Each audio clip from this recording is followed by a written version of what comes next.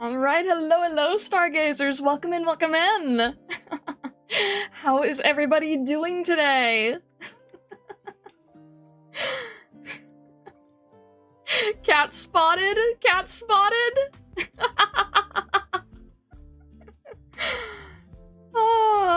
Yeah, there's reasons I was late. There's reasons I was late, and you can see one of them right here. I know that cat. I thought it would be fun. I thought it would be really fun to do. Why is Vessa on your shoulder? You hear that, Vessa? Hello, welcome in, welcome in. Hello, Blood Sully. Hello, Uncreative. Hello, Ryan. Hello, Bushmaster. Hello, Weston Fox. Hello, Sim Zero. Hello, Johnny Virgil. Hello, Stockler. Hello, Caleb X. Hello, MG. Hello, Waitsengetsu. My goodness, Miss Vesta. Aren't foxes related to dogs? We're not really. No, we're kind of like an in-between of a cat and a dog. What do they say? Cat software, dog hardware. I thought that this would be really fun. And you know, it helps to get practice in, so all good. There are so many things today, so many checkoffs. You guys have no idea. You guys have no idea. I took the school of Zangetsu yesterday. I was in class. I was in class the whole day, studying for you guys. I overshadowed this by doing 3 meows. Anything for lore. So many checkoffs, I hope we don't forget his gun. Ha ha ha ha ha. Oh goodness. Yeah, no, I was in school. I was definitely... What was Zangetsu walking you through? All of IS2. All of IS2. All of it. I studied as much as I could. I wrote down as much as I could. There's an open book test. We'll be doing an exam in a bit about it. Okay, fair enough, fair enough. Goodness. Will I be playing it? No, this was because I can't play it. This is because I'm, like, not at the ability to play it, so I was given the textbook.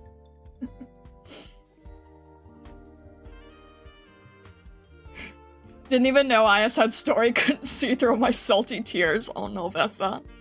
I'm sorry. Yeah, no, we had lore textbook. We had big lore textbook. It was very worthwhile, and thank you, major thank you again to Zangetsu for going through all of that. I really appreciate your time with everything. Alright. Anyway, since we're running a little bit late because I tried to figure out as much layout as I possibly could, we are going to jump straight in. So, we've got 2 operator records to start off the stream with. Alright. We'll jump in here. We will change this, jump here, and the audio's a little bit different today. The audio is slightly different today. Because we,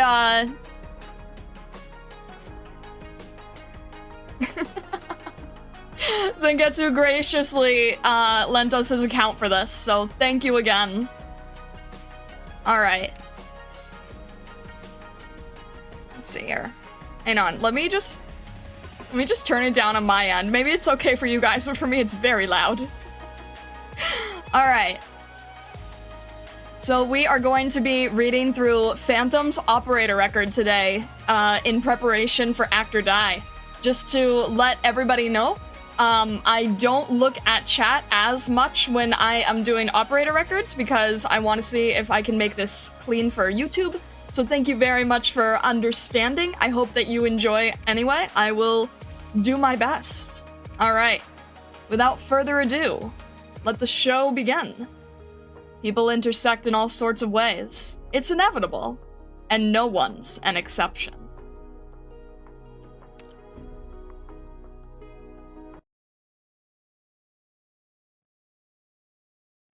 Rhodes Island landship. In some remote corner.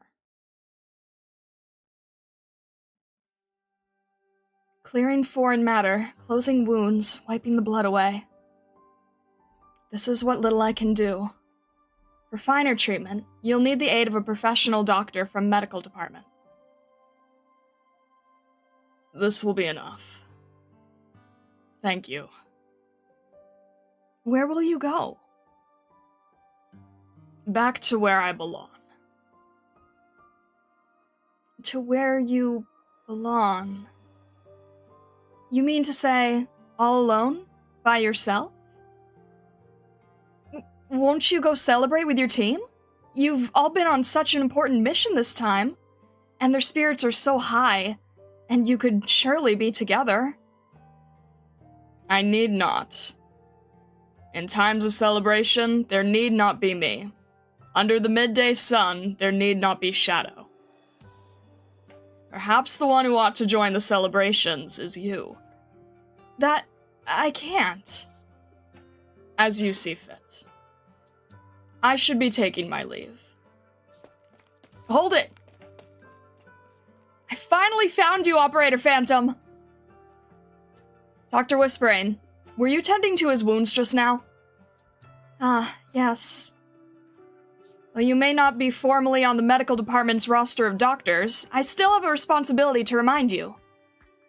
According to the regulations for management and treatment of Rhodes Island wounded personnel, all wounded operators must undergo registration at the Rhodes Island Medical Department. When people treat operators' wounds in private like you have, we can put the little cuts and illnesses aside, but on the off chance any complications arise in Operator Phantom's condition or from his wounds owing to your incomplete care, that creates a headache for the medical department. I'm so sorry. The one who asked Miss Whispering for treatment was I. There is no need to blame her. I'm just telling her the facts. As for you, Operator Phantom, you're the bigger problem here. Why didn't you report to the medical department following your injuries? If Blue Poison hadn't been on the same mission and she hadn't informed me about you during treatment, would you have just taken your pain all the way to the next battle? This is irresponsible to the company and irresponsible to yourself. I hope you can recognize that. The fault is mine. I deeply apologize to you, dear doctor. Right, I accept your apology. Now, I need to issue you diagnosis and treatment, along with a full check on your state of health. No problem? Don't give me that look. Hold on, mouth shut. Don't make a sound. You're not using your arts to slip out of here. I'm not letting last time repeat itself. If I notice anything even slightly fishy, there's a push-button alarm here, and I will immediately sound it. Was there always such a button on the wall? Just relax. There'll be no corridors. I'm not taking you to the medical department. Blue Poison's told me you don't like places with a lot of people. So I brought all the equipment here. I'll help you collect and sort out your treatment information, and then I'll treat your wounds for you with Dr. Whispering. No problem, Dr. Whispering? By all means. Will that be okay then, Operator Phantom? Ugh. Good. Then I'll begin your diagnosis and treatment immediately. If possible, could you describe for me the rough location and nature of your wounds? Why aren't you talking?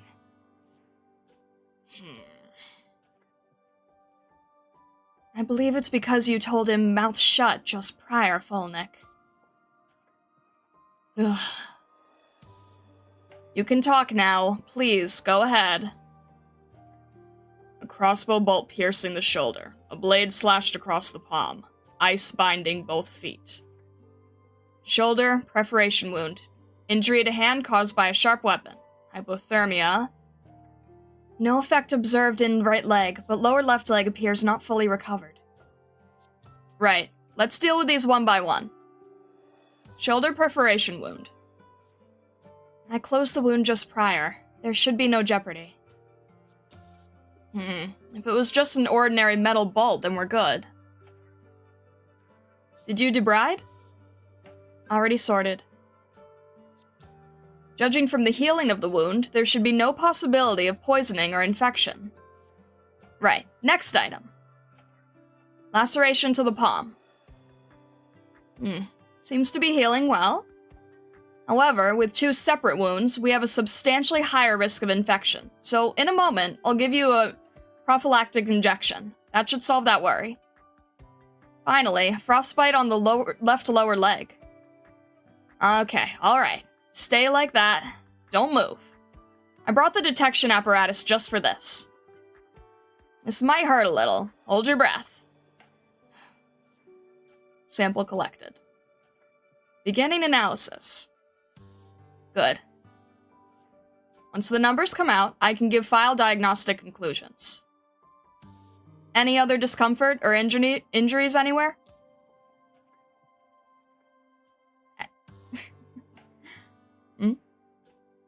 Miss Christine, you seem to have something in your mouth. Are you listening to me? No other injuries. Good. Your recuperative capacity truly is outstanding, Operator Phantom. Maybe I really have been overly concerned.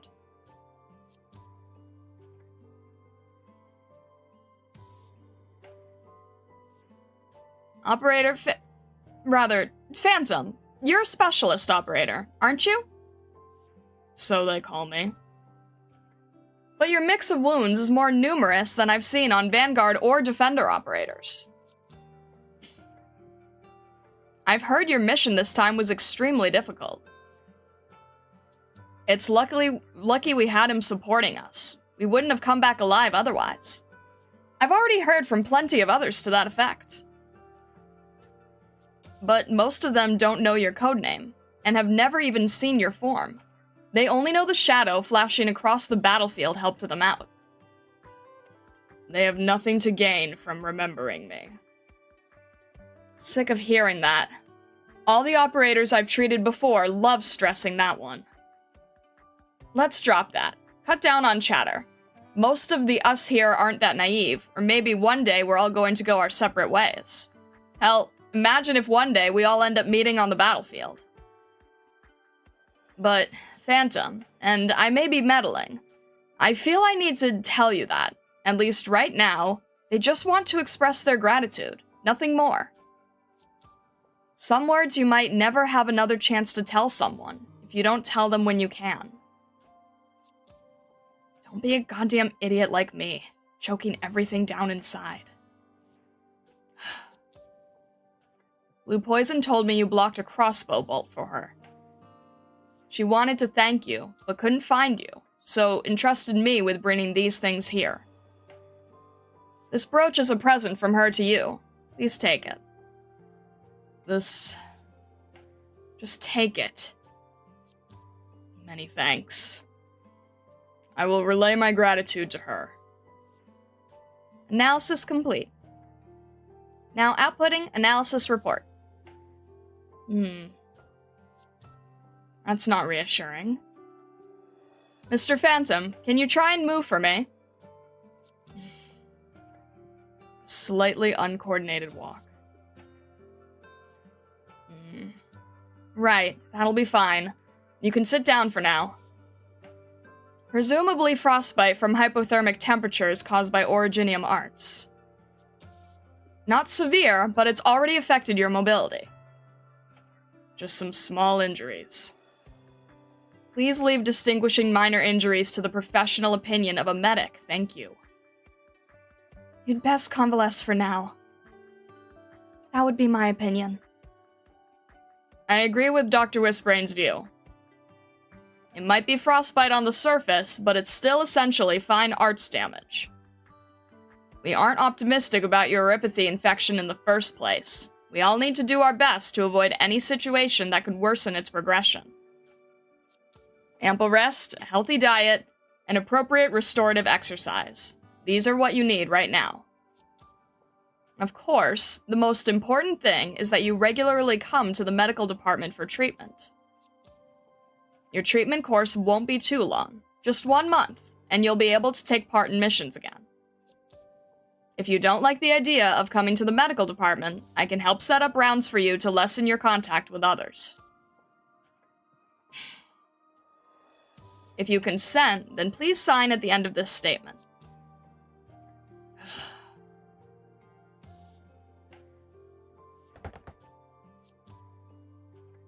Signs his own codename.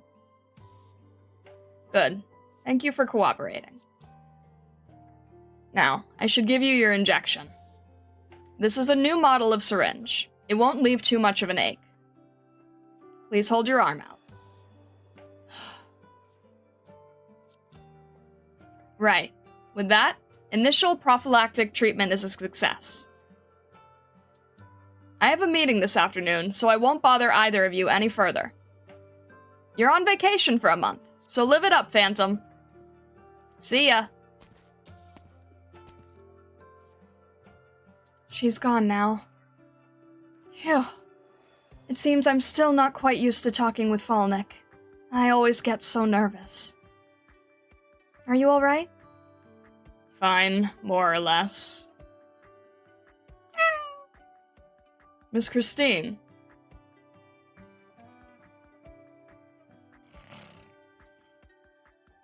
Don't, now. I'd like for you to rest well on your upcoming vacation. Vacation? I've never thought about it before. Vacation. What should I do? Perhaps see a movie? If I were in your shoes, I might go and see one. And then I'd make a record of how I felt all the while. During them, I always end up fantasizing for myself a life like the people in the pictures.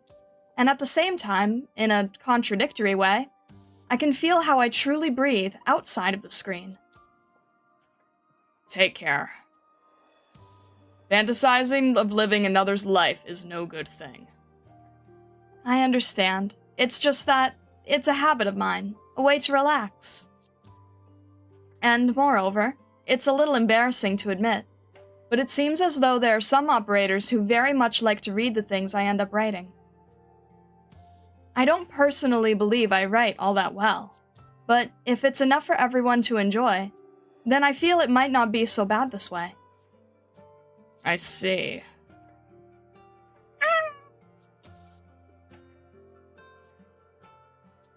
Miss Christine. Tickles, don't you... What is this? If I had to guess, she might want you to take a look at this leaflet. Wanted. Multiple staff members for a multimedia escape experience event. Staff required to take charge in planning escape rooms in Hull for an urgent and pressing adventurous atmosphere. Staff required to plan deciphering and mechanisms within escape rooms. Staff required to act out roles.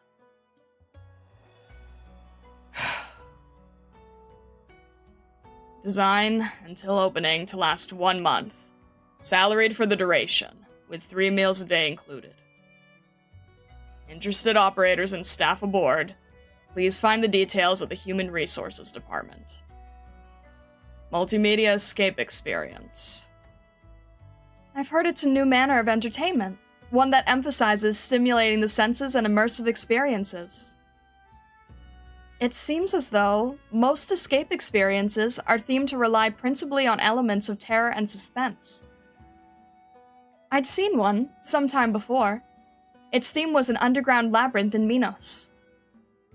Truthfully, I wanted very much to give it a try. But that day, the A1 detachment's operators told me after experiencing it themselves. It scared me to death. Yet, while they told me that, they seemed to be so happy. Fear, but with joy? Enjoying being frightened? I didn't dare go back then, and now that I think of it, maybe I regret that a little. Perhaps this time I can. Should I ask Weedy to come with me? Miss Christine, were you hoping for me to see this? I believe I understand what you mean. You're leaving now? So, have you decided on where to go for your vacation? Just some concept of it. If the right amount of fear can serve to bring others merriment, perhaps I can give it a try.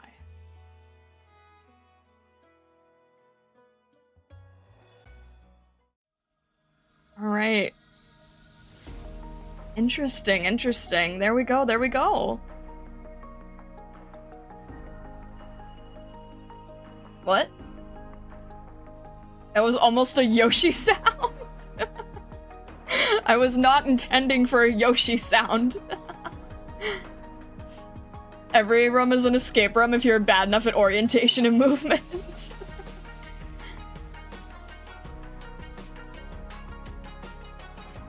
Remember that one skin? It was his outfit for the escape room? Oh! Oh, interesting. Okay.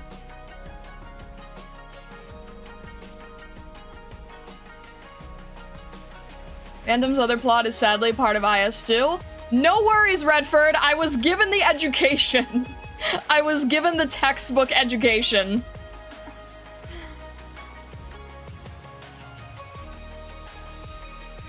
Yeah, Zengetsu very graciously gave me the entire plot line and study notes. You should still try it someday, though. Someday it would be interesting. Star was taught before today's test. I'm hoping that I've retained everything. Goodness. Alright.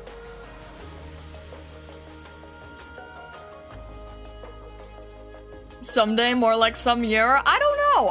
I don't know. It's very hard to judge, you know? Alright.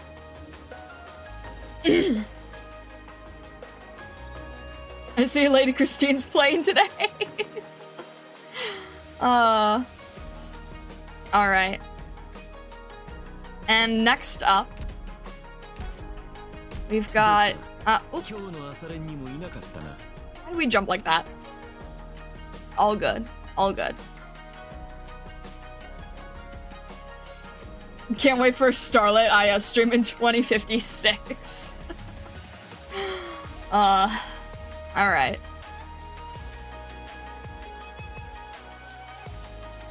Spoiler up jump scare? No, don't worry. I didn't look. I didn't see anything. I tried to go out and it didn't go to squad backward for some reason. It's all good. I didn't see anything. I was looking at the left side of the screen, so anything on the right side, I did not see. Did not see anything. I don't like this guy for some reason. Vesa instincts. See, Vesa, I sort of felt the same way, and then I read his files, and, well, you know what they say, you know, judging a book by its cover. Okay.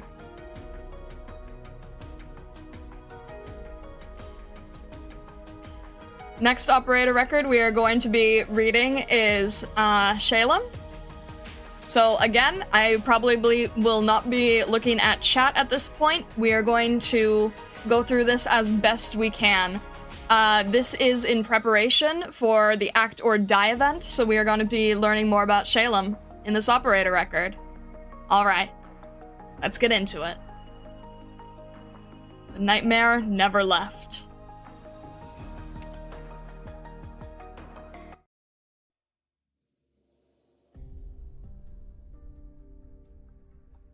The sky is a strange color. The sun is dark, the clouds are gray. The sky begins to split in the distance, a crack spreading along its center. But all this is no longer important. You remember this day. You can never forget it. It is like a prophecy, destined to come true, one known by everyone. It is like a nightmare that can never be shaken, always entwining. You cannot tell if this is just a play. Perhaps your entire life is just a play, in the eyes of another. Abyss. You ask yourself. The actor on the stage must follow his script, but what about you?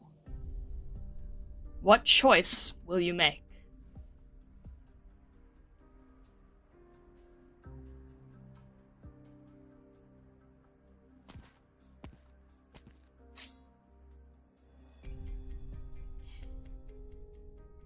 I can't do it. Don't show mercy, Abyss. The others would still be alive if I hadn't screwed up. You have a chance to make things right. Bring back my head and... Shut up! Don't make me regret this. Don't show mercy? Then what am I supposed to do? I'm supposed to kill you, take your head, and bring it back. Bide my time, wait for the chance to take revenge. No, that's not right. Take this. Your dagger. Take it. Go.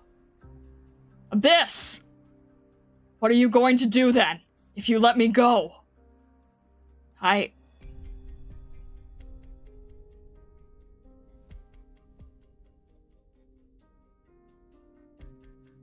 You made your choice once again.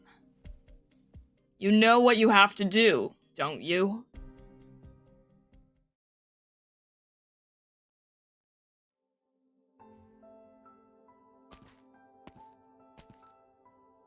Thanks for taking care of the kids for the past few days, young man. They say you're a great storyteller. You're welcome, sir. They're all good kids. We should be the ones thanking you for giving us a place to stay. Oh, no. It was no trouble at all. I'll leave you to your work then. Telling stories to children? Looks like you're getting along well with the villagers. Doesn't take much effort to move your mouth and tongue. Well, it takes patience I don't have. Things have been calm here. Too calm. The mission's going too smoothly. I'm not used to this. Calm isn't bad. Certainly better than running into unexpected trouble.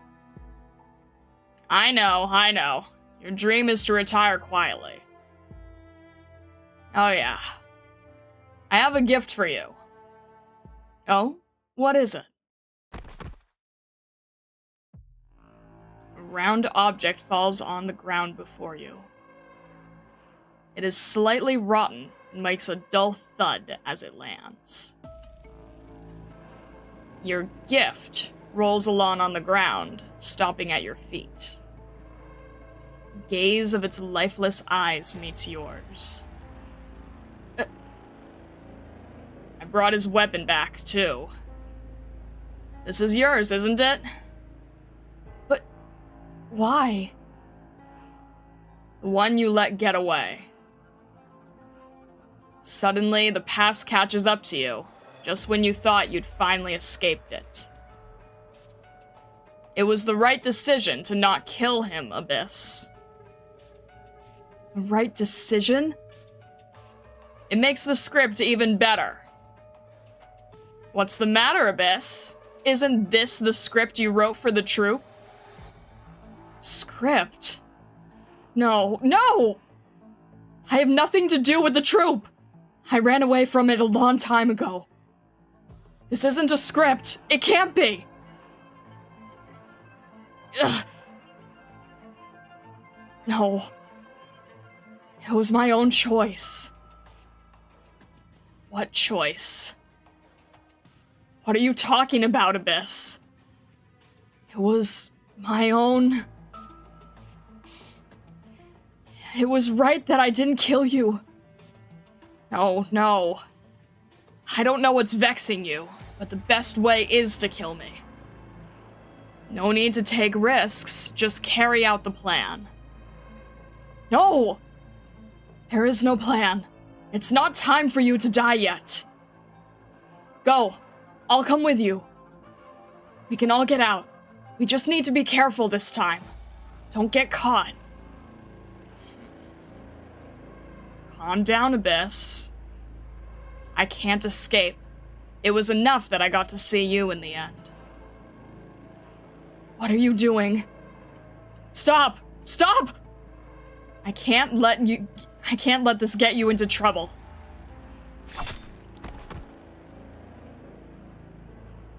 Tell me you're joking.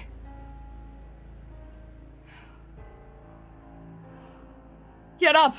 Stop acting! Get up! We need to go or it'll be too late. Say something!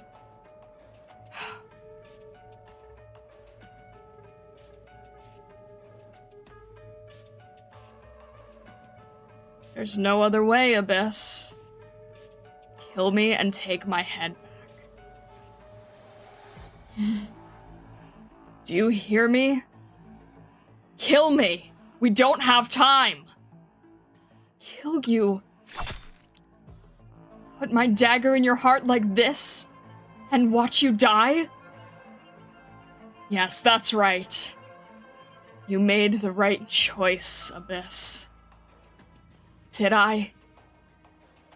Was it really my choice?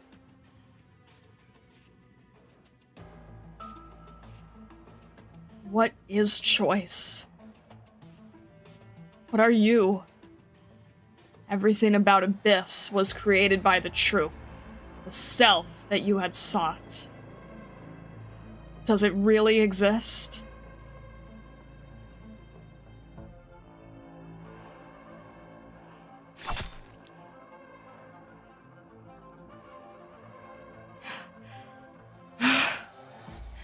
You'll die. I know you'll die. Your head will inevitably be separated from your neck. I just hope it won't have to fall into the dust and dirt. That's why this time, I'll cut your head off myself. Is that your prophecy, Abyss? I'm not a prophet. I just saw it. I saw you die. You'll die even if I let go. I ran, but I could never get away. Of course you can't. You'll never escape their eyes, no matter how well you hide. Who's watching me? The audience, of course. Audience? Audience? Why are they watching me? If I screw up, all they'll do is get rid of me. Certainly. There are those who are angry at your docile performance on stage, but that's to be expected. We all know this is where the allure of art truly lies. A good play with good actors should be able to move people's emotions, don't you think? No, that's not what this is. It can't be. It was my choice to let you go. It's not their will. If you're really sure about that, then why are you still trapped in this nightmare? Why does that day keep repeating itself, even though you've already escaped? Why do you keep trying anything you can to detach me from that body and bring me back with you? You're afraid, Abyss. Letting me go was your first and only act of defiance. Running away from the troop took all the courage you had. The blood diamond has come for you, but all you could do was hide. You were always more afraid of this than all being part of some plan than of actually getting caught.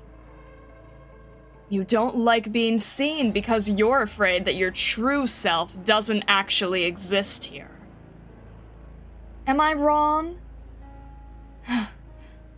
Shut your trap.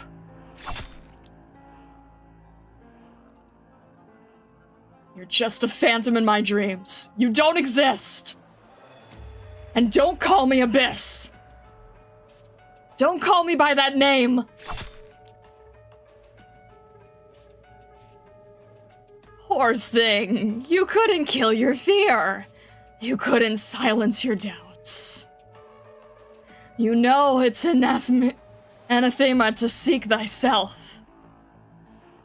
But it can achieve great art. Even now, you continue to contribute to the stage. They were wrong about you. You're a great actor. Shut up! I'm not acting! I'll free myself from you. I'll kill you! I won't go back on stage. I'm not Abyss. My life is not a play. You and your tiny, tiny resolve. Then let me ask you. Who are you, if not Abyss? I am...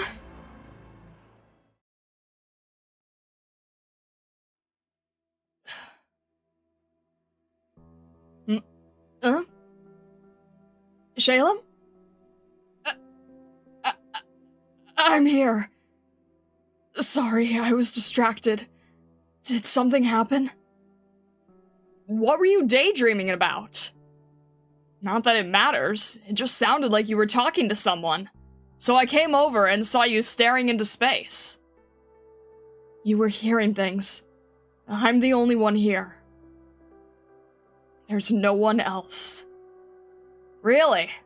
Guess I should get my hearing checked. Oh yeah. What did you just call me? Huh? What's the matter?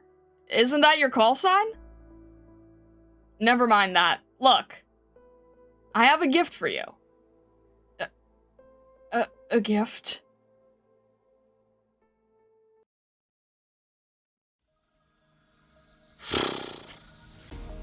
Goodness gracious. Well, that one was quite a tone darker, huh? Oh man, that's horrifying. Goodness. Also, Rayless, I'm so sorry. I can't I can't stop to acknowledge raids when I'm in the middle of reading records, but hello, thank you so much for bringing your community over. Welcome in, raiders. Hello, Rayless. I'm not sure if you're still here, but welcome in. I hope everything is going well. You know what I should do? Another star crime added. You know what I should do? I just thought of this just now. And it's like, wait a minute. I should have like a pop-up that appears if we go into records that specifically say like, I can't acknowledge raids or something. Because like, I can see it, I just can't stop to acknowledge it. So maybe I should make like a pop-up for that. Maybe that would be smart. I think that would make sense. I can have like a little like, hello raiders, I can't talk right now, but thank you for joining in. I will be with you shortly. I will be with you momentarily. I hope you are doing well. Why can't you stop in records? Don't you still click through the text yourself? It's not about that. It's because it's a, it's because I'm, having it as recording for Evergreen YouTube. That's why. It's so funny, I just get into the stream and the first word I hear is Abyss. Well, I guess you can keep the name because I don't think Shalem wants it. They're on YouTube, no war needed today. No, not needed. No war needed. It is fellow YouTube people. Hello, Rayless. I'm not sure if you're still here, but I hope everything is going well. Happy cat raid. You were doing, card openings, right? I don't know if you're still here, but I hope the card openings went well. Something like, hello raiders, take a number, take a seat, and the streamer will attend to you shortly. Greatly thematic for this event. Look raiders, there is a cat. Yeah, wait, did Rayless even acknowledge that there's a cat on my shoulder? I don't know if Rayless is still here, but did he notice there's a cat on my shoulder?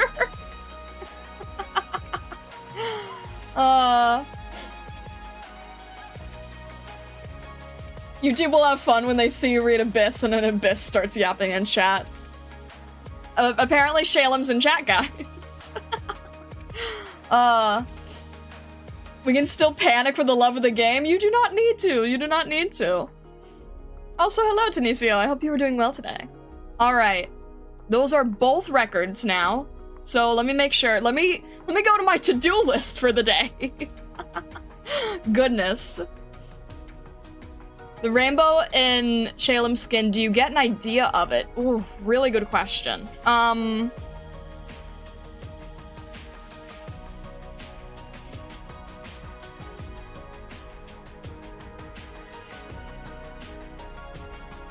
Is it supposed to be like a representation of hope?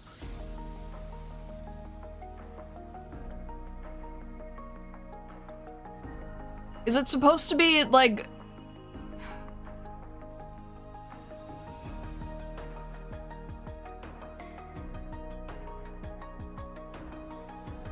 It's this very weak little hope of escape, yes. Okay, yeah. I figured that's what it had to be, right? He's a coward chased by his own nightmare. But it basically, that rainbow lining, right? Not really silver lining, but like a tiny bit of hope to get out someday. That is crazy. All right. Cat Raider, don't mind the streamer immersed in story. Cat Raider also got immersed in story. Wait, I thought that was card openings. Also, Val Creative, hello, hello. I thought it was card opening. Even the linings are rainbow with you. Okay, is it manga? It's manga, okay. So, one thing that okay, if it's manga and then, okay, manga, curtain, Rankwood event. Okay, in that case, I think we can swap out. So, let's go to the manga here and... Alright, let me swap audio. There's no audio with the manga. Darn it. The manga will have a billion references. No, I'm sure it will, but I'm trying to think in terms of audio. Because I just realized I didn't account for that.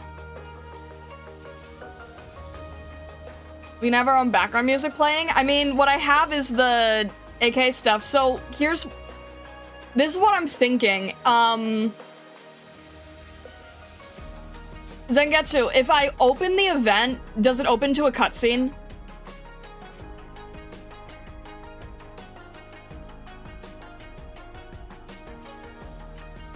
No? Okay. It's BGM. In that case, maybe we'll use the event's BGM while reading the manga. Do you think that would fit?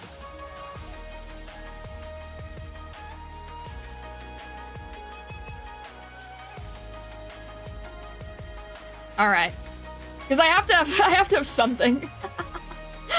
All right. I guess that would make the most sense, right? So what we'll do here is we'll change audio. There's gonna be a little bit of audio swapping around. Hang on, because I need to give Zangetsu his account back as well. All right, we're gonna swap. Here, we're gonna swap here, we're gonna swap here. There we go. I'm trying to set everything up as best I can. Pull down his account first? No! Or IS2 theme? Either or. Is there one that makes more sense to you?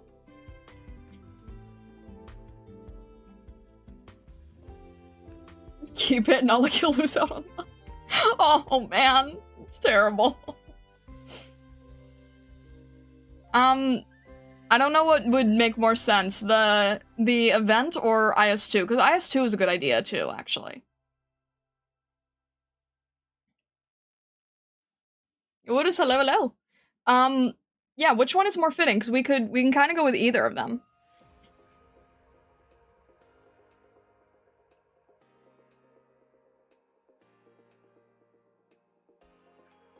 I haven't heard the event audio, so that's the reason I have to ask you guys. Because I'm trying to go in blindly.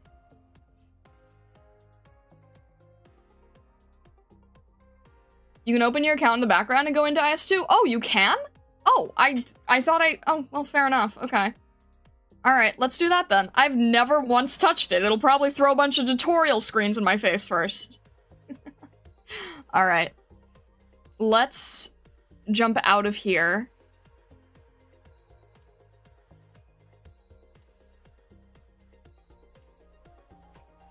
Just don't look at the other ones? Noted. I will try to do my best. All right. Swap in here.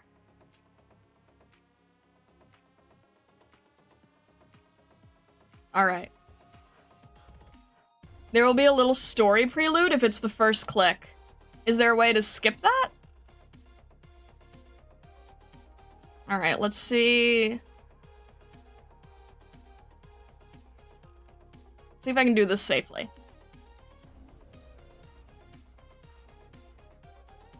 It's opening that you saw?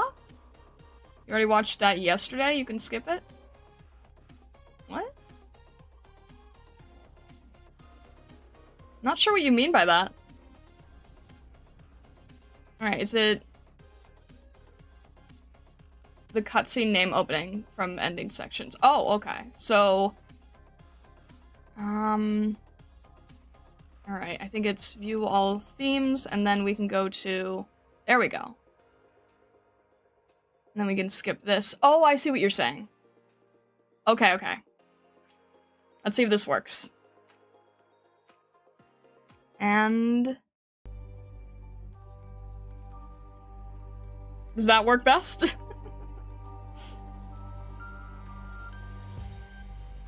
Alright. I can't read manga silently, you know? It just doesn't work well. Alright, we're doing a very experimental style of video now. Atmospheric. Yeah, and it's on loop and I don't even have to worry about it. It's great. Alright. I'm gonna try to do my best. This is very, very, very experimental for us. I've never tried reading a manga on stream before, so we're just gonna have to see how this goes, basically. What? Wait, what? Siam Zero, what was that for? Alright, Papyrus, have a good rest of your day. Needs dangling auditory keys? I'm doing this for you! Sound design is part of the experience, and you know it! Sound design is a thing. Sound design is important to consider. Anyway. Alright. See if we can hopefully do this correctly. This is gonna be a little experimental, like I said, never done manga reading on stream before, so we're just gonna have to see how this goes. Alright, hopefully it'll be okay. I just remembered I should have had a- no, I can't have a cursor, because I have- alright, it's fine, it's all good. Okay. Blood Diamond, Act 1. Ladies and gentlemen, welcome to the Crimson Troop. We bid you all enjoy our latest production. Alright, singing. Hang on, let me see if I can do this here. Simply marvelous. His acting will take the land by storm. He shines just as bright as regular cast members. His head and shoulders above the rest of his own class. Carry on, headlings! Lucian, we look forward to it! One could say he plays the role to perfection. I graciously thank you for your compliments. Cast as the lead, caught in the limelight, basking in the audience's adulation. For an actor, there ought to be no greater pleasure. So why is it that I feel so hollow inside?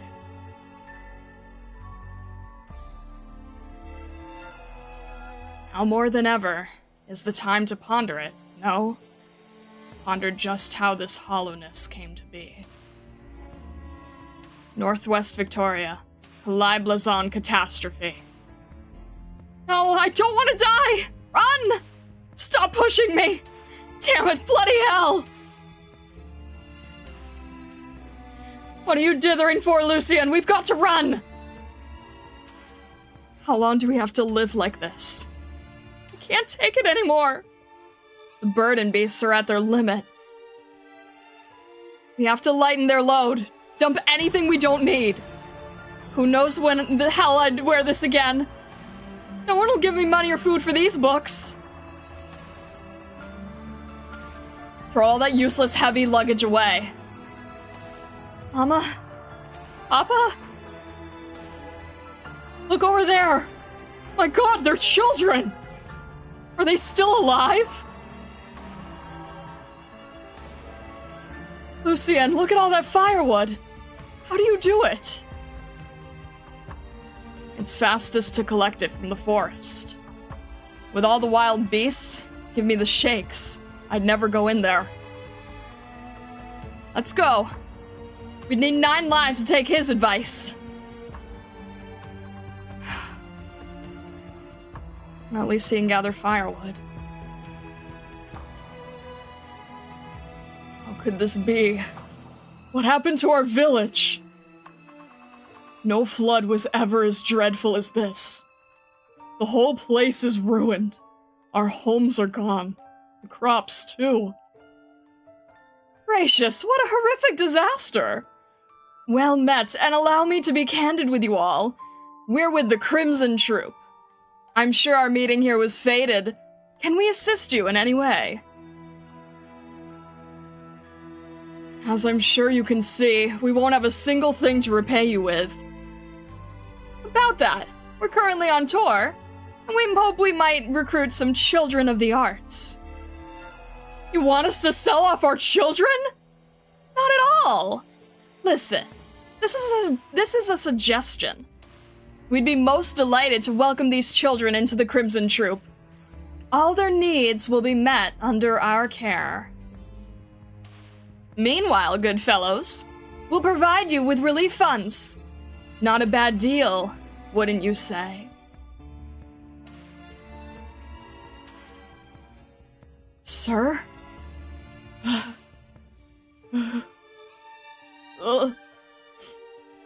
We thank you all for your understanding and cooperation.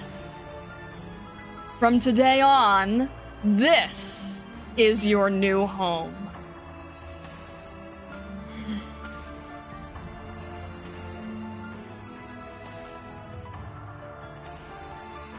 These are the few children we gathered from the villages west.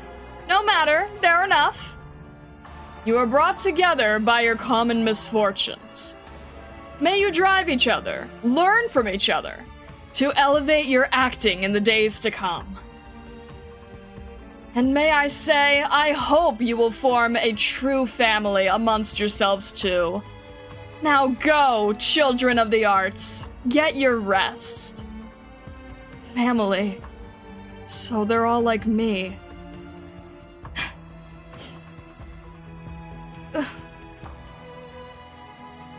Why are you all crying? You mean why? Doesn't it hurt, Lucian? After all that's happened to us, now that we've been taken away, what's next for us? I miss Mom and Dad. Homesickness burns the same hole in us all, but time will surely soothe this burn. I don't understand. Abyss, none of you have a family waiting for you to come home, do you? We are each other's family now. Lucian, there's a hole in your heart, and it has never been filled. Your heart's more honest than you are. Do you truly believe they praise you from the bottom of theirs?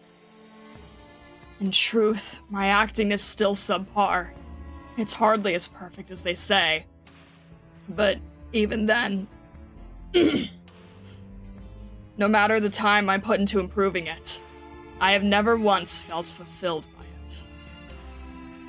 Will this persistence ever lead you to satisfaction? I cannot be sure, but acting is the only avenue left to me.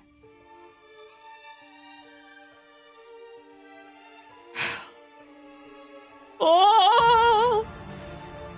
What a beautiful beautiful singing voice! Such promise in this little rising star. He's the finest of all these children. And compared to him, the rest of you fail to grasp the basics. Lucian, I just know you'll serve as a model to them all. Thank you. And Lucian's such a weirdo. Never cries or smiles, unless he's performing. So what if he's a better actor? Doesn't mean he can look down on the rest of us like that. Morning. Morning. Lucian, we don't need this anymore. Pack it away. But I'm moving something else right now. Ugh. Now, haven't we all been told? If you need something done, do it yourself. Abyss. Are you alright? You should stand up for yourself, Lucian. I'm fine, thank you. Places, everyone! Rehearsal's starting! Terra! Hey. My hometown was incredible. Every night, I'd go stargazing with my dad. I really wish I could eat Mom's stew again. If I make for a name for myself here, I'll find my parents when word of my acting spreads. Thank you, Harris. I could have never taken this first step without you. To me, you're the most irreplaceable. Let's take 10. After that, we'll run through the whole B section.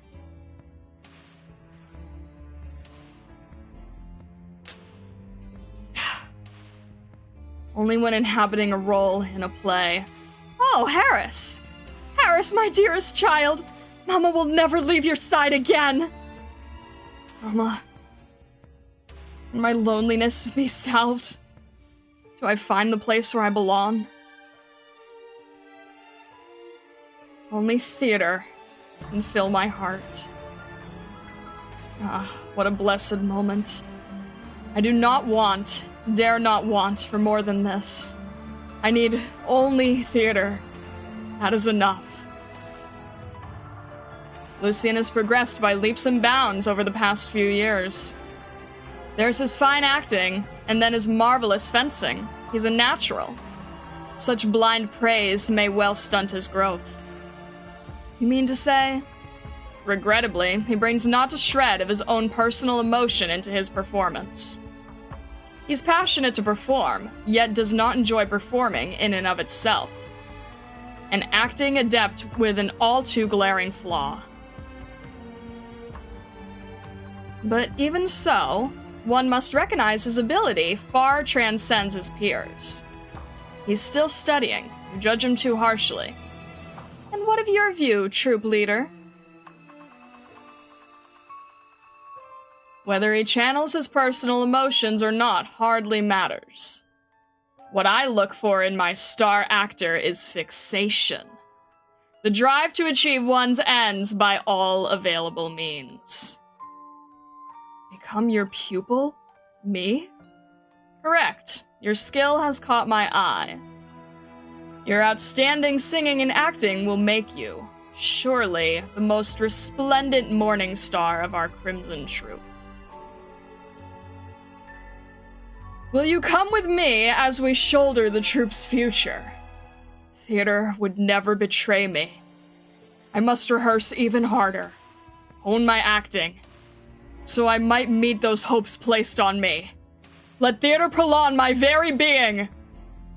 Lucian, needless to say, your acting is unmatched. But joy and its positive ilk are hardly the full breadth of theater's emotion. Anger, grief, and envy. At times, theater calls for one to portray these negative emotions too. Here in the troupe, you must learn to take up emotions as your weapon. You must learn to understand each one of them. This shall be the first step in your growth. How then should I learn to portray these negative emotions? Yes. Your soul will become as the mirror that sheds light on your path. One day you will understand. I see. Thank you for your advice. I look forward to seeing your progress. Some days later. Just what did the troop leader mean by all that? Was he saying that, as is, I'm just walking in circles? Can you come here for a moment? Yes, troop leader. Your acting is most outstanding. Your skill has caught my eye. Could it be? Am I hopeless? Is it on me for failing to grasp the troop leader's words? Where have I fallen short? Just what are these negative emotions? Do you think you're the only special one? Is that how self-obsessed you are?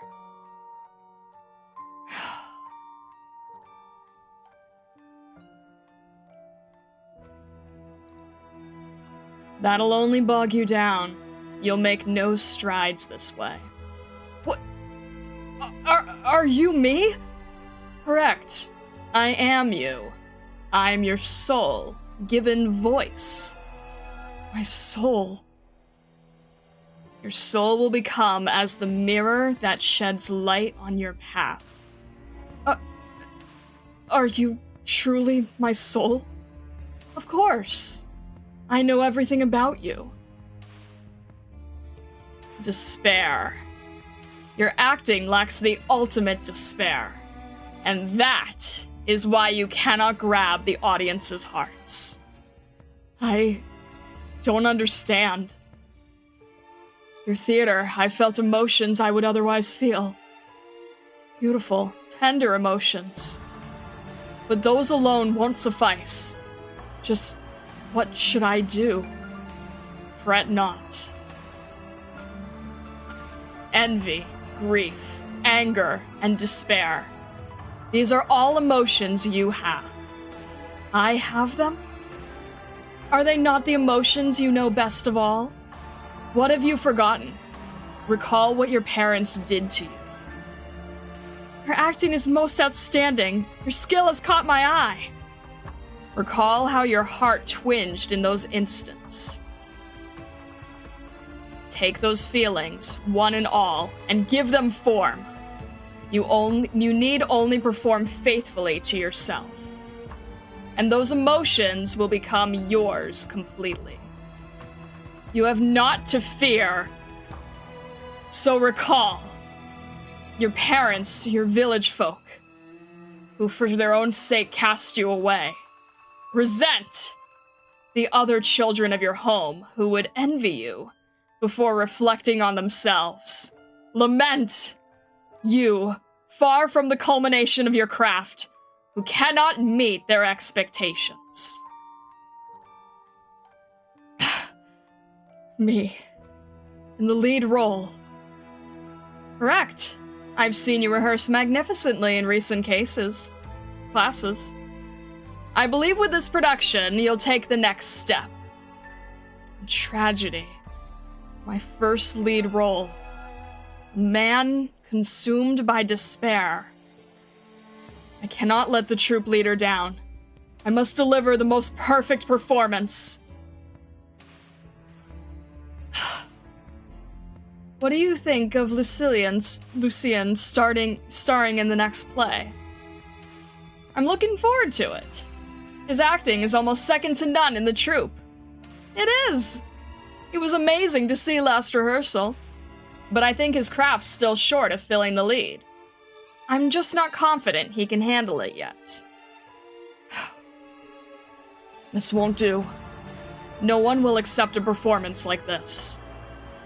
So how do I satisfy the troupe leader? Satisfy cast, the audience, and satisfy myself.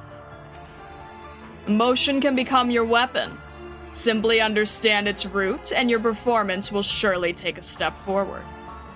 How can you begin to enter this protagonist's mind? With the rise of originium mining, our lives are in the midst of a total upheaval. And the benefits originium brings us are... We interrupt with breaking news. An originium explosion has occurred in a mine on the outskirts of town. The situation is tumultuous at present. The council has placed the area under lockdown and urges the greater public to be aware of Eripathy infection risks.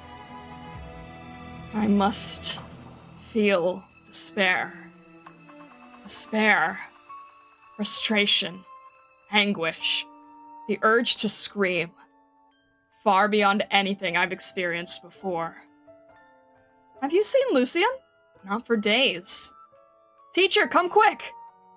Lucian! Don't tell me he shut himself in here! Why do such a thing?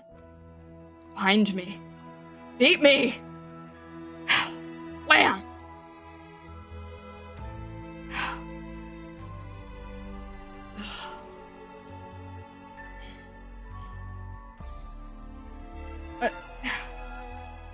No. At this rate, will never do. Such a superficial emotion is not what I seek. It's not enough. I have to corner myself harder. Think, what else can I do? Oh my, look! Is that an infected? Disgusting! What is one of those doing here? Help me! I don't want to die! Shut up and get out! Must be a product of that explosion. There's crystals growing already. He's a grave infected, all right. What if he turns to dust? He can turn into whatever he likes. Carry him out of here. I'm begging you, you have to help me. There has to be a way. Get back or you'll catch it too. I don't want to die.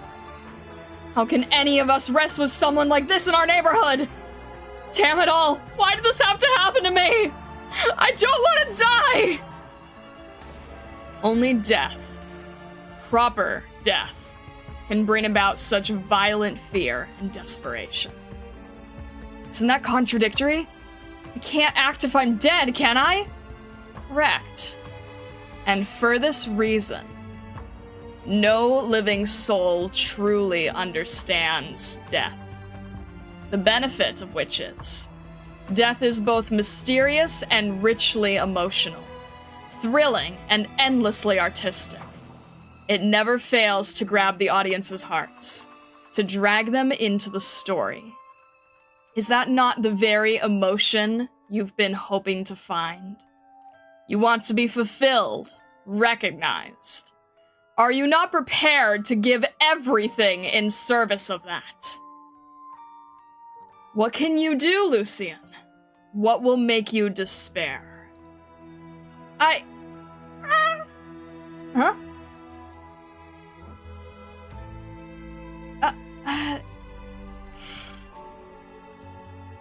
Back again, are you? Again? Does it come here often? Ever since your troop showed up, I reckon. Lingers around here all the damn time. Bad for business. Don't mind it, I'll just shoo it off. No, it's fine. Perhaps the little one's just fond of this cafe. May I sit with you? You're very pretty. It's as if you know the purpose of every move you make. What should I do to become like you? It's as if you know the purpose of every move you make. What should I do to become like you? Your outstanding singing and acting will make you, surely, the most resplendent morning star of our Crimson Troop.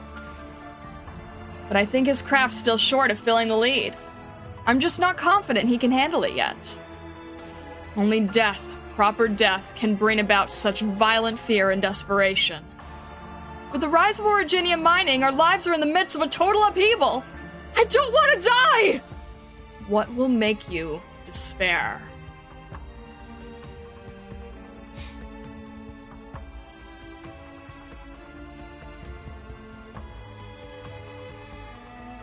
What is this? Sampling. Ugh. Ugh.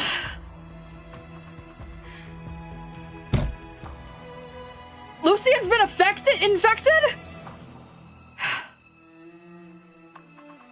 So that's why the staff are in such a state.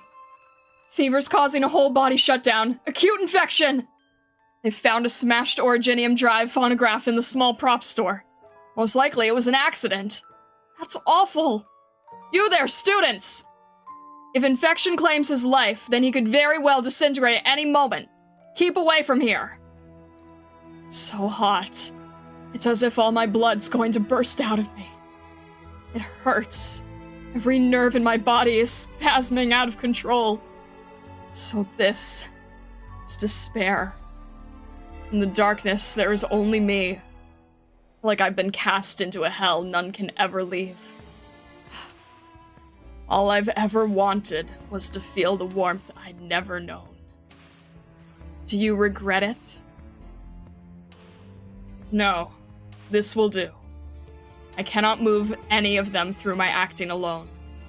None would be satisfied. Not the troop leader, not my teachers, not myself. Nor should I find fulfillment with just that. For beyond the curtain, always and forever, there is an audience seeking sensory stimulation. Thinking back on it, I always did look behind myself. But now, I can only stride forth. Even should I become the Phantom of the Opera.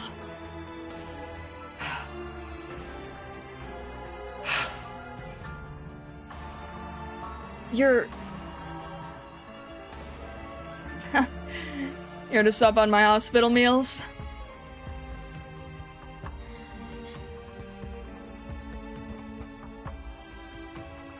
Whew.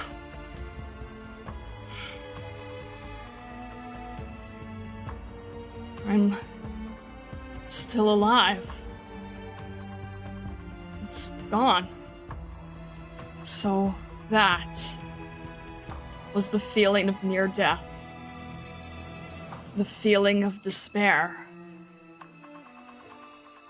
Ladies and gentlemen, welcome to the Crimson Troop. We bid you all enjoy our latest production. So his theater days aren't over. He's back on stage. It's a fairy tale ending.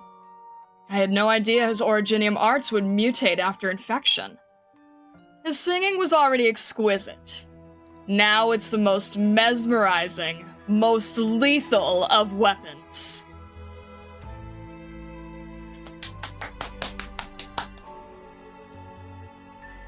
That lead actor was just gorgeous! I can still hear his singing lingering in my head. Once the story hit the climax, I almost forgot to breathe. Bravo! Lucian, you've moved me so! It would have never gone so well without you in the lead. Thank you. When I learned you were infected in that unfortunate accident, I was at a loss for what to do. I apologize for worrying you. No, I'm just glad to see you in good shape. I look forward to your future performance. I've finally overcome the wall. My acting has ascended yet again. Finally, I understand how to move an audience. This will do. This will satisfy me. I thought you would choose death to round out your time on the stage. Yet ultimately you chose another path entirely. That of becoming an infected. Quite the surprise you've given me, Lucian. You are no doubt this troop's crowning star. You are the leading role I've been seeking all these years. Oh, Crimson Blood Diamond.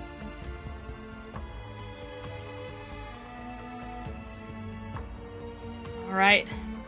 And that is Act 1.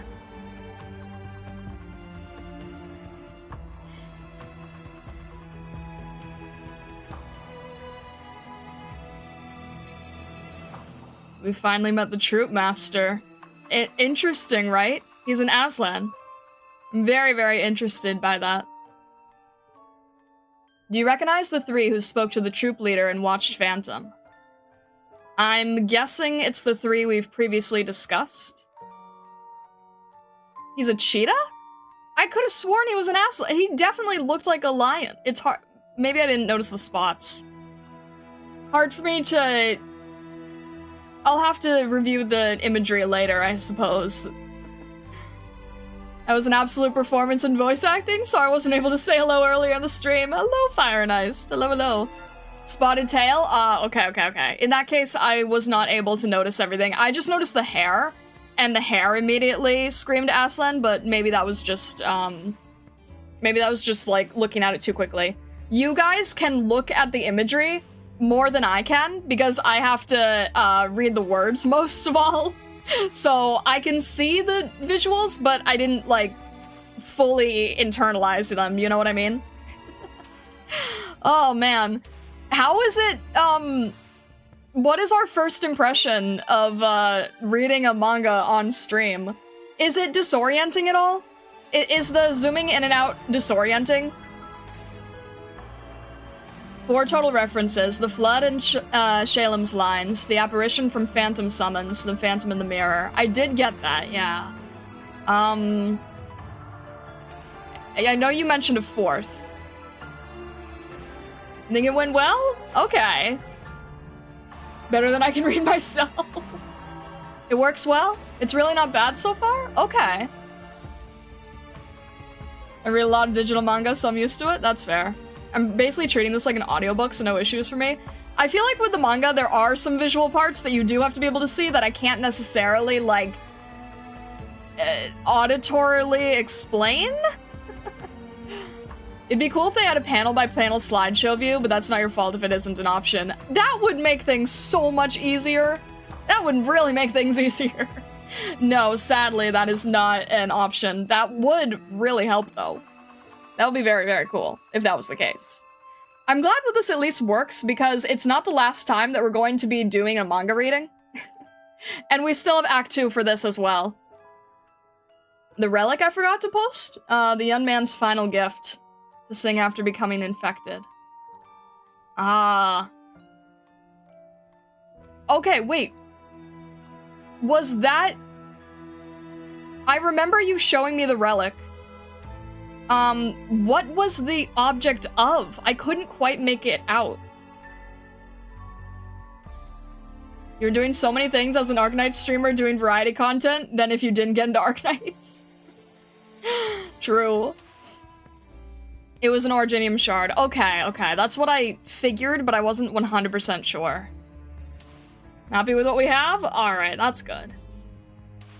Alright. The music box was powered by Originium. Oh, I see. Okay. Okay. Onward to Act 2? Will it just continue, or do you have to... Nope, okay. So now we've seen the backstory of how Phantom ended up getting self-infected. And now let's see what happens as a result. Okay.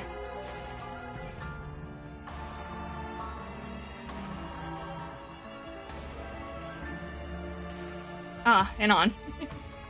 Alright. Are we good? We're good. Took a minute to load. That's all good. Victoria. In a city somewhere. A posh neighborhood.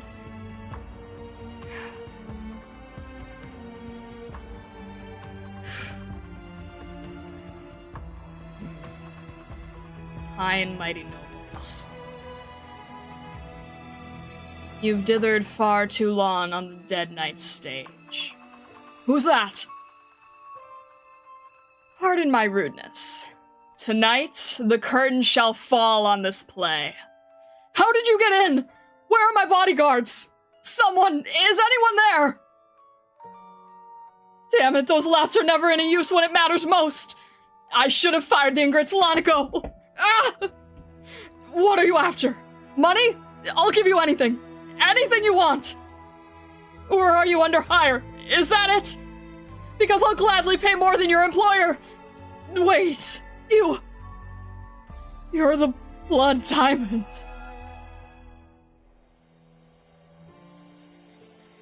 I never thought a Crimson Troop hand would take me out one day. I'm finally paying for all my sins. I see. Well, I'm an old codger on death's door. You may as well listen to my story. We can take an intermission. Crimson Troop, there's a nostalgic name. I used to be obsessed with them. Sponsored them plenty, too. The Troop's productions were a perfect match with my own aesthetic views. Each time I attended, oh, how my heart raced. But the way they treated the aesthetics of death, that was most stunning of all. The effort, the refinement it must have taken to reach such boundaries therein. Beauty peaked. And I know your story, of course. It took lavish capital for the troupe to nurture new actors, not to mention boldly grooming them for such major roles. You were one of the chosen ones. Your craft still needed a little polish, but the conviction you performed with, oh, who could forget it? I can't do it! Your holds on sanity render you unable to truly understand theater. This act of betrayal must draw in the audience like naught else could. The plot can hardly push for the climax otherwise. Why must we go through such lengths? This is an absurd acting method, Miss Whiteflower! Might have been out of order, I apologize. Come, try once more. Away with your guilt. Place no naive hopes in the other. Backstab the audience. Question the script. Let covetousness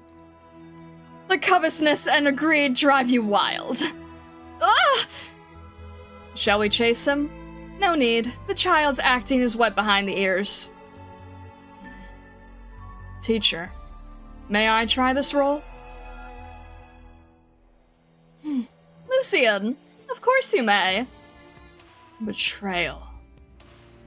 Keen dagger from someone once a confidant. And yet I can commit atrocity so lightly with it now.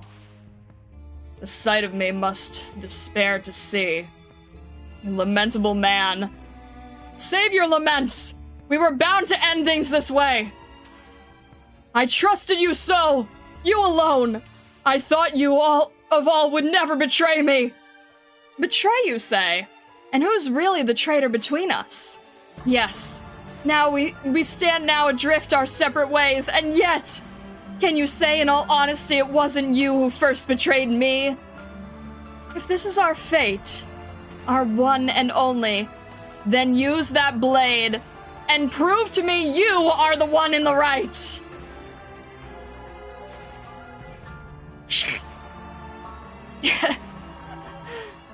Huh? Why is she bleeding? Did she have a blood pack on? Isn't she coughing blood? It can't be! You don't mean... That was the real thing? He just stabbed our teacher! Quick, staunch Miss Whiteflower's wound! Forgive me. Please forgive me. It's all in the script. Fret not. This was wonderfully played. Ah, Lucian. You really are special. Your talents for the arts will surely come to be a weapon for the Crimson Troop. Child, carve this into your mind. The joy of acting out reality. Do not fear the anguish, nor the despair. They're all part of you as a performer. You reap the rewards for bringing yourself, our aesthetics, to life. If this role does call for it, we'll carry out an assassination on stage with no hesitation. With the swordsmanship he learned from me, of course. Well done, child of the arts. Such rich promise he shows.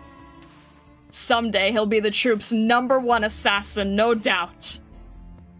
Live as long as me, you see. And most theater on the market becomes old hat. Say, a new troupe has come to town. Aye, all they put on are hackneyed cliches and shoddy imitations of the classics. Taste had shifted, you see, from what they used to be. More and more theatergoers became such cravers of stimulus. This won't do. Theater is at risk of losing its very heart.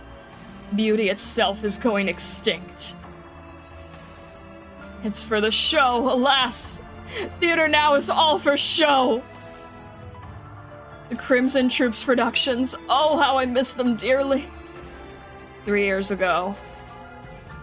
The gallows are all ready! If you're free now, help us out here. Coming!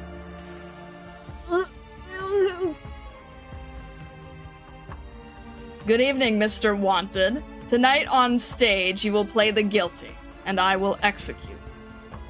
You have nothing to fear. You won't wither alone in the night with a knife in your back. No. Your petals will scatter for theater as the audience cheers bravo. Is this not the best ending you could have? Lucian, prepare to take the stage. Come. It's time for your debut.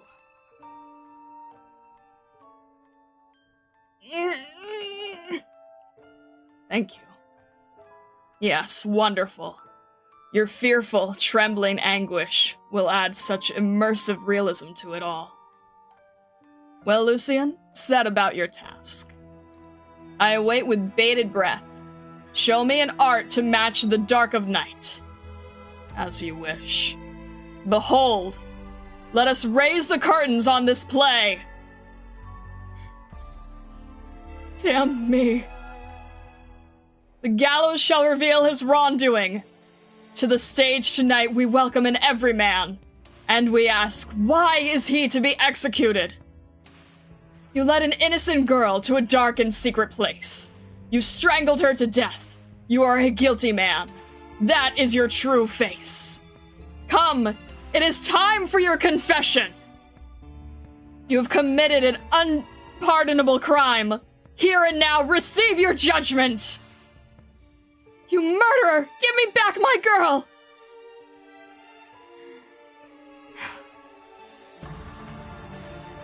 Stretch. Tonight, judgment has been passed. And so, the curtain falls. Bravo! Bravo! I almost forgot I was in a theater seeing a play!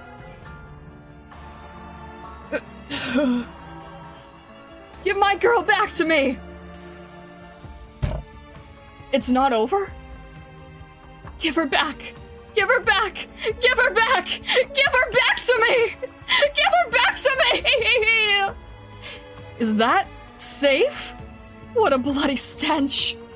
It's all part of the act too, isn't it? No more! I want to go home!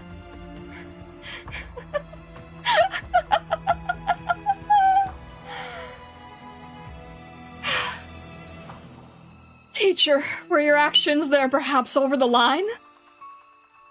Would killing be beyond the script not damage the production's aesthetics? And pull the audience from their immersion? You're too young still. You think a play's beauty is all in what it portrays.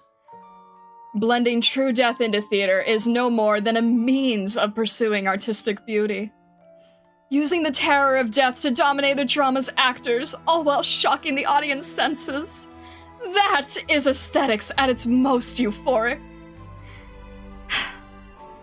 I imagine you could feel there atop the stage how the shadow of death enshrouded the tale and made the audience quiver. To hold life and death in your hands, it's a power that supersedes every other. You still need a little time before you understand that, Lucian. But...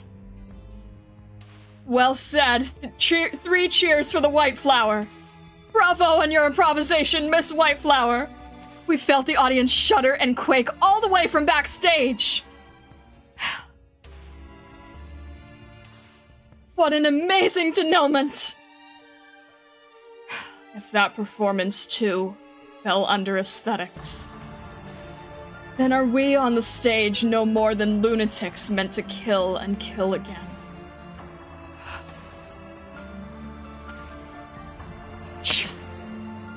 Damn it. What's wrong? It's rare to see your mind elsewhere during dress rehearsal. This blade dance. White Flower, I'm guessing? Yes. I remain torn about her performance on stage some days ago. I apologize. Ah. True, you may not be able to comprehend her mind at this point, but I imagine it'll make sense to you one day. Train your sore hand for now, so that when that moment comes, you'll be ready. Yes, miss. Just when did it start? When did our paths diverge? Or is this how it always was, and I just never noticed until now? Whatever the case, this place has changed. That performance of Miss Whiteflowers, what do you think of it? Mr. Shadow? Whiteflowers, she's ghastly. Can't bear it. All that blood-soaked slaughter is long out of style. The most prime kill is a bloodless one. Lucian, I like your Originium arts. Your song is Death's ornate carriage. A killing art born from the Crimson Troop alone. Each and every time I watch the audience shudder to your voice, there's a surge of passion in my heart I can barely restrain. I'm already itching for your next show. Lucian, how will you do it next time? Use the gallows as your prop last time. How about this time? You'll end their life with your own hands? Or poison them, watch their vigor slowly fade. It's a fine choice. Bloodless takedowns are a game unto their own, wouldn't you say? No, wait. Are you going to finally sing again? Let me bear witness to the aesthetics of your kill.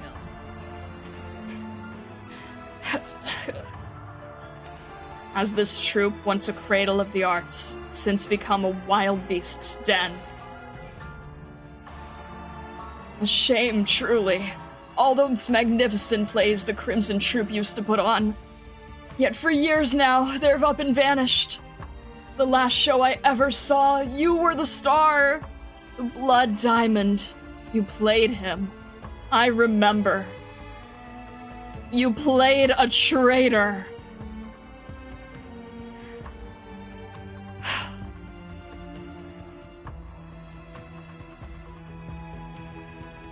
So be it that our paths diverged. Then I shall take the traitor's name and end this all.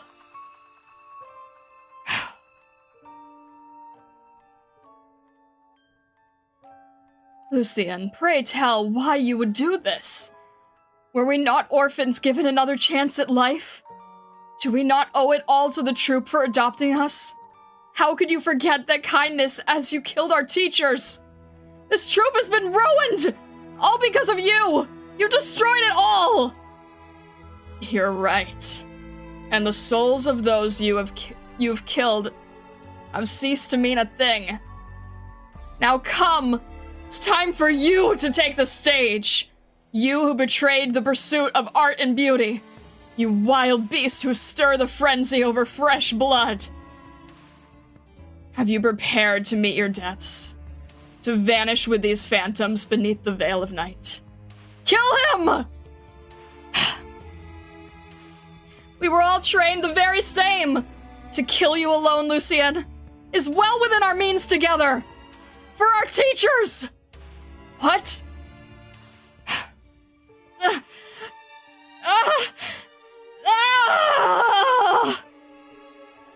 Tonight, judgment has passed. And so the curtain falls. From start to end, we couldn't stand you.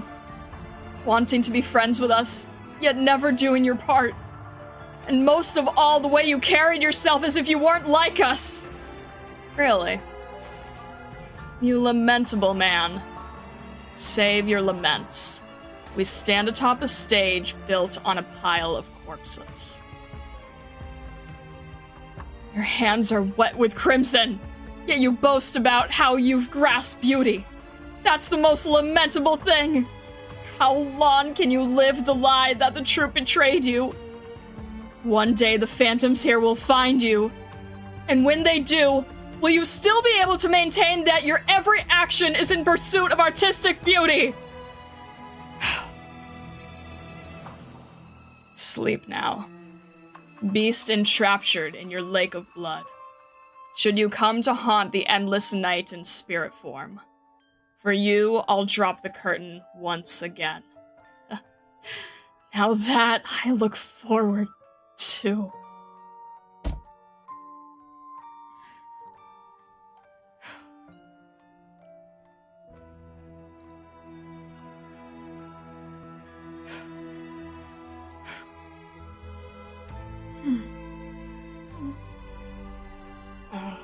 It's okay.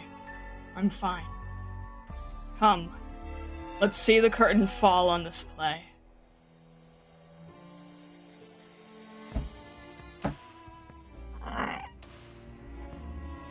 Lucian. Might you sing a song for me here at the end?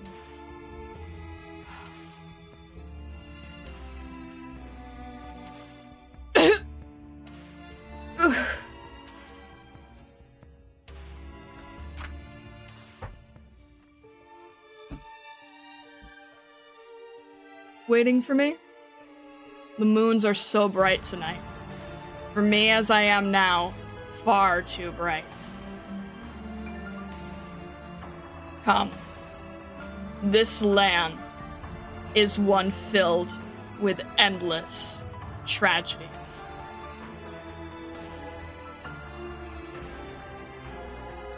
And there's Act 2. Goodness. Oh, goodness. Oh. Many big, obvious references. Yes, I see. I see, indeed. Goodness. Stand innovation? Thank you. I appreciate it. Thank you. The rose emoji. Thank you, MG. Oh, I appreciate it. Hopefully I didn't have anything cut off in this view. Hopefully it went alright. Do you feel like a theater kid yet? So here's the thing, like, I love doing the story readings, and I love doing the voices and everything. I have done a smidgen of theater in the past, but I do not find it to be, like, something I would love to devote my entire life and death to, you know? I find it fun to do in a very casual setting. The cards pierce, the ending 3 CG. I did see that, yes. Yes. You got a little into it around the murder parts, gave me a spoons. Come on, that's all acting, What's wrong? You might have become one, eh? No need to go all in like Phantom? Why not?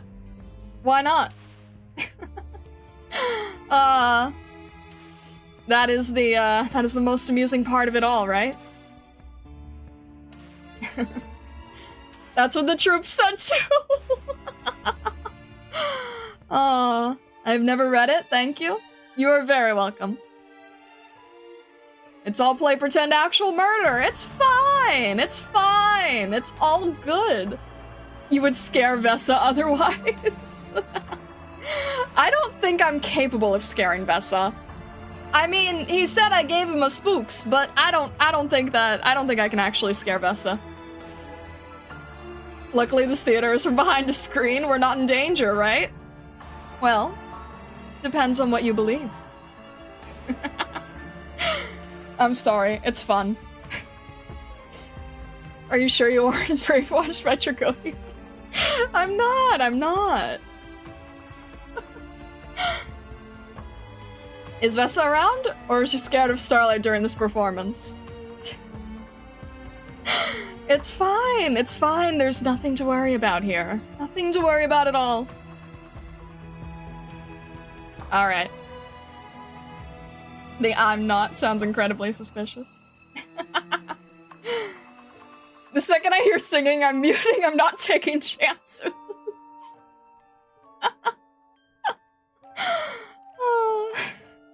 Stars finally had enough of our shenanigans. Lotus, thank you for the super chat. Thank you, thank you. Funds for Star Crimes Theater. Oh, goodness. Goodness gracious. How did I only notice the cat? I don't know. She's been with me the whole time. Stars harnessing her inner Monday? I never act out on Monday. You guys always make me lose my sanity. So maybe this is the time that I get to repay the favor! Bushmaster just supported the Prismatic Fox for 15. Same VTuber that got jump scared by the CH5 Wait a minute. giving amazing crazy laughs at brutal murder. Excellent work, Starlight. Jump scared by the chapter CGs giving amazing crazy. Thank you, Bushmaster. I appreciate it. Thank you, thank you. What would my stage name be? I have no idea. Alright. Alright, IS. Alright, we don't need that. We don't need this. Okay. We were all joking by Star Crimes, weren't we, chat? There's no such thing as Star Crimes.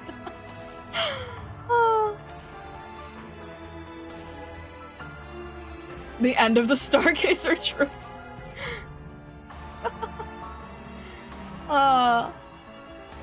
Since we are here, can you press explore? No, I'm not going into this, guys. I'm not going into this. But I have to set up so many different, the Stardust troop. Oh gosh. Are you picking stage names now? This music is perfect for that manga as well. That's why we did it. No. We're not doing IS. We needed the music. That was the only reason we needed the music. What we do need to do is we need to jump into videos. So, okay, wait. The way I have this set up is a little bit tricky. It always messes up how I lay out the picture, but I will try to do my best. Probably full screen it, right? The issue is that with the VLC, you just have to always manually do it. But let's see if we can get this working. So the next agenda on our list is we are going to be... What is this? This is the theme. This is Phantom's theme, I believe you said? So we have Phantom's theme first, and then it will lead into the teaser for Rankwood. And then we will... This theme is first, right? And then Rankwood? I'm glad you're taking it this seriously with all the lore behind the story. Absolutely. Absolutely. Okay, I want to make sure, because I can't do the videos back to back. VLC is kind of weird, so bear with me. Bear with me on this.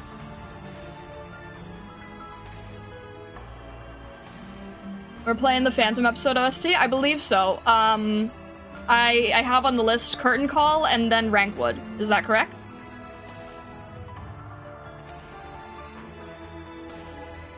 The commitment is immaculate. Alright.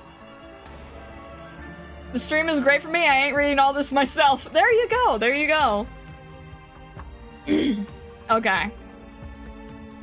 So I think first on our list is Phantom's theme Curtain Call. So we'll turn this off here, jump into this, and I'm going to see if we can we make it full screen? We can make it full screen. Let me get it above chat as well, just so that we don't, just so things are better for that. There we go. All right. This is the right one? Curtain Call. Okay. Let's see how this goes. And this is my first time seeing this as well. Hopefully the audio's okay. Maybe make it a little bit louder, just in case. Alright. Alright, that's probably okay. Hopefully the audio's okay. I can't really test it ahead of time. Okay.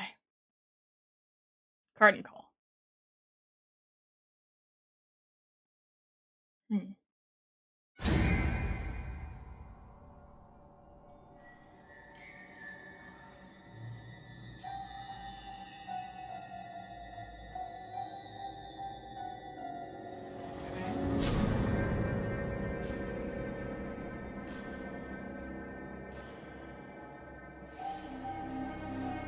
Wait, was this a CG?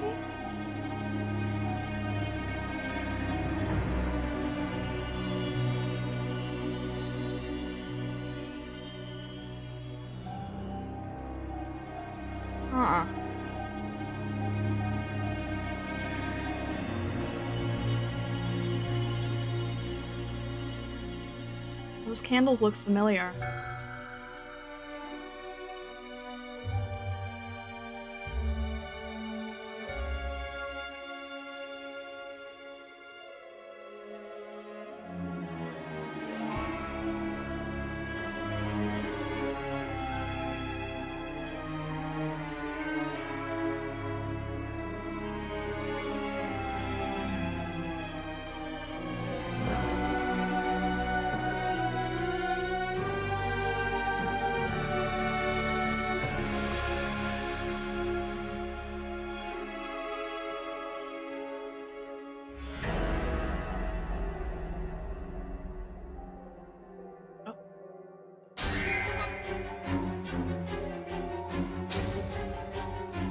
Is that the mirror?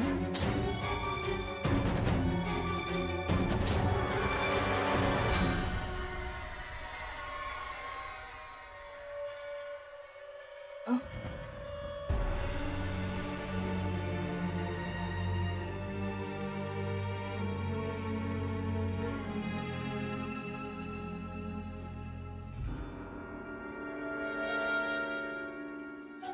We've got the mirror, the candles.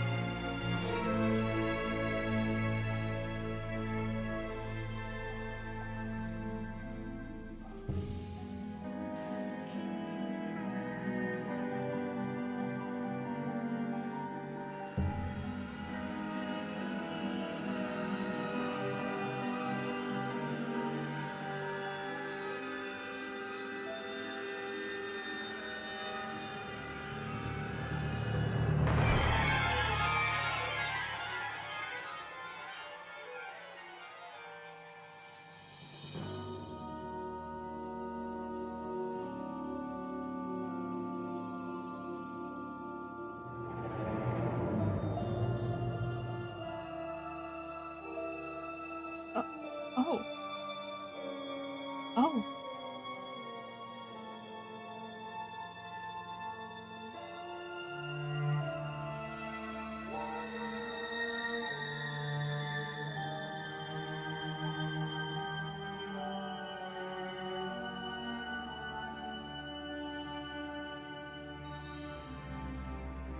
I wonder if this is like...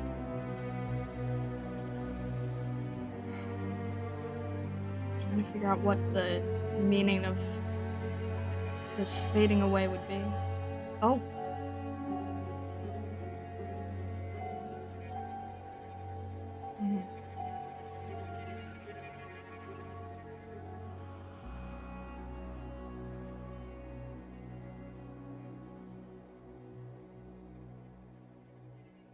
I feel like the fading kind of... Dang. Alright then. I feel like the fading kind of sort of represents this loss of true self in a way. Wow. Is it bad that the entire time I was looking at it, I kept thinking about, gosh, I wonder if I'd be capable of making this. Very old theme, but very much fits the character. No, it's inspiring. It's really inspiring. I like the old style instrumental themes better than the image songs we tend to get now. I don't know what you guys get now, but I'll take your word for it. His life as an artist was a lie. It was a circus of murderers. I mean, fair enough. But I'm I'm looking at the candles and I'm like, wow, could I animate that? It's a fair question to ask yourself as an artist. I'm looking, like, you guys say it's older, so it's, like, not as impressive as the newer ones, and I'm looking at it and I'm going, huh, the fact it's not as impressive means that it's more doable for someone like me. Alright. That was really, really interesting. I love how it shifts perspective, like, I really like how it starts off, kind of just showing this fully, you don't really know where you are or what's happening. It's fully up close and you just see the candles. And then it slowly pans over to you see the piano. And then around the same time, you start seeing the cloth fluttering. And you can't really make out if that's, like, on a person or not. And then as it moves, it jumps down to the feet so that you know it's a human figure.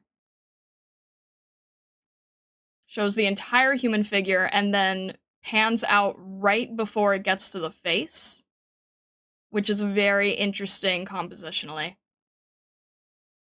And then this sort of, like, every time you think that you are getting, that you're seeing the same thing, it sort of pans out, takes a note of a zoomed in object, and then delivers what's in the mirror. You see that for a minute. It fades away again. Pans up to a close-in object again, and it does a good job sort of keeping your visual interest. And then, what was the difference here? Okay, there's a statue in the background here, and then this time, statue's still there. And then the figure is not in the mirror. And then it's probably, figure appears in the mirror. There's, and then fading. Looks like there's fire in the mirror. It does look bright, yeah. You can sort of see the smoke billowing from the background, right? And then it fades back to normal.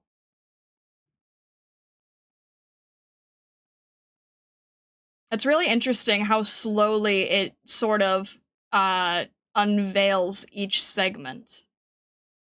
And then sort of gives it slight changes, disappearance, reappearance, and then a fade. And then back to reality. That is really, really clever. I like that a lot. There's fire in the mirror and then the figure turning to ash. Yeah. I like that a lot. I think that's really well done. I know it's probably simpler than what you guys are used to now, 5 years later, but I'm still looking at it and I'm going like, wow, this is really, really inspiring. This is really quite inspiring. All right. Next one, I believe, is Rankwood. Since this one is the trailer, and we haven't done the event yet, I think that I should not go through it and observe until after we do the event. Because I don't want to try to notice everything. I've heard the trailer can contain spoilers. So let's see the trailer itself. And then we will, alright, how do I change this around? It's not a trailer? It's not a proper trailer. That one's for after the event. It's like lore building. Okay, it's a lore trailer meant to be watched before the event. Okay, okay. It's hard for me to understand. Okay, switching around things is not easy. I don't think we have this one out yet, so let's set this up.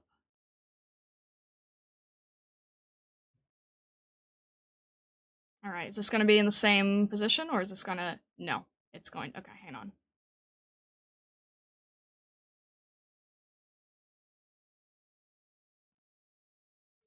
Why must you be so annoying to work with?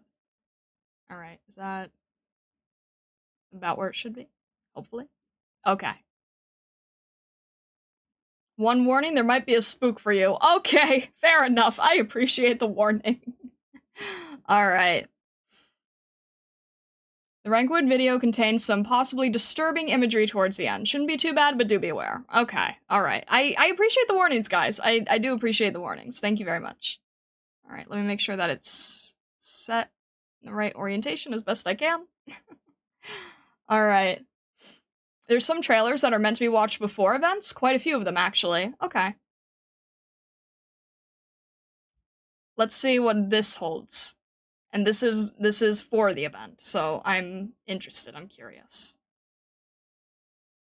Alright. Hopefully this is also in the right orientation. Hard to judge sometimes. I think it's okay.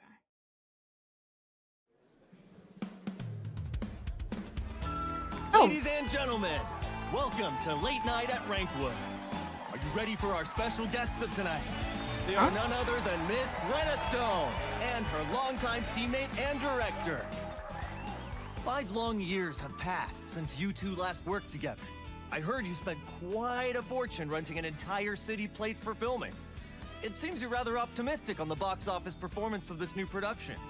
Darling, even if I had invested in the sequel of Captain Columbia, I wouldn't dare predict the box office performance this early. The taste of the audience is changing quite fast. They're treating Rankwood like a snack bar that's offering something new every day.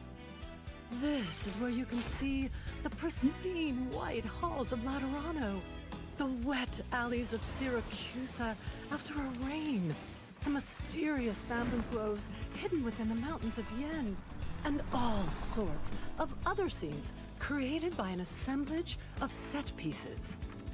When Rankwood planned its core, they also constructed the first group of city plates for filming purposes. We rented one of those. To ensure we have sets authentic enough to meet the theme and settings of our production, we rebuilt every single scene and studio on the city plate. I remember Steven stepping into the production set for the first time and saying, "What was it you said again?" Ah, that's right. It's immersive beyond expectation. That's what you said.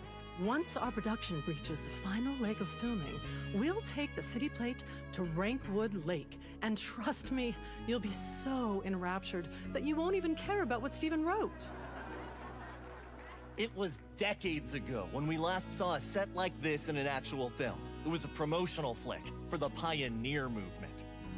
Ugh, a boring period film is not going to get anyone excited. Explosions and car chases. Do we really need those cheap thrills in every movie we see? The Colombian spirit needs more, and Rankwood producers are better than that. Most have already forgotten that this obscure little town made its name and prospered because several small-time producers came here to make pioneer movement films for the Union. Pictures of young actors in the role of frontier folks were showcased in countless advertisements. They became symbols of the wondrous pioneer vision. This was the very first Colombian dream that we created. It was a cruel deception. That's far from the truth. These talented boys and girls who starred in these inspiring films gave strength to the starving pioneers who would have given up the fight against the unforgiving frontiers without them. Films can help you set aside your struggles and gain faith that everything is within reach. And this is exactly the belief that our work wishes to convey to the audience. Wow! Even I'm becoming a fan of yours. Well, Director Steven, is there anything you would like to share with the audience before we end? Steven and I promise everyone that this will be a magnificent film, a romantic film, a Colombian film. It will not be a history textbook, but an epic drama filled with conflict. We will follow an aristocratic couple that must face a chaotic storm of inner desires and find their true selves trapped within their carnal forms. Even if They must resort to murder to defeat their obstacles and attain a climax with death. Will the protagonists face the taunting machinations of fate alone, or will they follow their hearts in the pursuit of perfection and me?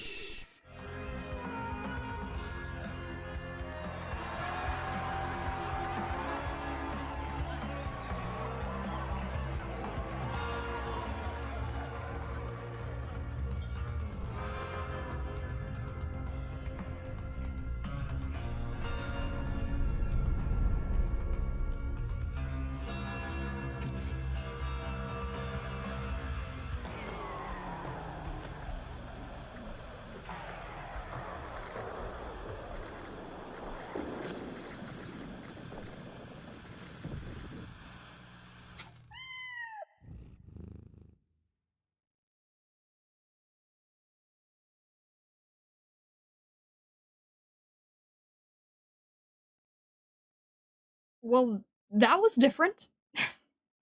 That was extremely different.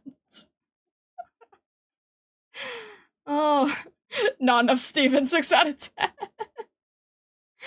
Goodness. Oh my gosh. Okay. All right. Well, I noticed a few. I've noticed a few names in the credits, but other than that, I think that's the only thing I noticed. Everything else is crazy. So that's interesting. So previously we were in theater, and now we're moving on to cinema. I see. Okay. Gotcha. Huh. Alright, moving towards the future, I suppose. Alright, gotcha. Noted. Alright, I think what we will probably do real quick is we are going to go to intermission. we will go into the event, but let's have a quick intermission. If anybody needs to get up and get some water or anything, I do not hate you! It is part of theater! It is part of theater! You must have an intermission! I am not abandoning you! This is intermission! It is intermission! It is 30-second intermission! Exactly! It is 30-second intermission! I am getting into the movie and theater vibe with intermission. It is canon! It is canon! How dare you! It is canon!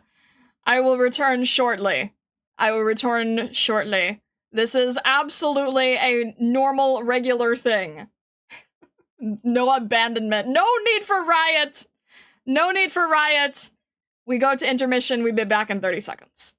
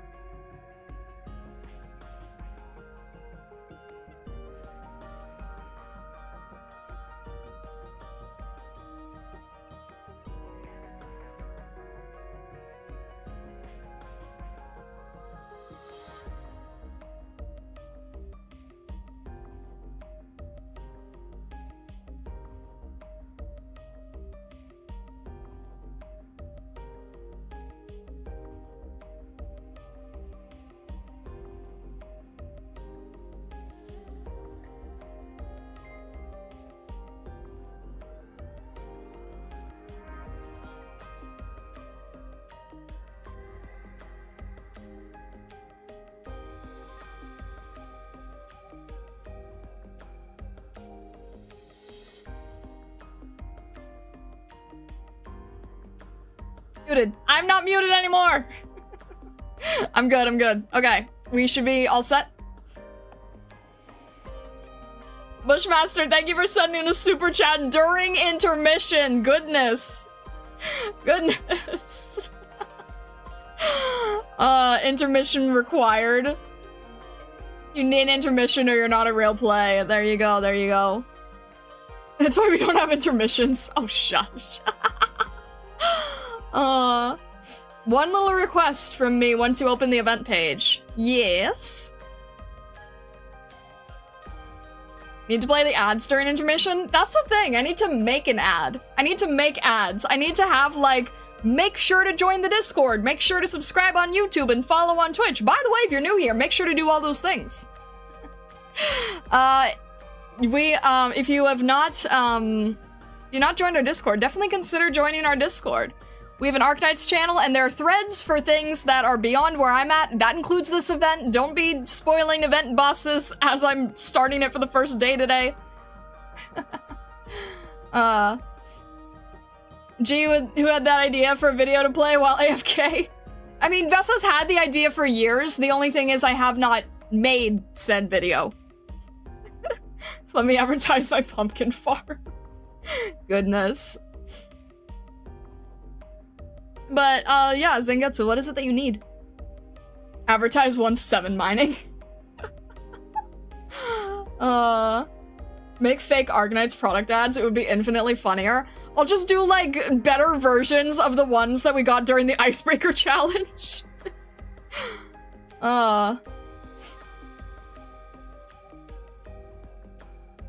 Made ads for the Sandy Potions, too, that are 50% side effects being read off stupidly fast.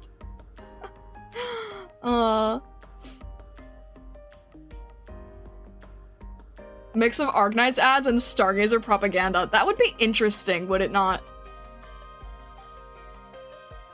I'm waiting for Zangetsu to say the thing I need. In the meantime, let's not have you with a blank screen. Let's at least visually make it nicer. There we go.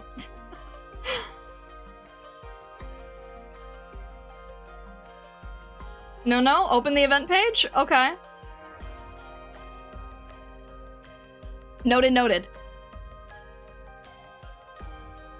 We need you to join Stargazers. Hi, Suzerain! Alright. Act or Die is now open. Let's see how this goes.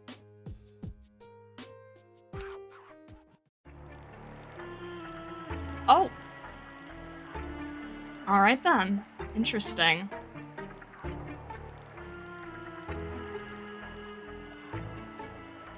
Okay. Performance begins. It's probably stages. Studio self-service bar. Backlot entertainment projects. This is interesting because it still looks like a theater, yet the positioning was for cinema. You can't react to the trailer because background spoiler. I posted its text from that trailer in your thread story. Okay. Wait, what?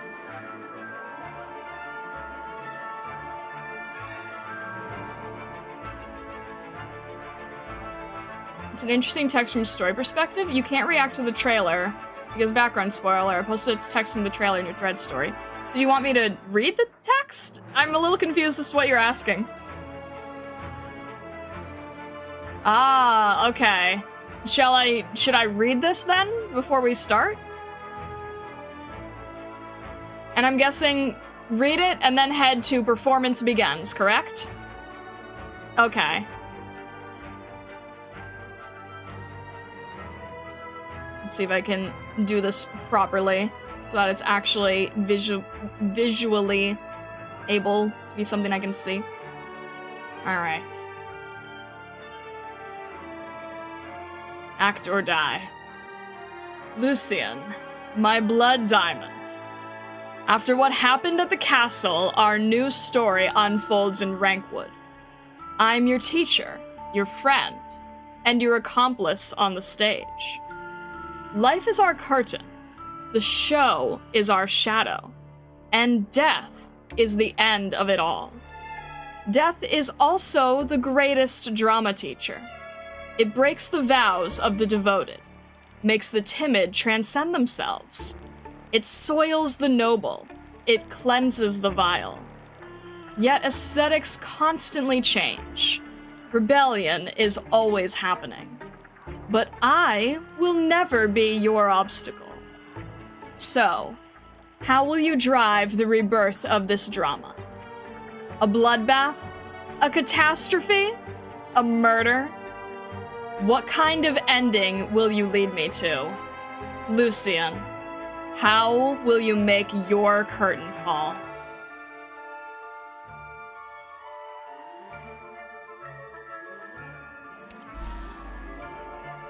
All right.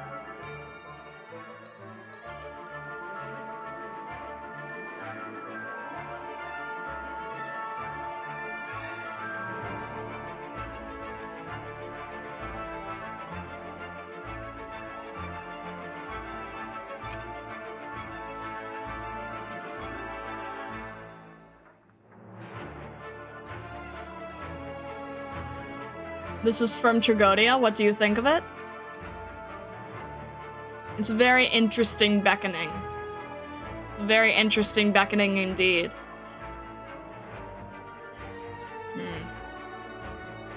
After what happened at the castle, our new story unfolds in Rankwood. Then let's see what this story is. Bow and pay your respects to the eagerly awaiting audience. A fine show has already begun. To incite a death.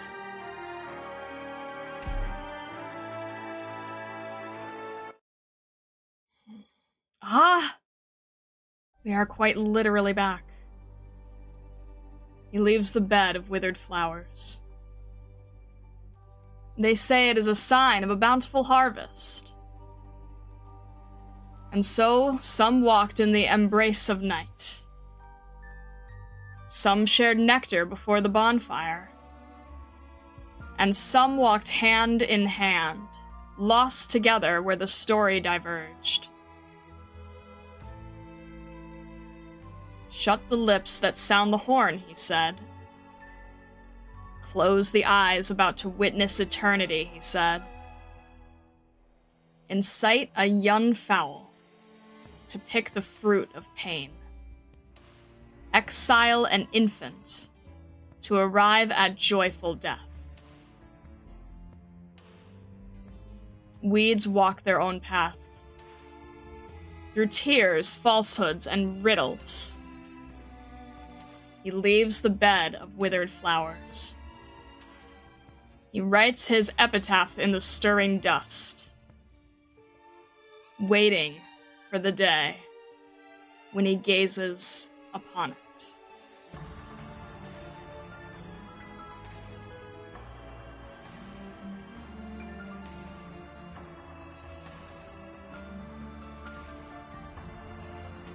Does Lady DuPont still shut herself in her room?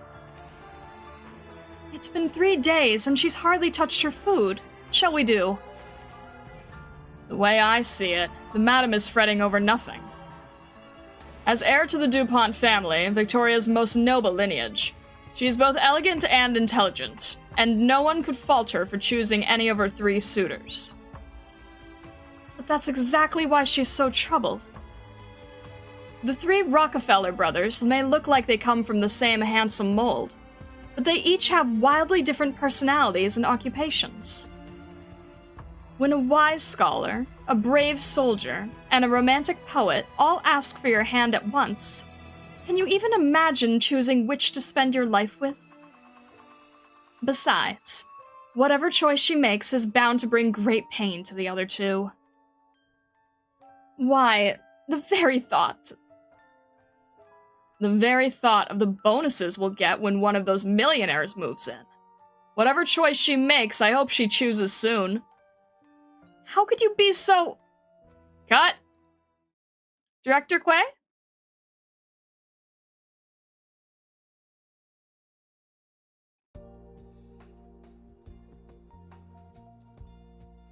Stiff as damn statues. Well, it's just exposition anyway. Might as well cut the scene and add a few symbolic empty shots later. Let's just hope our overzealous producer lady doesn't sweat the small stuff. You two take a break while we make some adjustments to the script. Actually, don't bother coming back for shooting. More adjustments? This guy just can't make up his mind. Shush. Alright, people. We're not taking a break just yet. So shut up already. Shut up! Yes. I know we've been shooting for 2 months, and everyone's tired, and the plate's far from the city center. And there are no casinos or shopping districts here, and everything at the self-service bar is undrinkable piss water. But, for better or for worse, this is our last week. Time is precious, and so is my film. The death of Lady DuPont is the kind of historical tragedy they don't make in Rankwood these days, exploring Columbia's changing times through the lens of a noblewoman's marriage. So I don't want it looking like some cheap cash grab when it finally hits theaters. Let's move on to the next run-through. The death of Lady DuPont. Balcony. Scene 3. Melanie and Michael, you're up.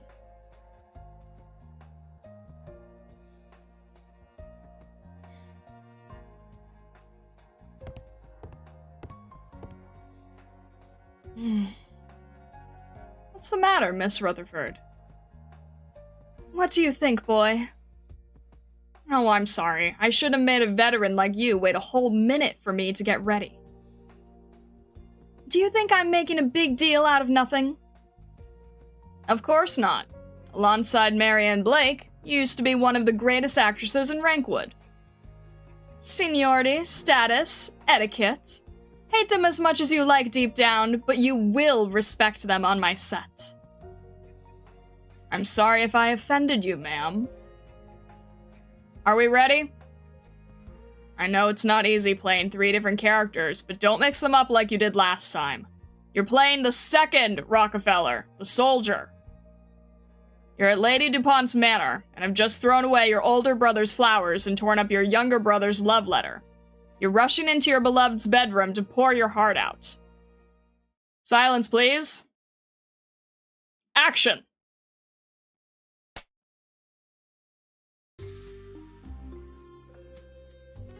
Believe me, my love. My 2 brothers could never match my feelings for you. I've heard more than enough honeyed words, Mr. Rockefeller. Were I not the scion of DuPont, were our union to bring the Rockefellers no wealth or status in high society, would you still... You wound me. I'm no schemer, and I mean every word I say. You know I'm not as smart or sensitive as my brothers. How can I hope to move you if not through the sincerity of my feelings? And how will you prove it? I recently returned from the battlefield, where I brushed shoulders with death. When that shell burst right next to me, when I felt my body and my senses flying away, when I came close to death's door. All I could picture was your face, your smile.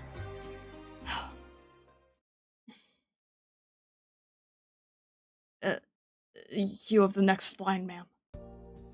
Despicable! What? What kind of soldier would twist his face up like you did when speaking of the battlefield? You put so much honey in your words, you could stick a fly in the ground with it. I know you've spent the last 2 months making moves on anything even vaguely female on this plate, but for God's sakes, keep your private life off the set, boy! Not everyone will fall for a wiggle of your ears and a swoosh of your orange tail like that dumb blonde.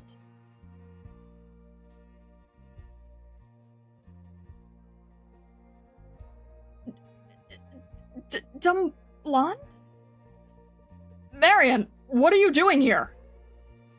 Why wouldn't the costume designer be on set for the run-through? I need to see if the costumes are in order. Or what? Don't tell me you also believe that gossip the rest of the crew's been spreading. Right, of course. There's no problem. Moving on. Michael, your performance needs to fit the character better, or it won't come across as sincere. The second Rockefeller's sincerity is the whole point. Without it, how can we possibly convince the audience that this is what pushes Lady DuPont to finally make her decision? You two can take a break while we move on to the next one. Abner? I'm here. We need an evocative transition to the next scene. Gotcha. We'll go with the plan we talked about yesterday. Also, can you stay away from that metal rack? I'm worried the screws will scratch the camera. I can't tell if you're the winner of Rankwood's Best Cinematography Award or the least professional cameraman in town. Why not both? What happened to you, man? No need to make a fuss of it.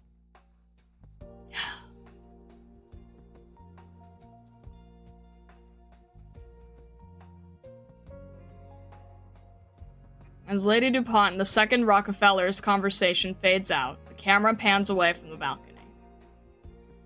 It moves down the steps, across a row of portraits and antique vases, to the front hall draped with red curtains. The front door opens.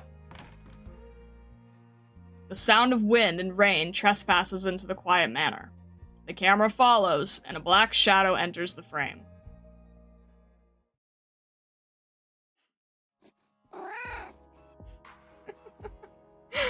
Oh, I guess I don't have to do the voices then. What the hell's that black shadow?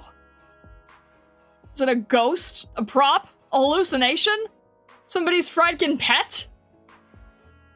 Do none of you idiots realize what kind of havoc an animal like this could wreak on a film set?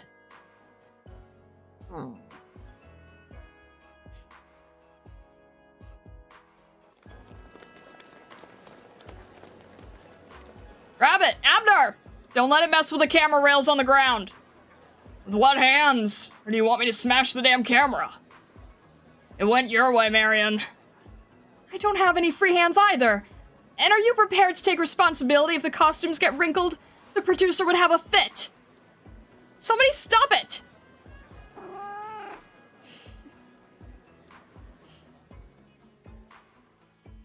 The mysterious and elegant creature darts through the set, weaving between the wires and delicate equipment laid out over the ground.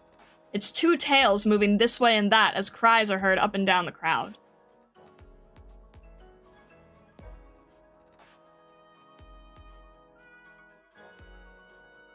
Stop painting that background and catch that thing, Tippy! And you there, prop intern! Her name is Moira. Moira. Forget it, Tippy. You're like, way too nice, Molly. You can't let people walk all over you. Who cares? Just catch that thing. It stopped. Well, aren't you a cutie? You're even more mysterious than the monster in that horror flick I saw last night. Mind if I use you as reference for the street scene? I guess not. The mysterious and elegant creature settles onto the prop box, looking up at the two girls with what seems to be displeasure.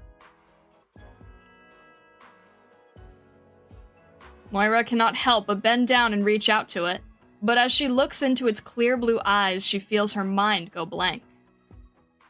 The next moment, the creature has vanished from the set. Finally. Would you idiots let it get away from right under your noses? Now, Marion. I'm the one you're mad at. No need to take it out on the newcomers. You. If you're going to argue, take it outside. Or better yet, off the plate. After all, no one expects professionalism out there. Greta. Back to work, people. I thought you'd be more upset about the shoot being delayed. I'm not that harsh, Steven. Besides, her appearance on set means we're in for a wonderful surprise when it's time to shoot. Her? Wait, you mean that creature? Who else? She's the companion of a guest of mine, and her showing up means that he's finally made up his mind. He'll play the messenger who appears in the next scene. Isn't that right, Lucian? As you wish. Miss Christine is free. None may interfere with her intentions or actions. I apologize on her behalf. Hold up. We're making a last-minute cast change just for some pretty boy no one's heard of? It's only a minor role, no need to feel threatened. My handsome leading man, Michael. And it's not out of nowhere.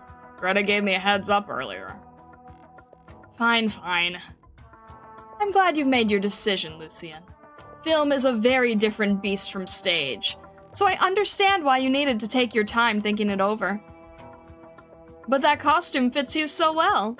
I was right to invite you. I guarantee you'll be the next big thing in Rankwood. I can only hope. Well, we've delayed enough. If the actors are ready, let's get on with the run-through. I take it you've got your lines down, Lucian? I could recite them backwards. All right, then. The Death of Lady DuPont. Front hall, scene 4, action.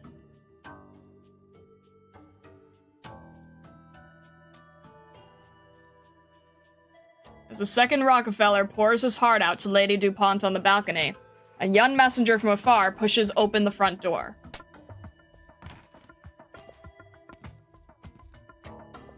Hello. He's welcomed by Lady DuPont's brother, who always seems to have a lot on his mind. Oh, for God's sakes, where's Sir DuPont? Dalton! Where the Hitchcock has he run off to this time? Drinking again? Where's my coordinator? Shelley? We're here. Thank goodness. Oh, I found him. I brought Dalton.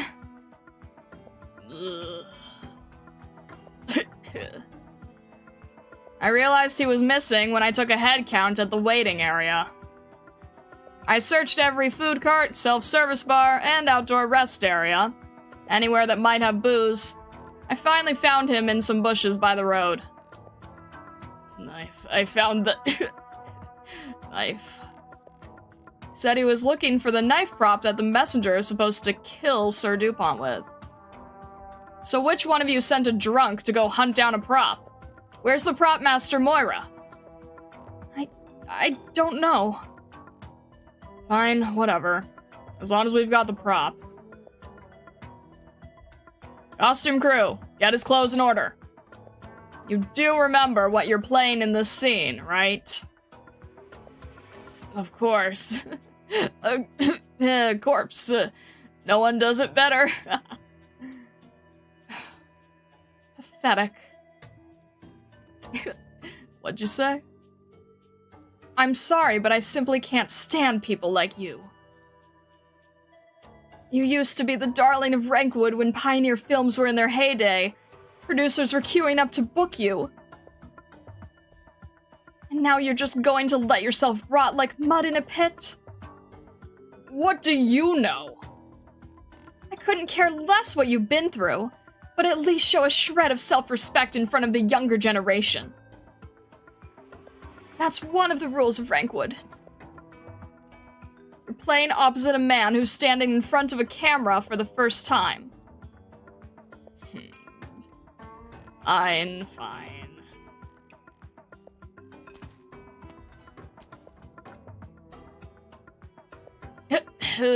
What's your name? Lucian. You may also call me Phantom.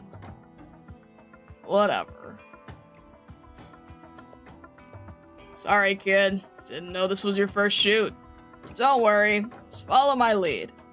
I can play this role hammered, no problem. I'm going to try to kill you to shut you up because of the news you brought. You got stuffling, and then you grab this knife and stab me with it. It's a prop, so the blade just slides into the handle. I got a blood bag in my chest pocket. It'll pop with just a little pressure. Just don't get stuck on thinking, when am I gonna grab the knife, or you won't get in character. Got it? You've read through that letter 3 times now, Sir DuPont. If there's no issue with it, please assemble everyone in the household so I can read it to them. Huh?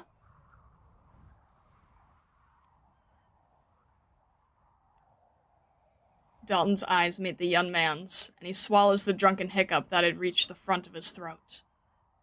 You see, he's not a rookie actor on a film set for the first time, but a messenger who's come all the way from Victoria, his gaze tired but strong.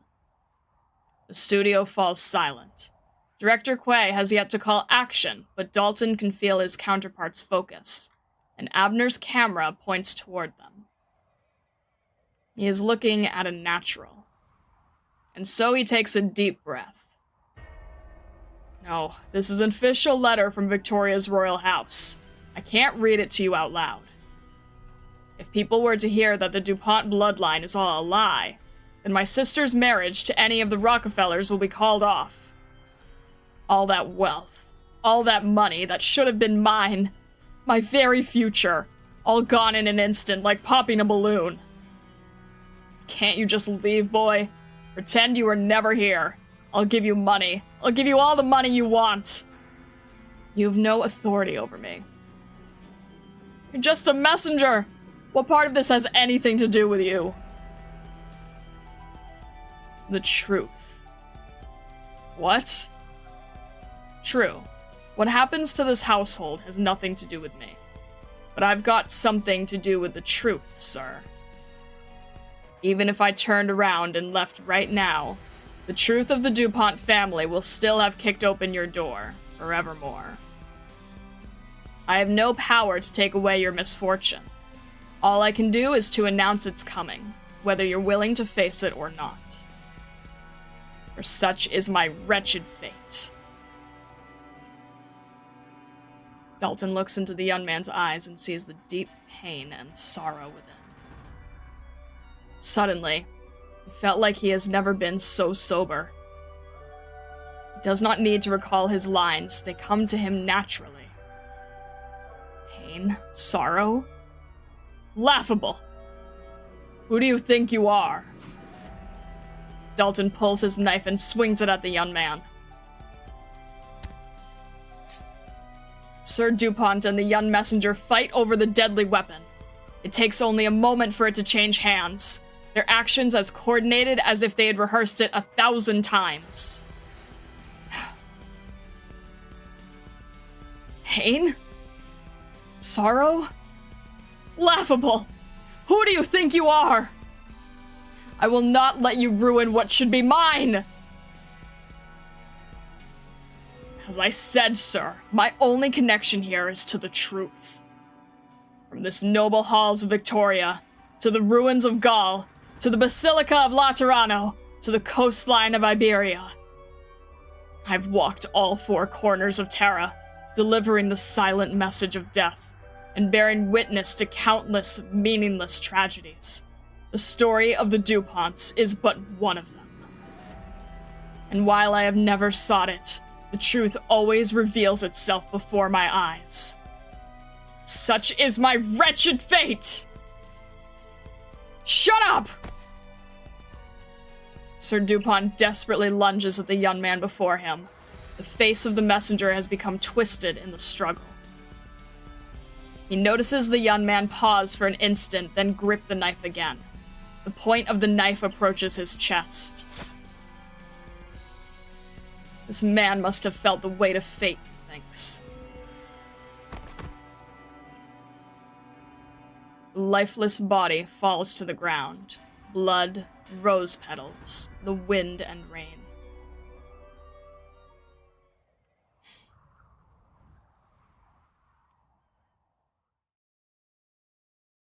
Cut! Did you get all that, Abner? I think we might be able to use this take as is. Sure did.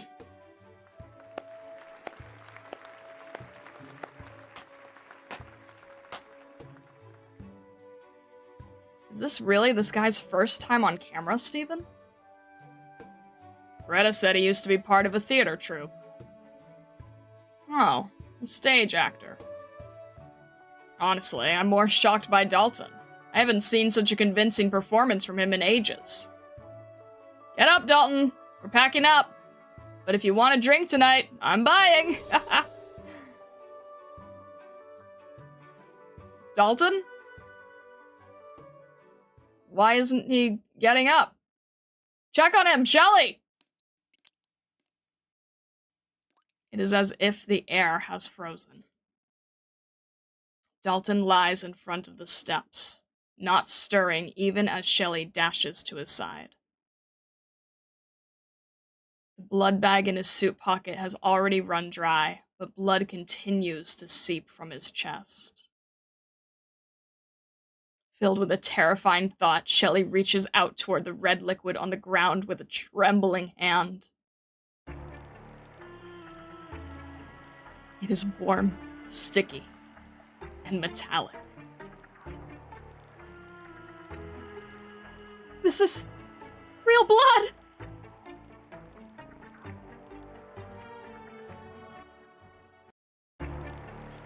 And that's where it ends.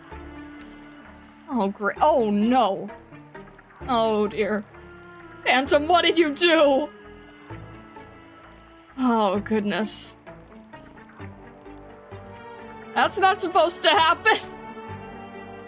Oh, gosh. I sure hope Dalton didn't have any more scenes.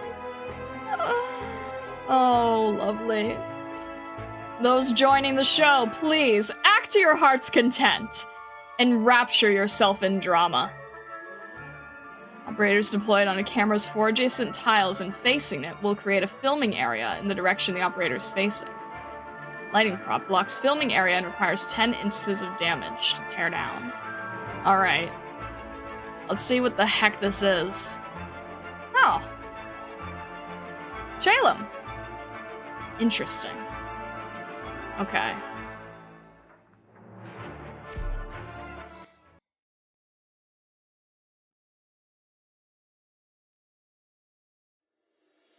Contract. Interesting layout here. Please stop arguing. Hi, Popcar. Oh, so this is a Rankwood studio plate, looks like. But, these people are acting kind of weird.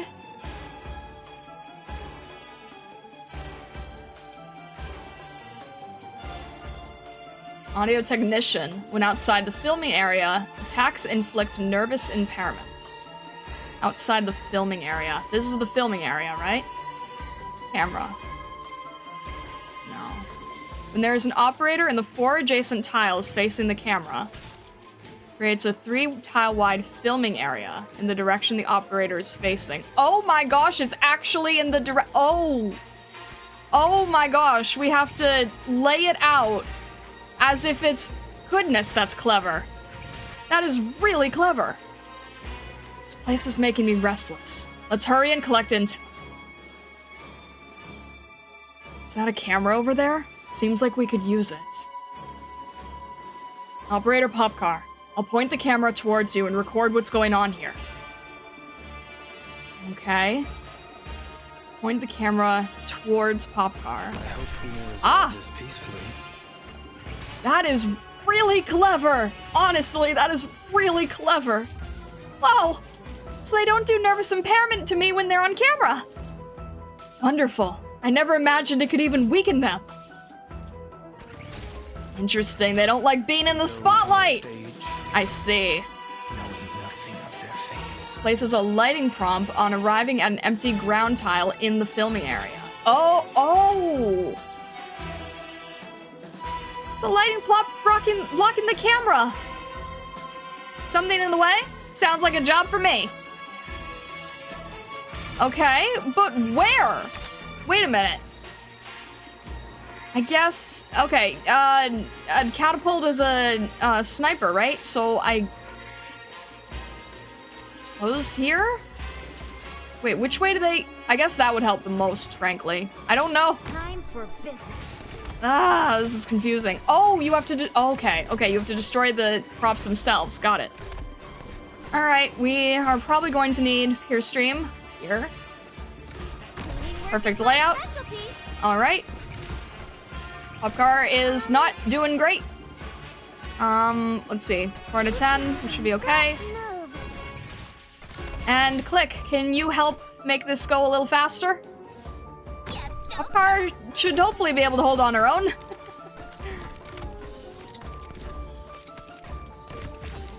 Okay. I see. Okay, that's a very interesting mechanic. So the lighting prop makes the light shattered. And we got enemies coming from outside the camera's range. Easy. I can just change the camera's direction. Oh, okay, Spot. Okay. Oh. Would that even be the smart thing to do? Yeah, fine. Alright. Come on, click.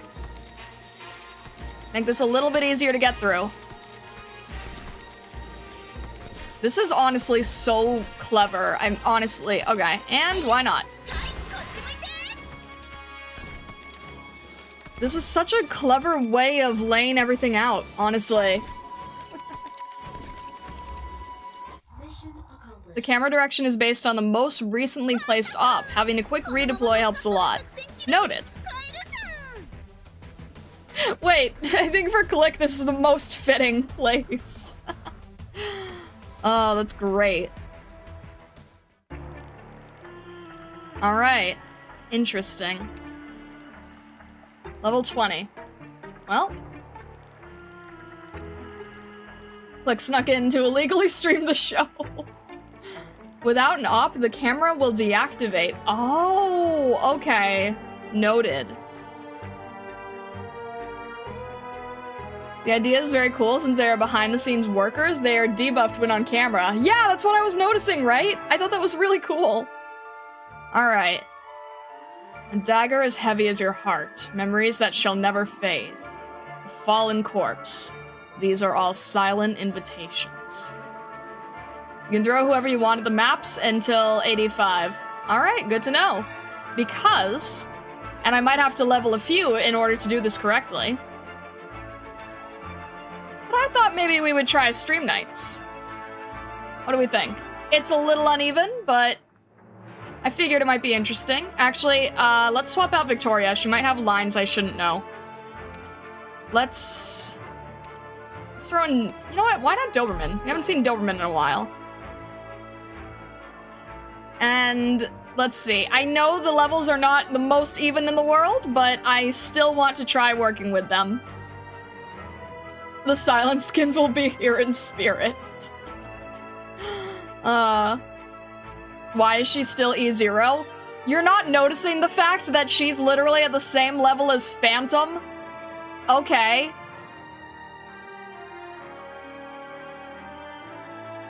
Max Immersion swap Phantom to his new French VA.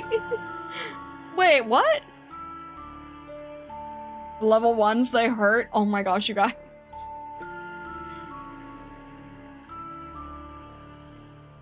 But I don't know French. I don't know French, though. I'm guessing, I mean, it's in Victoria, so are they supposed to be speaking French? Or whatever the accent. I mean, not literally Gaul, but you know what I mean. No, they're in they're in Colombia, so... Wait, why did I think... Oh, because of the... Okay, because of the time period clothing threw me off. Got it. Noted. Victoria isn't French based. I know it's- I just corrected myself! You don't know Japanese either? Well, some of them don't have options. Whatever. What? You know, look, if they're in English, I can at least try to internalize their voices a bit better, okay? It's fine, this is just for fun? Alright. Fine, have at it. You guys are usually the ones getting mad about that kind of thing, but whatever. Happy? Est-ce que c'est là que j'entre en scène? Alright, let's see how this goes.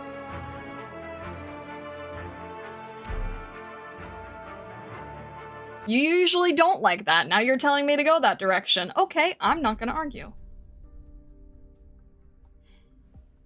Alright. I don't know how to feel about this. You told me to! I will change it back after this stage. Clearly I'm not gonna make everybody happy. We've concluded that Dalton's death was an accident. The medical team is taking his body back to central Rankwood by short-haul transport. There, they'll report the incident to the police.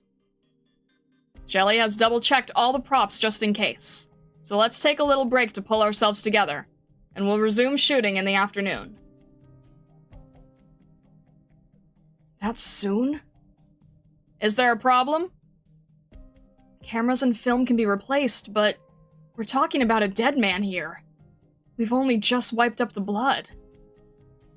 How the hell did he go for looking for a prop and end up with a real knife? Did someone trick that washed-up drunk of an actor into looking for a lost prop himself? Or did someone put it in his hands on purpose? Hey now, let's not get carried away here. Sure, the old man was a drunk and late to the set all the time, but it's not like he had any enemies in the crew. Why would anyone go that far? Besides, it's just an ordinary knife. There are plenty of them lying around in the crew kitchen, in the convenience stores, and even in our own rooms. Maybe someone just mentioned it in passing to Dalton, and then he... All I'm saying is that it's suspicious, okay? Then why don't you ask Dalton yourself, Miss Detective? Look, I know you're all shocked at losing a coworker. I feel the same way. But there's something even more important we should be worrying about. We don't have much time left for the shoot. I'm sure you haven't forgotten that this studio plate is kept separate from the nomadic city. While it's still controlled by the central command tower, the film crew gets direct authority over certain functions, allowing us to drive it outside of central Rankwood. And once the lease ends, the studio closes down and the plate returns on its own. But more space means more costs. According to the contract, extending the lease will result in an expensive penalty, which will be reflected in all of your paychecks. As the producer, it's my job to act in everyone's best interests and ensure the film crew can function. I agree. So do I, as both lead actress and investor. Miss Detective here did remind me, though, that someone must indeed answer for this. Prop Master? Yes, ma'am? It was your responsibility to manage the props, and you've clearly neglected it. Even your intern was on set before you. I'm sorry, ma'am. Apologies won't cut it, darling.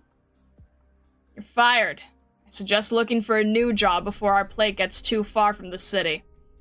And whatever you're about to say, save it. You're getting off easy and you know it. You're in charge of the prop team now, Moira. Me? Or you could leave with your former boss, but I trust you're smarter than that. As for you, Steven, it's time to get your act together. We both agree that the death of Lady DuPont lacks a strong ending. You were supposed to submit the final script for those scenes last week. The shooting is almost caught up with what's written. I have my hands full directing, okay? This crew doesn't exactly inspire confidence, you know. So you still haven't found the inspiration? Yeah. It's your own original script, darling. Your baby. It deserves the very best ending. That's my biggest concern as well. In the end, which of the Rockefeller boys kills Lady DuPont? Where? How? What are her last words? The ending will determine the quality of the whole film. She needs a good, proper death to kickstart the revival of my career in Rankwood. That's the only reason I poured my entire fortune into this project. God will come find me. What? Oh, in literary criticism, we often say that inspiration is like a god descending upon the author, using him as a vessel to write about death and rebirth, destruction and hope. Anyway, don't worry, I'll finish the story. Good, then you're dismissed. So get to work. Miss Stone, Miss Stone! I need to talk to you about something. It's important. I know what you want to say, Shelly, but now's not the time. I have to go check on Lucien. This is his first film and his first day on set. And something this serious happens. I can't have him running away on us, now can I?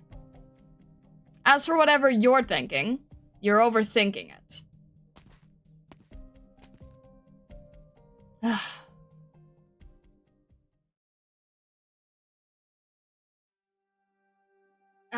I'm in charge of the whole prop team? Oh my gosh, congrats, Molly! I mean, it's a shame about Dalton. May he rest in peace, but still, I'm happy for you. I've been working here in Rankwood for way longer than you, but I'm still stuck doing backgrounds. Well, you just got the chance of a lifetime. Life really is like a box of chocolates, huh? That's because you always put so much of yourself into your work. The art director isn't comfortable letting you handle more. But I'm just a girl from the Pioneer Zone who's good with her hands and came here looking for a job. Can I really do this? If the producer says you can, you can! She's never wrong about people. Your sister will be happy, won't she? You came to Rankwood because of her, right? You gotta tell her you've been promoted to prop master! I'll call her after we clock out. Miss Stone put her trust in me, so I have to do this right. That's my girl! You're already sounding the part. I bet in just a few days, you won't even have time to watch horror flicks with me anymore. Tippy.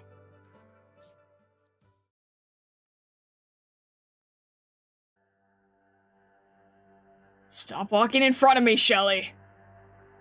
You already choked the storyboard 3 times and the equipment 5 times. I swore to the producer that I wouldn't lose another set of cameras. Now can you stop glaring at me like that? Do you think it was really... What was that? Speak up! Do you think Dalton's death was really just an accident? Doesn't it seem strange to you? Don't know, don't care. I've lost count of how many times I've had to work overtime because that has-been got lost in a beer keg. Good riddance. He wasn't like that 5 years ago. Oh shit, he was at the top of the world, staring in Greta's and Steven's next big thing. Starring, sorry. How could I forget that when we were both there? That's the weird part. I saw a lot of familiar names on the staff list during the planning meetings. And when I saw your face, I got this eerie feeling like we were back 5 years ago, witnessing that young actress's death again. Doesn't it all seem a little similar? How so? One was a fall, the other was a prop mix-up. You're overreacting, Shelly. I'm telling you, I'm not crazy. Now I remember. Dalton was the one most responsible for the accident. Judgment has come. Someone came for him. Just stop already. Stop scratching your arm and stop coming up with this nonsense. I told you. If what happened still bothers you that much, get therapy and stay away from the set. We're just ordinary Joes shooting crappy movies for a living. Nobody gives a flip about us. Shelly? You hear me? Shelly? I hear it. I hear it. Something's coming. Coming for us.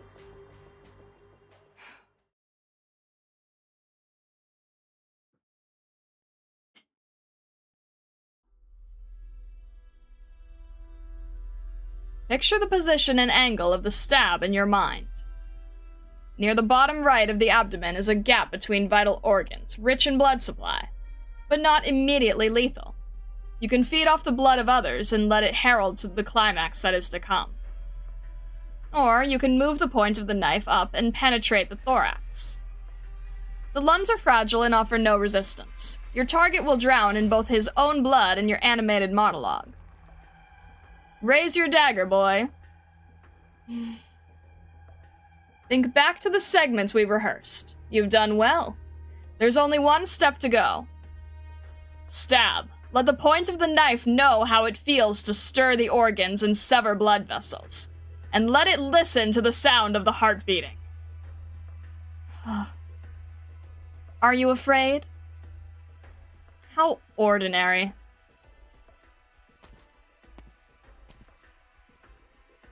He's not afraid, he just doesn't understand. He's still not willing to practice stabbing. He hasn't spoken a single word since he took up the dagger.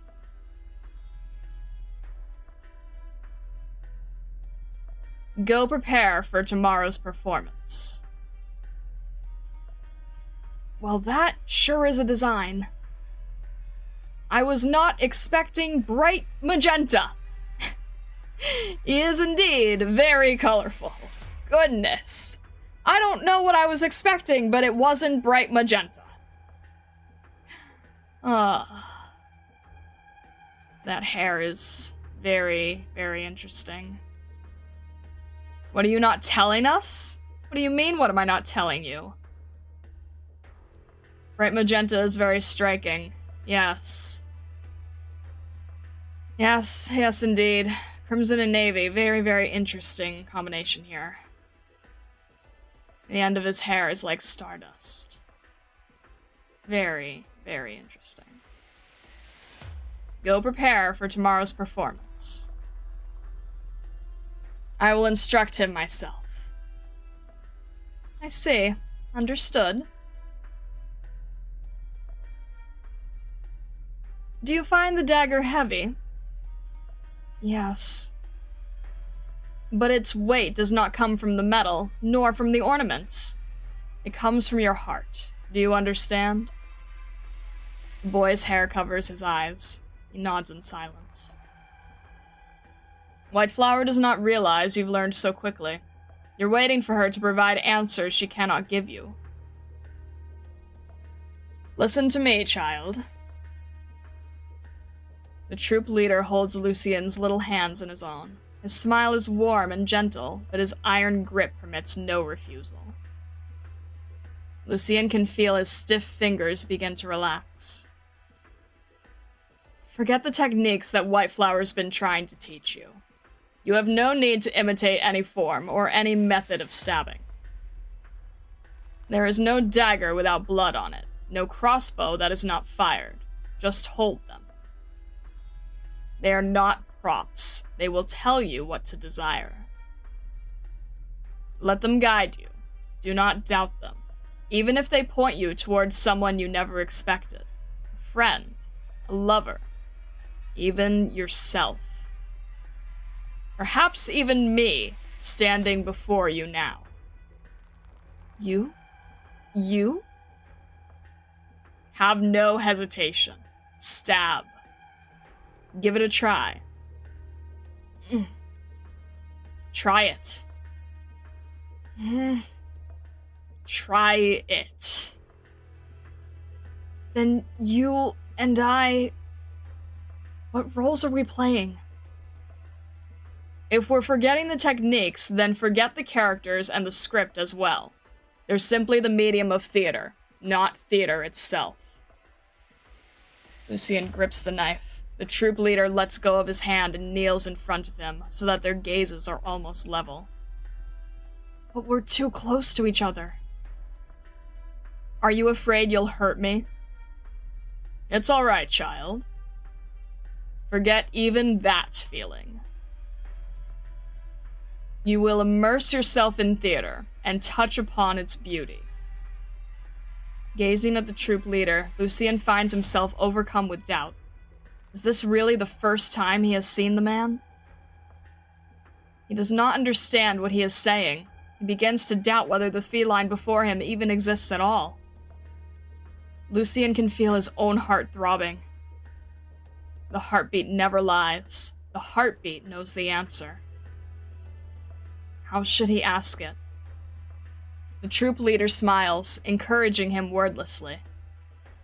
The answer is obvious. Without hesitation, Lucien thrusts.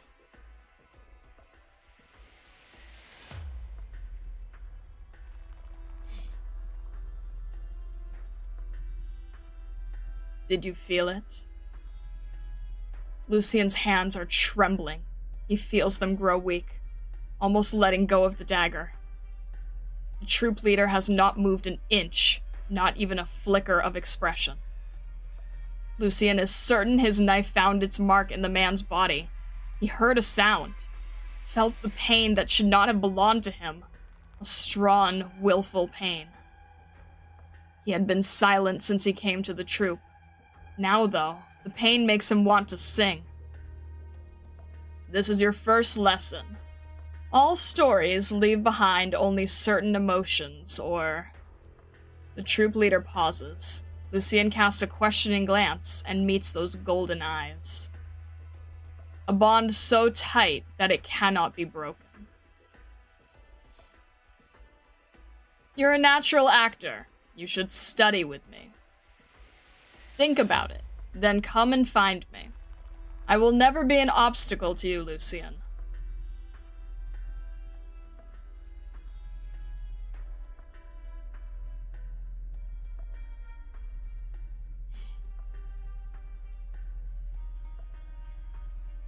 Lucian looks down at his hands. The blood on his gloves has been washed away, but he remembers the feeling of taking Dalton's knife out of his hands. Fascination. Revelry. The complex emotions he felt when he was taught to use a dagger for the first time. Forget complicated assassination techniques. Ignite the ego with intense emotion, until all that is left is two souls tearing at one another. Let life converge upon the knife of truth and falsehood, and bestow upon the target the perfect ending. Death. Come in. Lucian. Madam Stone. You look pale. Are you all right?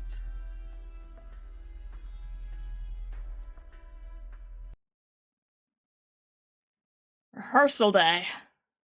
All right. Noted.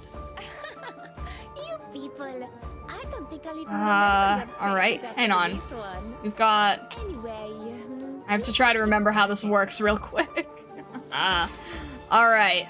Let's see what we can do. I'm trying to remember... I'm trying to best remember. Okay, so cameras are not activated unless there's an operator on them. And they are in the direction of where the operator is. I think. Wait, no, that's... We would need... Okay. I think I understand. So we would need waifu here. And let's see. We would need someone ranged. Oh, we didn't account for who's ranged here. We didn't account for who's ranged. Wait, does it matter? It absolutely matters. Okay. In that case, we'll have Kanta behind waifu. I'm aware of what I'm doing. And I'm trying to... Alright, we don't have any... You know what? Okay. Let me think. It's gonna be... We need a lot more DP for this. Alright, Roma, you're gonna have to be behind the camera, I suppose, right? In order to use as a light? We don't have enough people in range here. Alright, where are you going? You're gonna make rounds. Is that it? In that case, maybe here. Let's hope this will work. That works. Alright. Zealous Extra. Wait, what did it say? Can only be blocked what? It said can only be blocked by something, but I don't remember which. Okay. Who's our oh. Shalem's not here. We don't have a defender. We don't have a defender! What the heck is Stream Nights? We don't have a defender. Alright, you know what? How about... Nope, rope's not a good option here.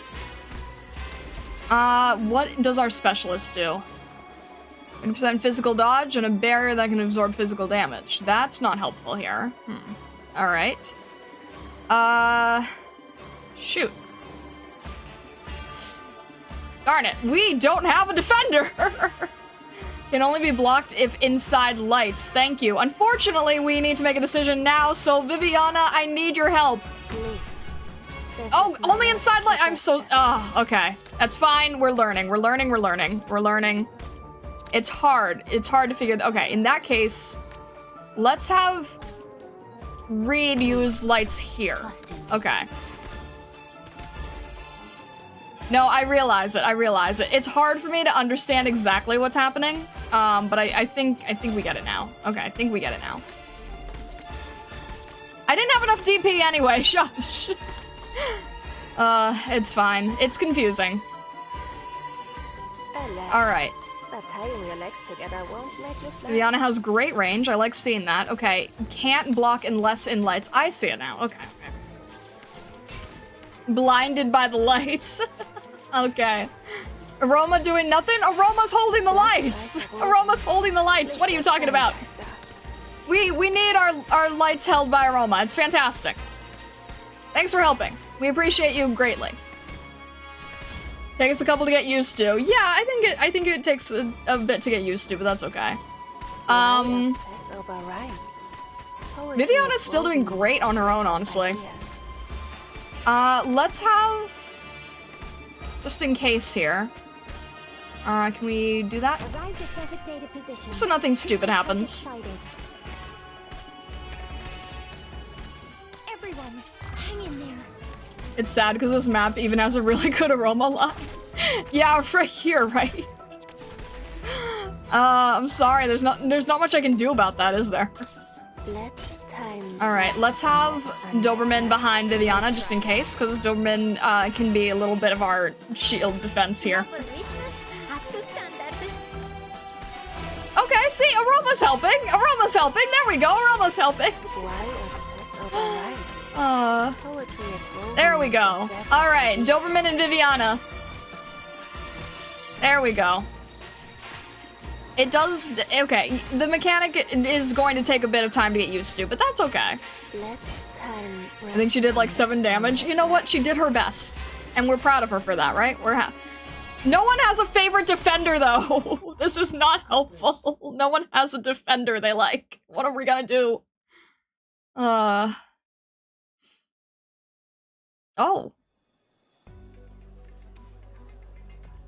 For our friends joining us for the first time, if you're here for exquisite Yanese calligraphy or rare Sargonian treasures, I suggest you save yourself some time and leave now.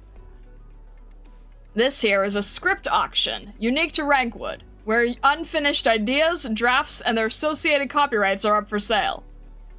As such, unlike traditional auctions, where anything put up must have its authenticity verified, we offer no guarantees as to the value of the items. Whether it has marketing potential or artistic value, whether it will become Rankwood's next timeless classic or a forgotten flop, that is for you and you alone to decide. To protect the intellectual property of the items on auction, you are asked to put away your terminals and turn off any recording equipment. And without further ado, allow me to introduce the first item. The Death of Lady DuPont. A story of love and hatred taking place in Colombia, involving 2 blue blood families in changing times.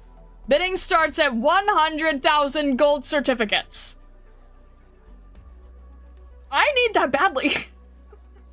100,000. We have a bid for 100,000 from the gentleman in the back. 150,000 from the pretty young lady on my left. Anyone else? 150,000 going once. 150,000 going twice. 600,000. Miss Stone, are you here to ruin my auction? Placing such a high bid for the first item will only make the rest of it seem like an afterthought. I have no interest in slowly inching up the price. I simply bid what it's worth to me. That's like 555,000. Oh, can I just have like 1% of that? That'll be fantastic, please, thank you. Ugh. I understand it's your style to gamble lavishly on scripts, but think of your finances. Didn't quite a few of your recent films flop? Are you sure it's wise to spend so much? I can afford your fee. Smack that hammer of yours, old friend. You have a rather talented young man here, and I'm eager to have a conversation with him. We do love lavishly gambling.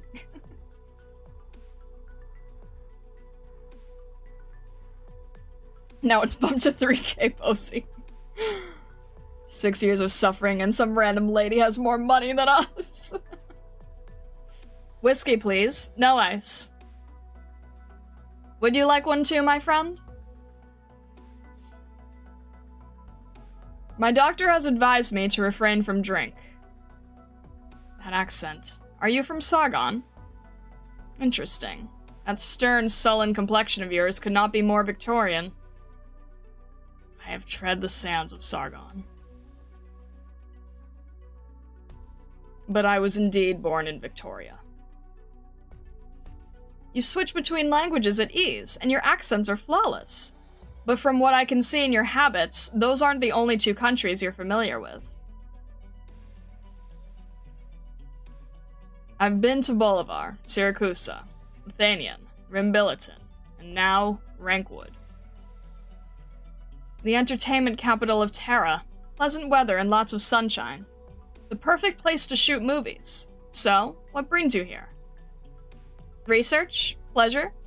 Or perhaps you're like everyone else who came to seek fame and glory, most of whom ended up as the extras market, fighting over bit rolls to make ends meet? I'm looking for someone. I've tracked his shadows across many lands, over the span of many years. Oh? Who? I know all the film crews, whether they work downtown or on the pneumatic plates. Maybe I could be of help. Echogen, hello, welcome in.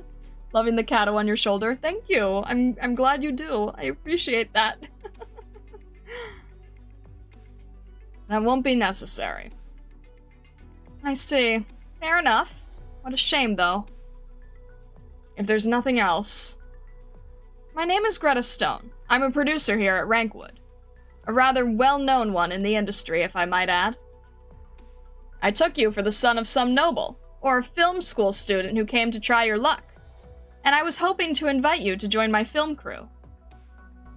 Everyone who comes to the Rankwood script auction tends to have a passion for artistry, and I must admit you have a rather unique aura about you.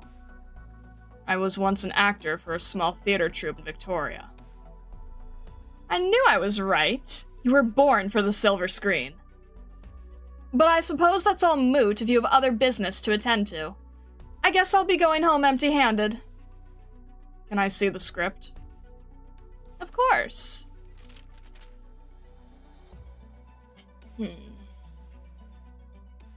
This rough draft is just the starting line. I'll give it the time, manpower, and money it needs to become a masterpiece that will leave its mark on cinema history. And I guarantee that you'll shine, even with just a minor role in a single scene. I also wouldn't worry about your, little health issues. Rankwood has special protections in place for infected actors. So long as you pay for proper insurance, you may call me Lucian, Madam Stone. I will consider your proposal.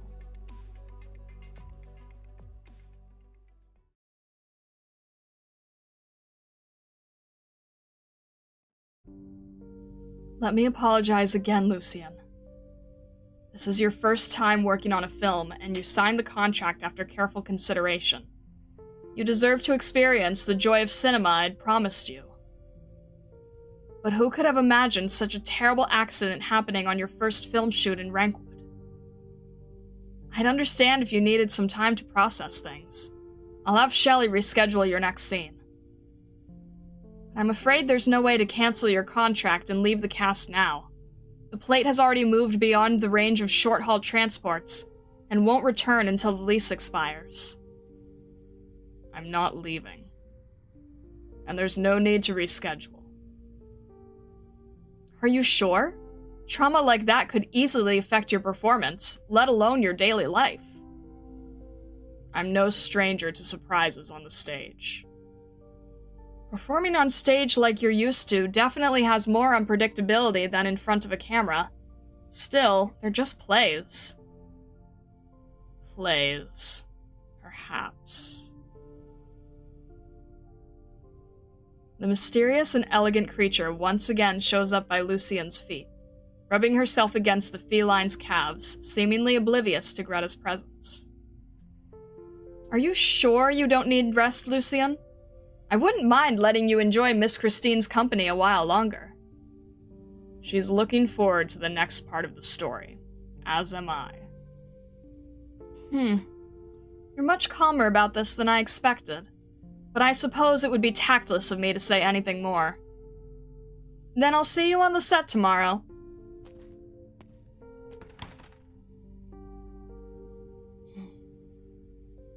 The mysterious and elegant creature grooms her fur, then gazes at Lucian, as though deep in thought.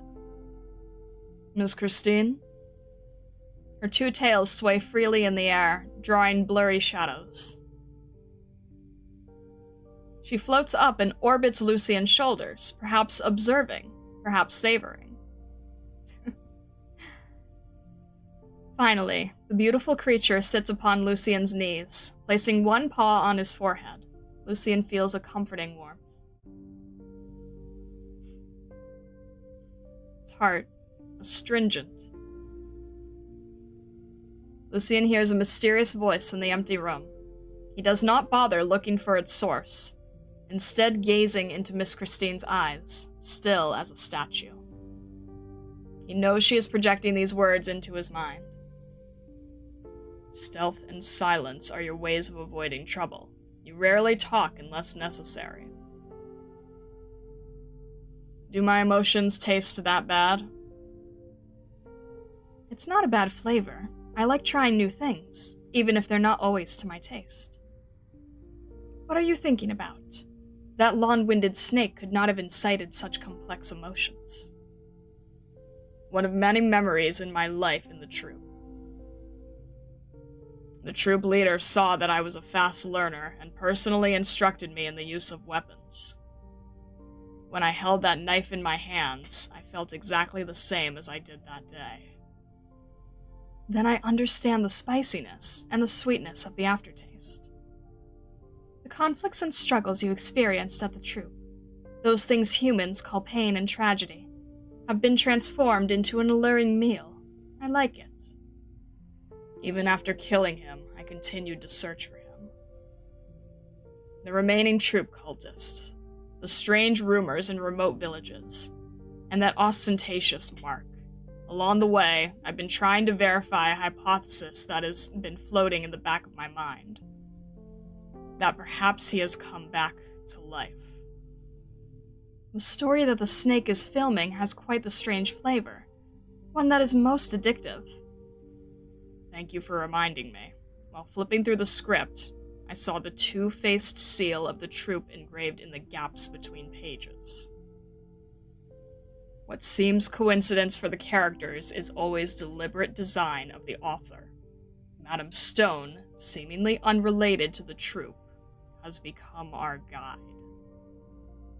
Yet I was still not certain.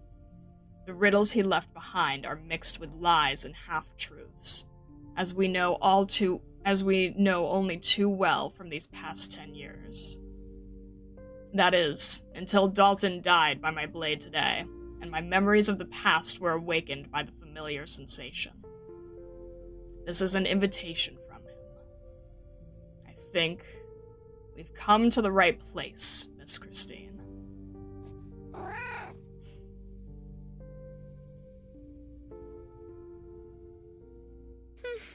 Not my best work. You can lay it on me for letting a few get away. Oh? What? Wait, how is that currency? Excuse me? How is there two Miss Christine on the screen? Illusion magic. Despite the hellish workload and high-pressure film set, the mysterious black shadow never fails to show up every now and again, to the point that the overwhelmed crew have started to wildly speculate who is behind it. If you can trace the whereabouts of the Phantom of the Studio, they will be very grateful. What is it, really? A ghost? Prop? A hallucination? Somebody's Friedkin pet? Nobody knows. Miss Christine simply waves her twin tails as she languidly basks in the sunlight. Interesting. Miss Christine Bucks. Alright. Okay, it's still hard for me to grasp the gimmick of the layout, so that's, yeah. Ekojin's like, why didn't you not perfectly clear the very first stage? Because I'm not used to the mechanic. Also, I was trying Stream Nights, and nobody has a defender as their favorite operator. Fascinating story start, isn't it? It is indeed. It is indeed. And I feel like I'm actually following along this time for the most part. I think I am able to gather pretty much the plotline as I'm reading. Suzu's a ranged operator you could have used? That is true. Yeah, that is true. Alright. It's fine, just block with guards. I mean, yeah, I suppose so. I usually have at least one defender on my team, so it threw me off that I suddenly lacked a defender. Don't need to defend if you have Firewatch that can kill enemies halfway across the map with a nuke. Vessa? Every single time I get the nuker tag. Cutter, cutter, cutter, cutter, cutter. I'm trying here.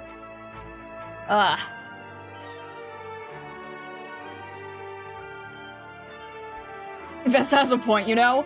Then bring me Firewatch! Just don't get Cutter. Brilliant, thank you. Why didn't I think of that? Lappy can solve all your problems. I'm not crashing out. It's too early to crash out. Come on. You do have a Firewatch. She's called Lemlin.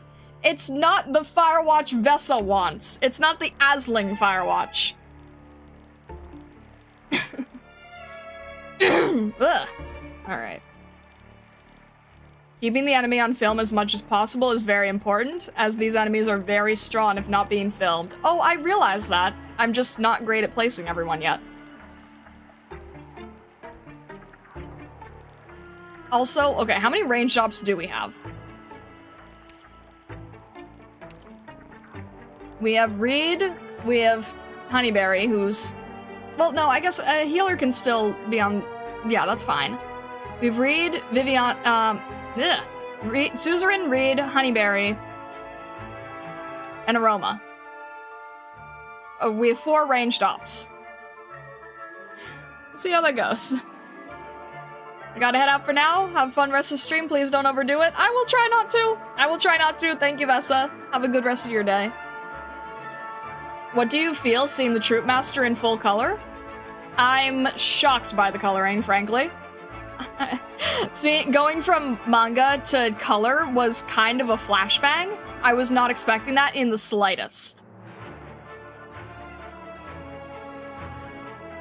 Medics, snipers, supporters, some vanguards, and some specialists can be ranged. Wait, what? Some vanguards. Many emotions, as he said. Yes, very much so. Funny that he has your hair vents. I don't have hair vents, I have M-bangs. Hair vents are the ones that are, like, alongside your other hair. Rope also goes on range tiles? Oh, rope does, yes. Okay, you're right, rope does. I'm not sure about Phantom, though. I'll have to check. Have at least one character as a dedicated film monkey if you can't properly place someone is also suggested. Well, eventually we're gonna get to the point where I can use my own team, but I'm seeing how far Stream Nights can go.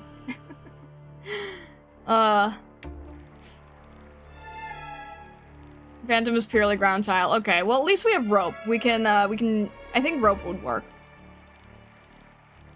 Alright.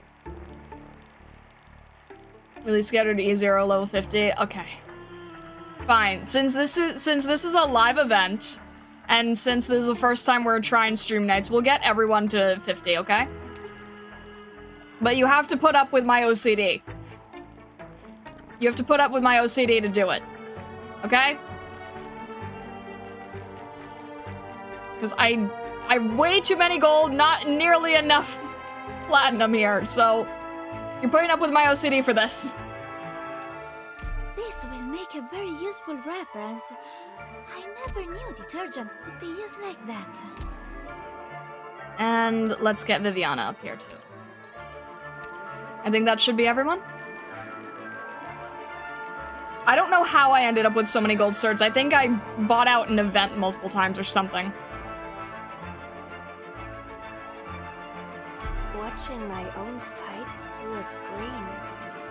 Skill levels too? Wait, I know I had Viviana's up. Okay, fair enough. Alright, I know we can afford 4 on Viviana. I'm not sure about Aroma. What do we have on Aroma?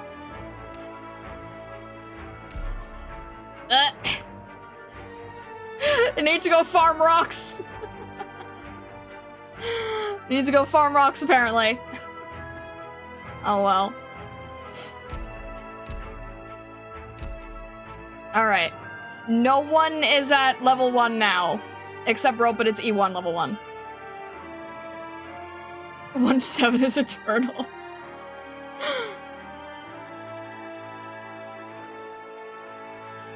Alright.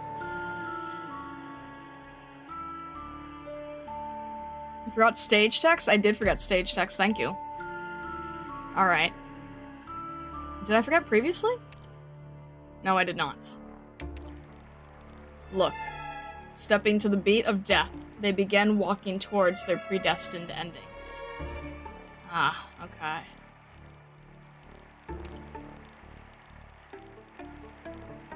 No mud? I don't have mud rock. What? Alright, this is the best I can do for stream nights. We'll see how we go.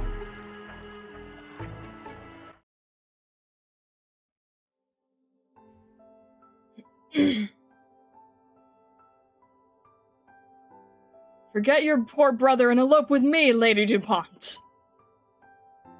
Come to your senses, Second Rockefeller. You heard the messenger. There is no Lady DuPont. That nobility, elegance, intelligence, everything you loved about me is but dust in the wind. I am not worthy to be your wife. Not yours, nor your brother's. I'd still love you, even without the DuPont name.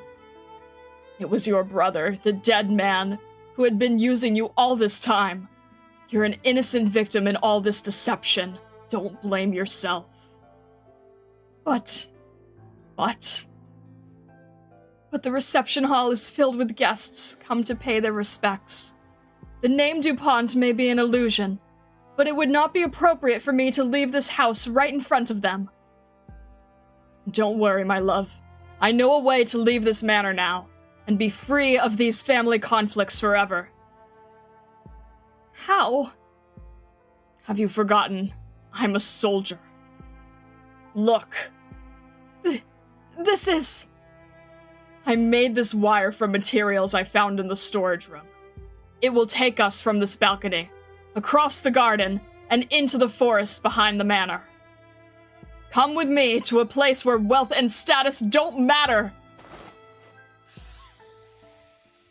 Oh, my dear soldier, your methods are so crude. What if your pulley gets stuck? We would be hanging in the air for hours until somebody finds us. Or the rope could snap, sending us plummeting into the forests. Trust me, it's very safe. I would never let any harm come to you. Is it? I think I'm going to fall.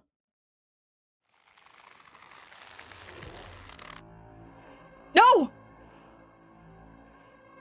Hanging wires, pulleys, falling. Somebody just fell! Call the ambulance now!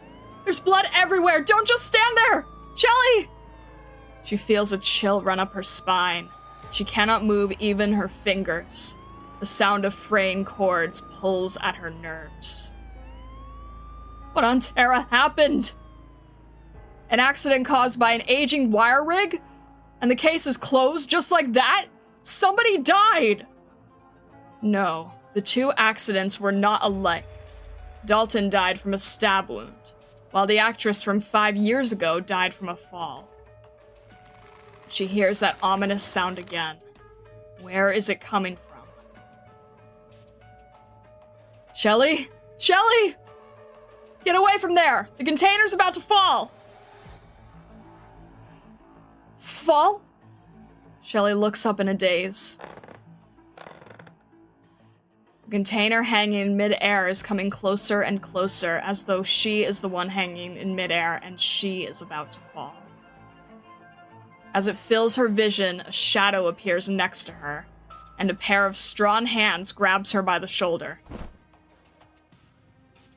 Shelly feels the world spin. By the time she comes to her senses, she is standing on the other side of the set, safe and sound. Lucian, thank you. You can let go now. Oh, sorry. Not you. Moira, yes? You can let go now. All right. Only then does Shelly see the small frame of the prop master, grabbing the rope connected to the container with all her might, her arms trembling and her face red. Only when Lucian repeats his words does she slowly release it. You're too on edge. It's my job as prop master. What happened? We should be asking you that. Sure, these containers are getting old and need to be checked to ensure the ropes don't get loose, but... Are you out of your mind? Not only did you interrupt the shot by screaming out of nowhere, you didn't even budge when that thing was about to fall on you. What could have spooked you like that? Is this your first time seeing a wire rig or what?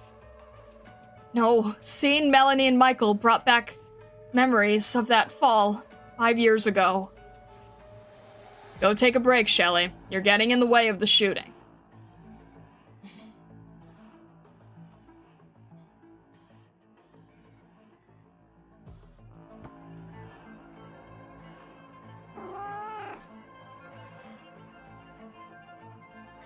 No, I mean, I was just spooked by that mysterious black creature running around over there.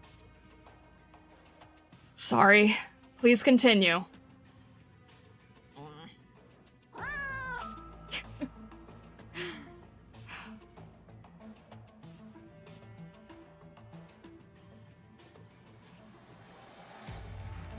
You know, Shelly's not half bad looking, but she's always so jumpy, and it makes me uneasy.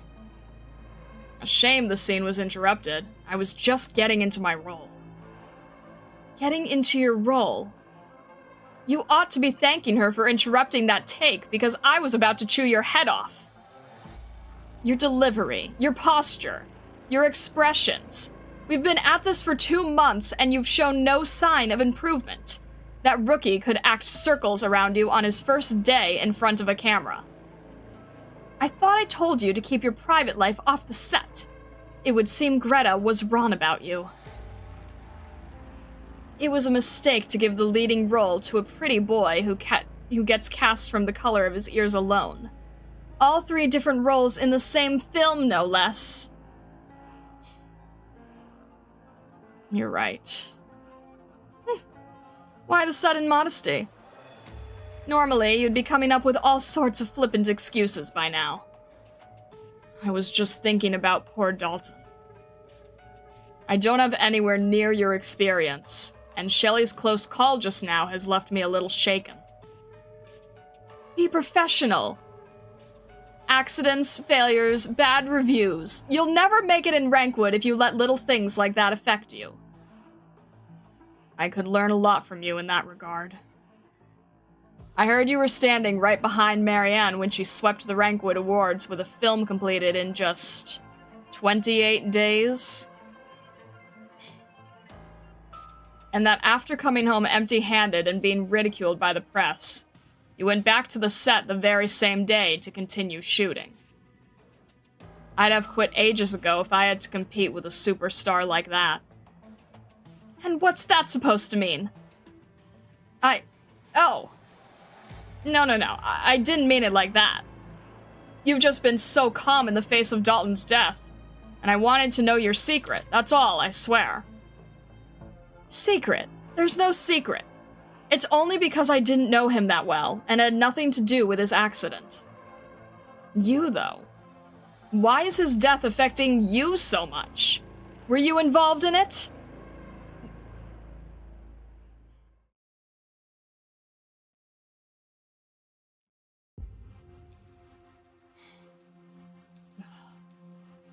Could it all be a coincidence? Am I just imagining things? Should I see a psychiatrist? You shouldn't use Miss Christine as an excuse. Who's there? She wasn't where you said she was, and wouldn't have run around in a way that would disturb you. Please apologize to her on my behalf. I will. What is it you're so afraid of? What I'm not afraid of after that incident on set 5 years ago. I know that look. Curiosity. I mean, I can tell you, it's not exactly a secret. You could just find out with a little digging. Her name was Laura. She was a rookie actress in Rankwood who caught Greta's eye. Extremely passionate about her work, but knew nothing about the unspoken rules of the business. Dalton was already an alcoholic at the time, but he was still a big name. He decided to put her in her place by adding extra scenes that kept her in a wire rig for 6-7 hours. Until the wires broke, and she fell to her death.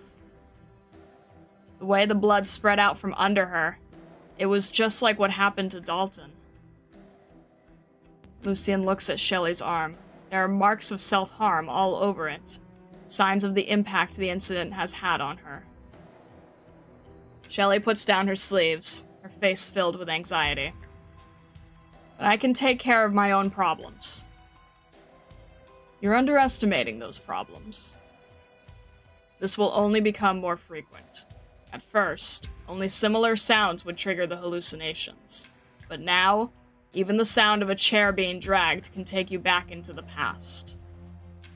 Gee, thanks for the concern, Dr. Lucien. I've dealt with these wicked voices in my head for 5 years. I know them better than anyone. All I can do is outtrace them. Do as much as I can before fear and irrationality take over. Maybe Dalton's death really was just an accident. But either way, I have to eliminate any possible risk, any possible threat, to prevent that incident 5 years ago from happening all over again. Even if the threat is coming from the film crew itself. There's something else you're concerned about. Greta's hiding something. We share an office. I saw a strange document on her desk before the plate left Central Rankwood. She stopped me when I was about to open it. The riddles just keep piling up, but everyone I know who was back then and went through the same thing would rather not bring it up. No way can we talk about this with each other openly. And now, I'm being constantly interrupted by these voices and hallucinations. Pain can mitigate them. What did you say? I said pain.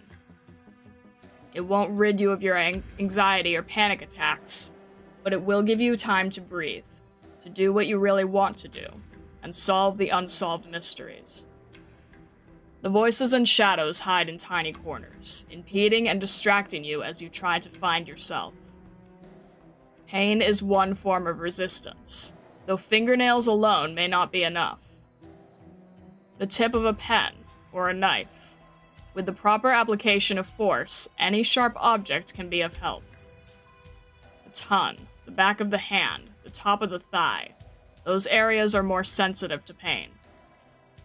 You're a weird guy, you know that? But you sound like you know what you're talking about with the hallucinations. Have you ever had to calm yourself like that? Who are you?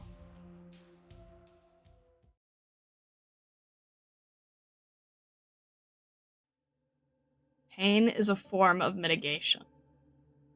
Strange whispers, strange sights. Except, unlike Shelley, The problem he faces is not the fear of these things, but the desire for them.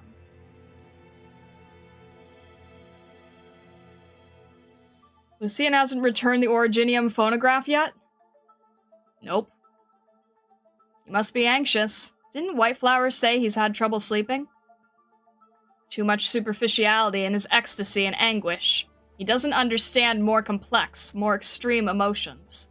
It limits his performances. But he's young. Why the rush? It's been 6 or 7 years since Lucian joined. With his beautiful voice, he was considered a rising star at first, and the leader instructed him personally. But he's hit a wall now that he's finally in a lead role. Listening to those records won't solve anything.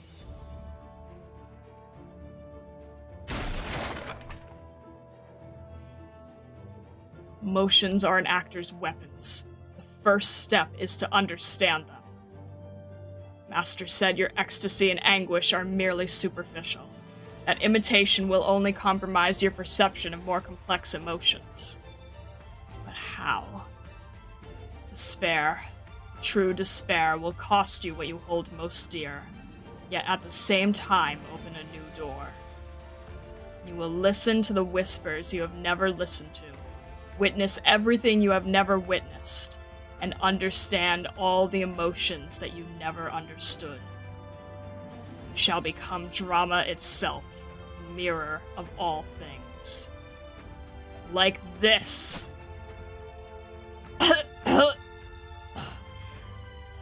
Lucian destroyed his own voice.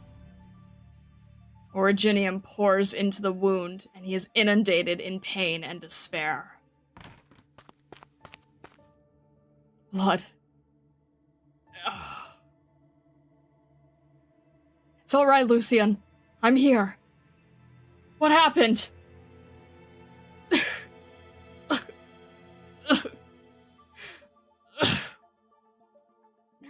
So, this is...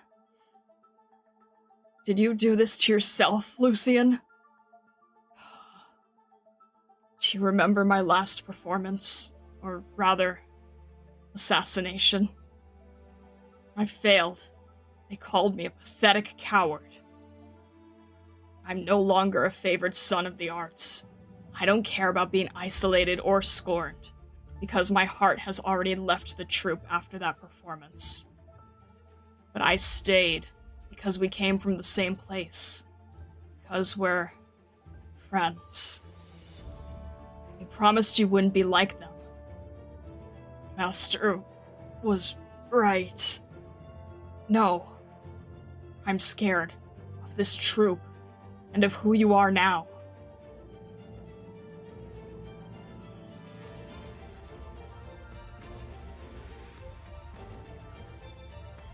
In any case, it will be even more effective than you expect. I just hope I never need to use that trick of yours.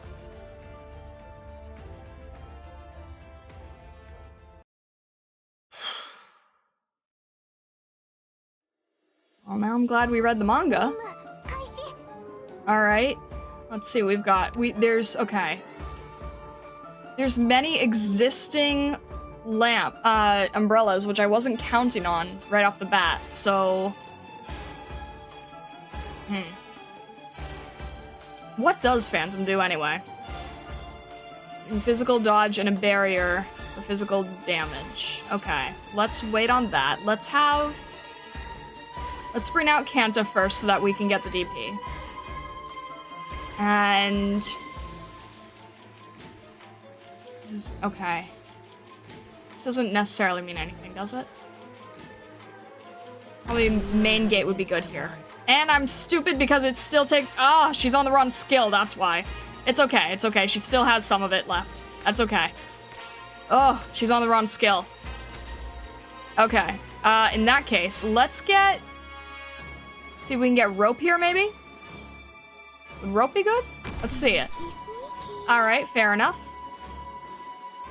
And the other thing is dealing with these umbrellas, so... would we normally... Actually, wait, would this be... No, Aroma's ranged, so she can't deal with the people on the umbrellas have to be on the ground, right? Wait, this is confusing. S1 would probably go well with the umbrellas? Huh? It's still a little tricky. Keep in mind, I'm using operators I've never used before. Anybody can attack the umbrellas? Yeah, but I mean, Aroma, I can't use an Aroma line here, unfortunately. That would have been nice, but I can't. No, I get that anyone can hit the umbrellas. I just don't have a nice line here, because Aroma is ranged. Let me think. You've never used Suzu or Reed? I'm trying to avoid necessarily using the E2 ops I'm familiar with. It needs to be Stream Nights for a reason, right? Wait, Lapland would work. You basically just need to keep these going, right? I don't quite understand how they work, but let's see how that goes, and let's make sure we have a healer behind so that nothing stupid happens. Focus on fighting. Just leave treatment to me. Because at least she can reach a lot of them at once. Everyone, And then... hang in there. Alright. There we go. I mean, yeah, I've also... Lapland's usually part of my main squad too, so it's a little bit off. Places a lighting prop on arriving at an empty ground tile in the filming area. Ugh. Why can't this also be an Aroma line? Okay, that's annoying. Oh shoot, you only have block 1. Alright, let's get Doberman here. Get a hold of her breathing. And let's see if we... Oh, let me think. Phantom, 3 out of 19. We probably should still wait on Phantom. Let's see. Let's get Viviana here. That should be fine. Alright, most of these are now gone, and Lapland, can you still hit this one? No, you can't. Okay, that's fine. We are going to need more range here. There's gonna be problems here. It's tricky when I'm not utilizing ops that I know. Alright.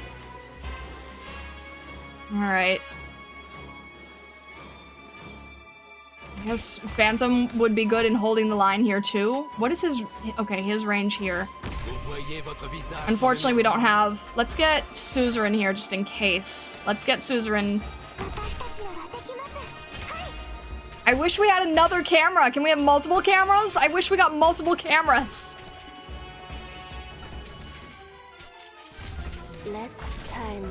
We only have one camera. I still feel like the layout is probably the best it could be.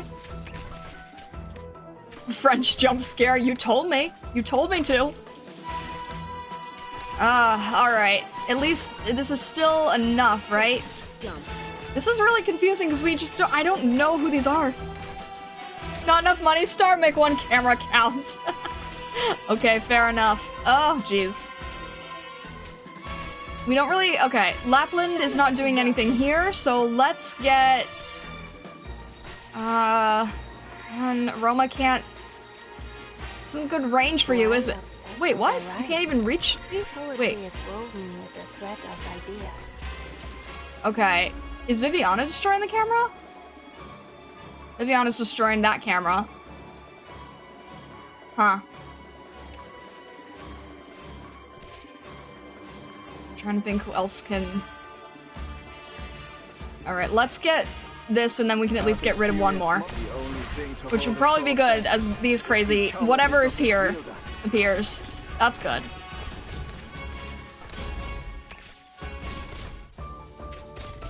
Waifu is right there? Okay, I'm sorry. I'm still trying to figure it out. I'm still trying to figure it out, okay?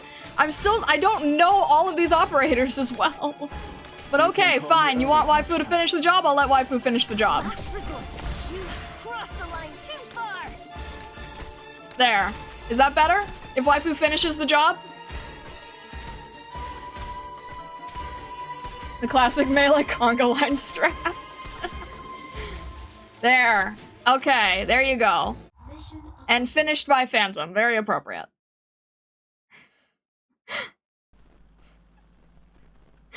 As long as it works. I'm not used to using everybody else. I haven't learned their... I don't know their quirks. I mean, I feel like that had to be a conga line, right? I don't know what else you were supposed to do other than a conga line for that. Alright. It is late at night. Muffled sounds and suppressed screams can be heard from the prop room, which should be empty at this hour. In a dark corner, the faceless faces of mannequins are illuminated by flashing lights. Tippy cowers into a sofa, hugging a cushion tightly. The knife-wielding killer laughs maniacally, whose blade reflecting the bright white lights. In the very next instant... Ah! Ugh!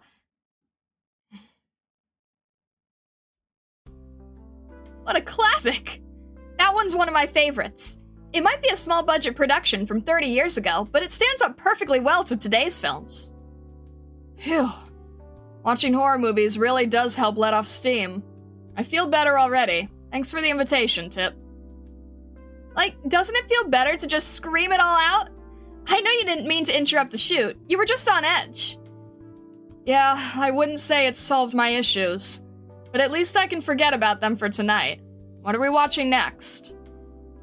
I've got everything. Horror night has just begun. Hey, why so serious, Molly? You didn't like the movie? I was just thinking. That knife looked a little too thin. I think it would have more impact with a more intricate design, like blood grooves on the sides of the blade. All work and no play makes Molly a dull girl. Turn off that work brain already. You've been spending too much time with Shelly.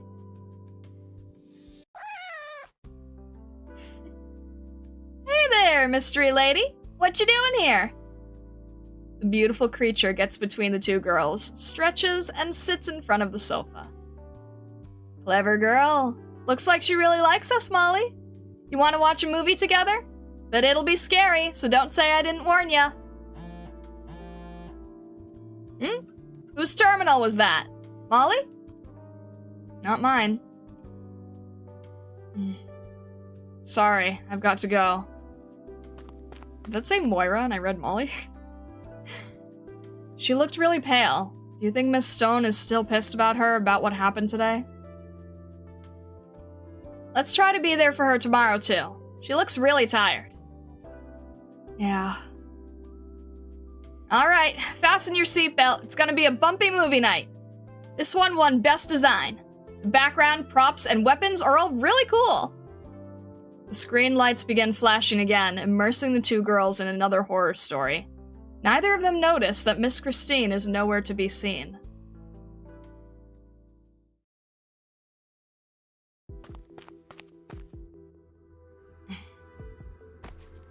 Oh, Shelly? I thought you were watching movies with Tip. What's the rush? The overly friendly man notices that Shelly is clutching her terminal in her right hand. Ah, I see. A sudden invitation to a date? Well, try not to look so grim when you're there. I'm sure he'd rather see a smile. It's none of your business. Your lips are trembling. You're cold. Or maybe afraid? You poor thing. You're still shaken about Dalton's accident, aren't you? Just like me. Don't worry. With you as coordinator, I'm sure everything will go just fine. Come on, let me give you a hug. You could use the warmth. What do you mean, just like me? I couldn't hear an ounce of fear in that trashy pickup line. Have you completely forgotten what happened 5 years ago? Well, I haven't, because I'm not heartless like you. Don't forget, you're not free from blame from that accident either.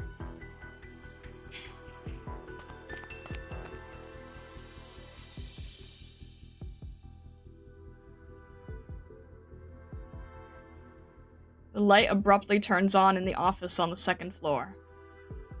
On one desk, the papers are tidily filed away in folders with hardly any signs of use. On the other, notices are scattered all over, covered in editing marks as though the writer is troubled by something.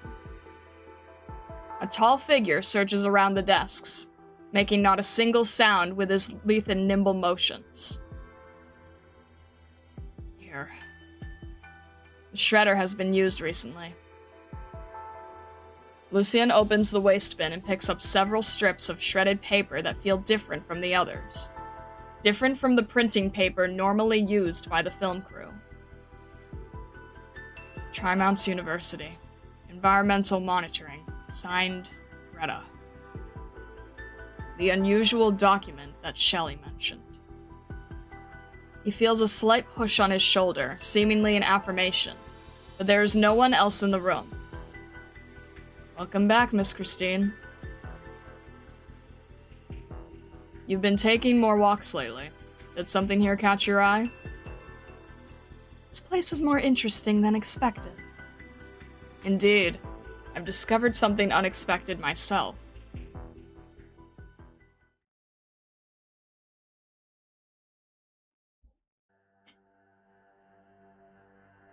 Don't overthink this, Shelley.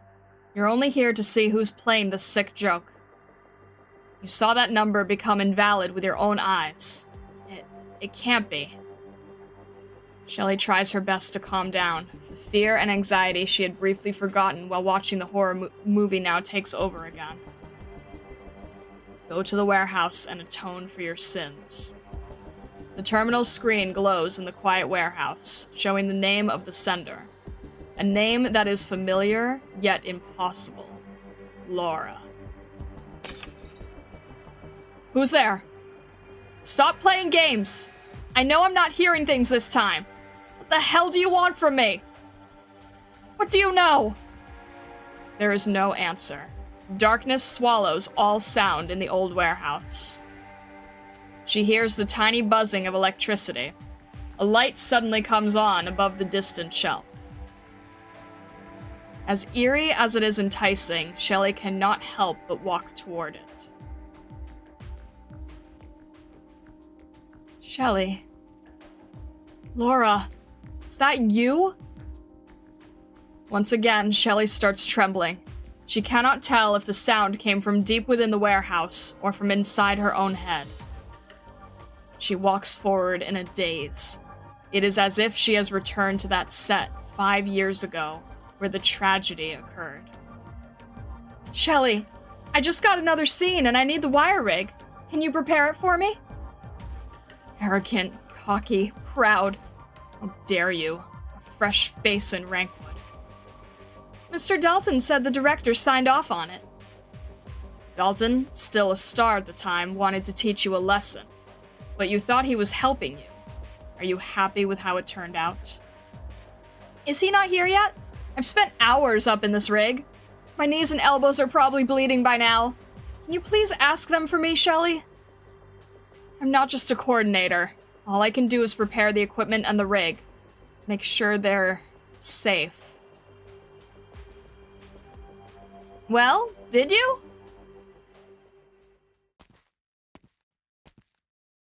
Shelley arrives before the shelf. The light shines upon a black dust bag. She knows what is inside. Don't open it, Shelley. Don't.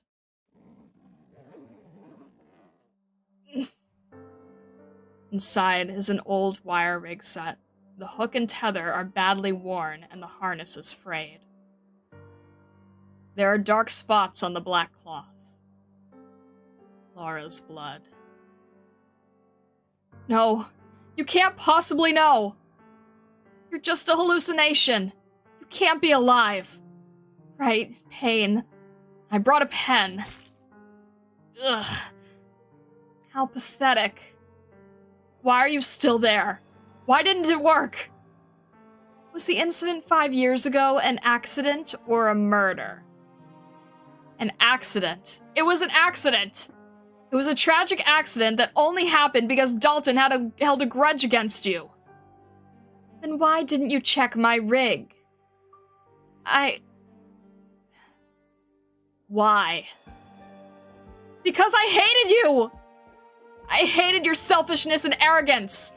I hated that you made a mess of the shooting schedule and affected everyone with your unreasonable demands. I was happy when Dalton decided to teach you a lesson. I was checking the wire rig as usual and noticed it was due for replacement. Then a little thought crossed my mind. What if an accident happened and you were gone forever? Wouldn't that be even better?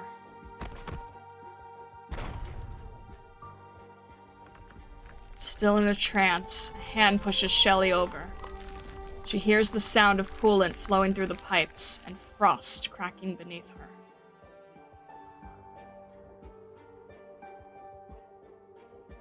She realizes that she had stumbled into the cold storage at the end of the warehouse.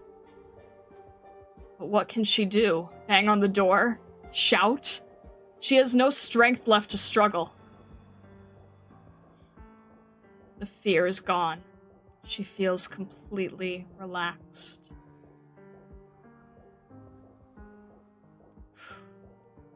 Death has answered all her questions.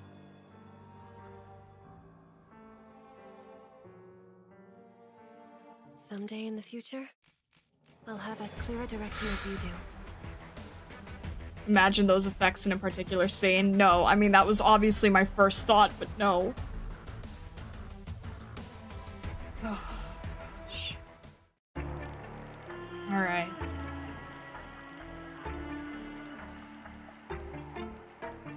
Plot thickens even more. It sure does. I think I am still following. And this is just 82. It is, yeah. Oh yeah, I also course numbers. I think I'm still retaining everything, but I'll probably have to make sure that I take notes later to get everything. Kanta's talking about direction, surprisingly on theme. Well, I mean, I had a feeling that it was going to play similar to the story that I had read with IS2. It's very tropey so far, but I think that is entirely intentional for it to be so tropey. Because it's basically playing out as a general murder mystery, right? So I feel like it's laying down the ground cover to then do a lot more with what you would want to be, with what you would be expecting. I think it's very intentionally tropey.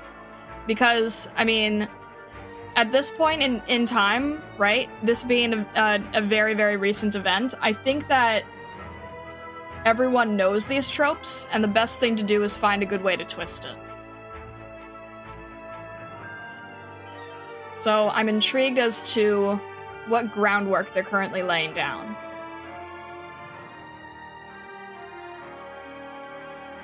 There are 2 scenes. I want to see your reaction. Of course, I will not spoil anything. Yeah, please don't.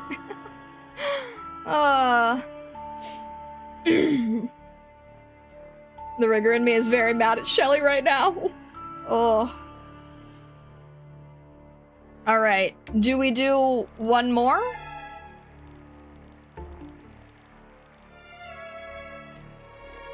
Or do we call it for today? How are people feeling? It is a lot of reading now that I can read one of these newer events.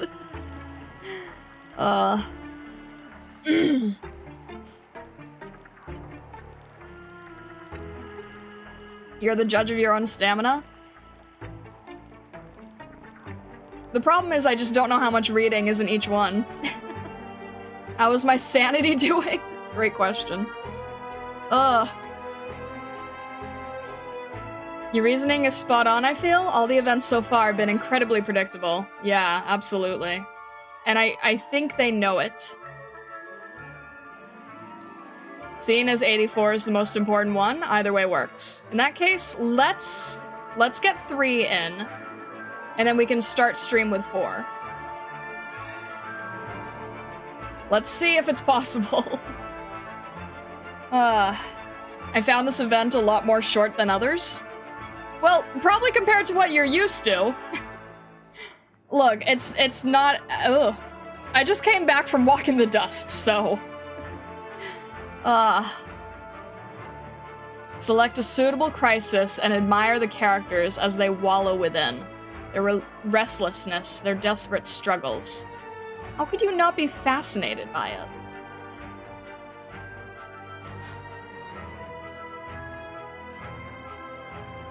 Alright.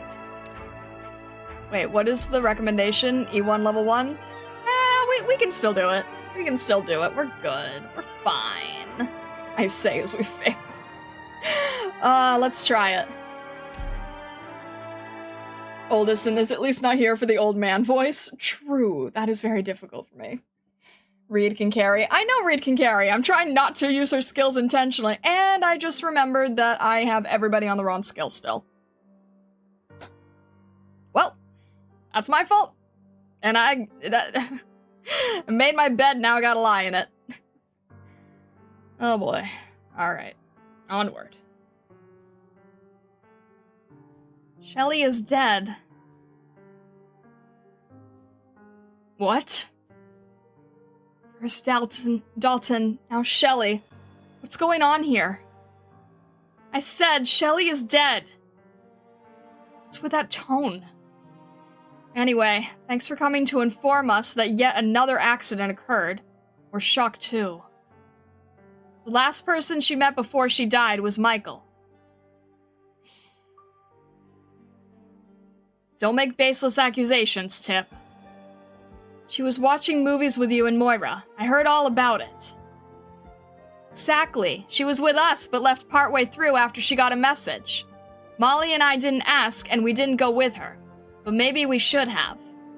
It does say Molly. I didn't read it wrong. Which is why we need to find out exactly what happened. So I asked around, and someone saw her with you at the studio near the warehouse. I just bumped into her. She looked distracted. I thought she must have been feeling guilty about interrupting the shoot, so I offered to comfort her. How was I supposed to know she would take her own life? Comfort her? In an empty studio? Just the two of you? Come on, babe. You know you're the only girl for me. Just shut up already! So did you really kill Shelly?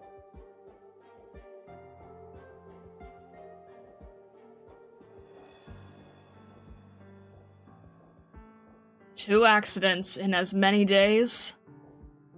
And not just accidents, fatalities. Of all the film crews in Rankwood, how'd I end up in this one? Just my rotten luck. Oh, come on. You blame your luck whenever a can of paint gets spilled. Whenever a shadow dashes across the studio door. Even when the inner city net has a bad signal. Well, I say this is our big break. Do you even realize how much the tabloids will pay for a first-hand account from a witness? Now, if you'll excuse me, I need to go make sure I remember every last detail of Shelly's corpse. Ugh, could you not? And we still have work to do on set. You go first, Houghton. I have notes to take. Ugh. What a pleasant character. Abner said Shelly's been out of sorts for a while now. Did the shock of Dalton's death drive her to suicide? Sounds plausible, but it's not much of a story. If there's more to it than meets the eye, then I wouldn't have to worry about rent for half a year. Why should I be holding up mics just to make ends meet? Huh? Didn't the medical team say she died of hypothermia? And what's with all these wounds on her left palm? Yikes, that's creepy. Is this some kind of occult ritual? Not a ritual, but the sign of a struggle against herself. Struggle? Isn't everyone saying she walked into the cold storage from stress? Could there really be a dark secret to this? Whoa, Lucian! Where'd you come from? Didn't hear you at all! I suggested that she fight her hallucinations with pain. She had been hearing echoes of the past, but wanted to finish her work and bring this movie to a satisfactory conclusion. She wouldn't have taken her own life out of despair. The self-inflicted wounds on her hand are proof of that. This time, however, the pain was not enough for her to escape. That stubborn, neurotic, and paranoid Shelly actually listened to you? Now that's hard to believe. But it sounds like you knew her well, Lucian. Not especially. Have a good night, Daho. Sleep well. Are you kidding me? I killed Shelly just because she rejected me? Babe, do you even hear what you're saying? Tip, you said she left because she got a message, right? I noticed her holding her terminal, too. So whoever sent that message must have killed her, right? And you're saying it wasn't you? I'd also like an explanation, Michael. The terminal was damaged by the cold, making it impossible to retrieve the logs. But everyone on the film crew was given the same company-issued model. There shouldn't be anyone but crew members on the contact list.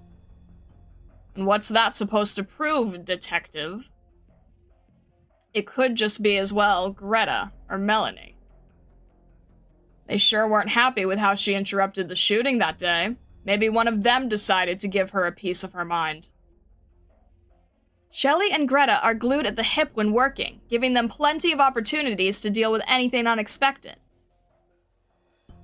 And Melanie is a stickler for the rules and etiquette of the industry. She always respects the crew's schedule and would never disturb a coworker when they're off the clock. The only clue we have is that she was with you right before she died. Look, I don't know who sent her that message either, okay? I just ran into her at the studio. At that hour, wouldn't you normally be drinking with the girls from the art team? Or in Marion's room? Aren't you usually busiest at night? So why did you go back to the filming area, Michael? Oh, my lovely little birdie. Are you jealous that you haven't had the chance to drink with me yet? Well, you'll have plenty of chances once you grow up. So you came to the studio for whatever unknown reason, where you ran into Shelly, who had just left the prop room to meet someone else. If all you did was offer a few words of comfort, why won't you give me a straight answer? Did you really have nothing to do with her death? What? After working every stupid little odd job in Rankwood, from cleaner to stagehand to set director to background painter, now you're playing at being a detective? Or did Shelly become an honorary member of your little sisterhood with Moira after watching a single horror flick together? Give me a break. How many times has she yelled at you for those scribbles you call work? You're hardly friends. I don't see why you're coming after me now. And you think there's a culprit behind every accident? Maybe all those movies have rotted your brain. In the 2 months I've known Shelly, she almost never smiled or praised anyone's work. Sure, I got more criticism than anyone. I've had to put in a ton of overtime to make a background we were both happy with. But I've also seen the joy on her face when she was checking the film at the end of each day, and she could catch all those obscure movie references I snuck into my backgrounds. If she was in so much pain that freeing herself of it seemed like the best option, then I'll just have to accept that. But if someone else was messing with her feelings and taking away her chance to enjoy the movies she loved so much, then I'll never forgive them. I really did run into Shelly by chance. I went to the studio to see someone. See someone? Can you corroborate that? Can anyone corroborate that? It was me.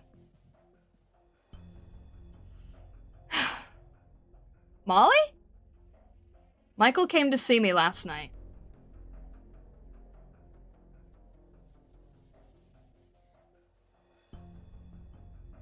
Were you close to her? I simply empathized with her pain. She needed to stay lucid. So did I.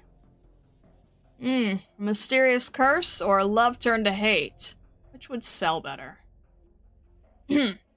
So where were you last night? The second floor office. That's where Shelly and Greta keep their important documents. What were you doing there? Solving a puzzle. Anyone see you there? Miss Christine. Ha! I'm supposed to take the word of that creature who's always following you around? She doesn't even talk. Come on, don't look so pissed. I saw you perform opposite Dalton the other day. I know how good an actor you are. You could tell me anything and it'd sound believable. But to tell you the truth, I don't even care how Shelley died. And I wouldn't tell the police even if you were involved. Heck, getting your name in the tabloids might even make the cops less suspicious. Tons of people read them, but no one believes a word they say. So, how about you cooperate a little? What's this puzzle you were solving in the office? Trying to set a trap for Shelley? You're not worried that a murder occurred on the plate? Hey, this film crew's got no shortage of grudges and scores to settle. And how else am I supposed to make a living? You think there's any money in being a camera assistant? Even if the answer might threaten everyone's lives? Ha! You sure can talk big. Then I must ask you to keep this a secret. Of course! The tabloids will pay good money for it, so why would I give away my own golden ticket? Lucian leans towards the camera assistant and whispers the hidden truth in his ear. The look in the assistant's eyes turns from excitement to terror. What? Forte's scream echoes through the warehouse. His notebook and pen fall to the ground. The other staff, still cleaning up the scene, look at the two of them disapprovingly, but only for a moment until the terrifying message reaches their ears. A catastrophe is about to hit the plate?!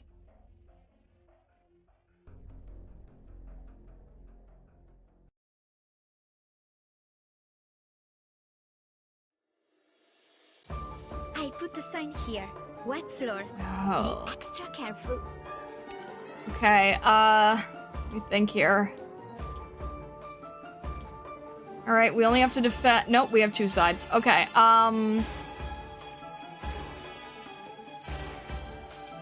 these aren't great reaches for light. Ugh. We don't really get a choice, though, so...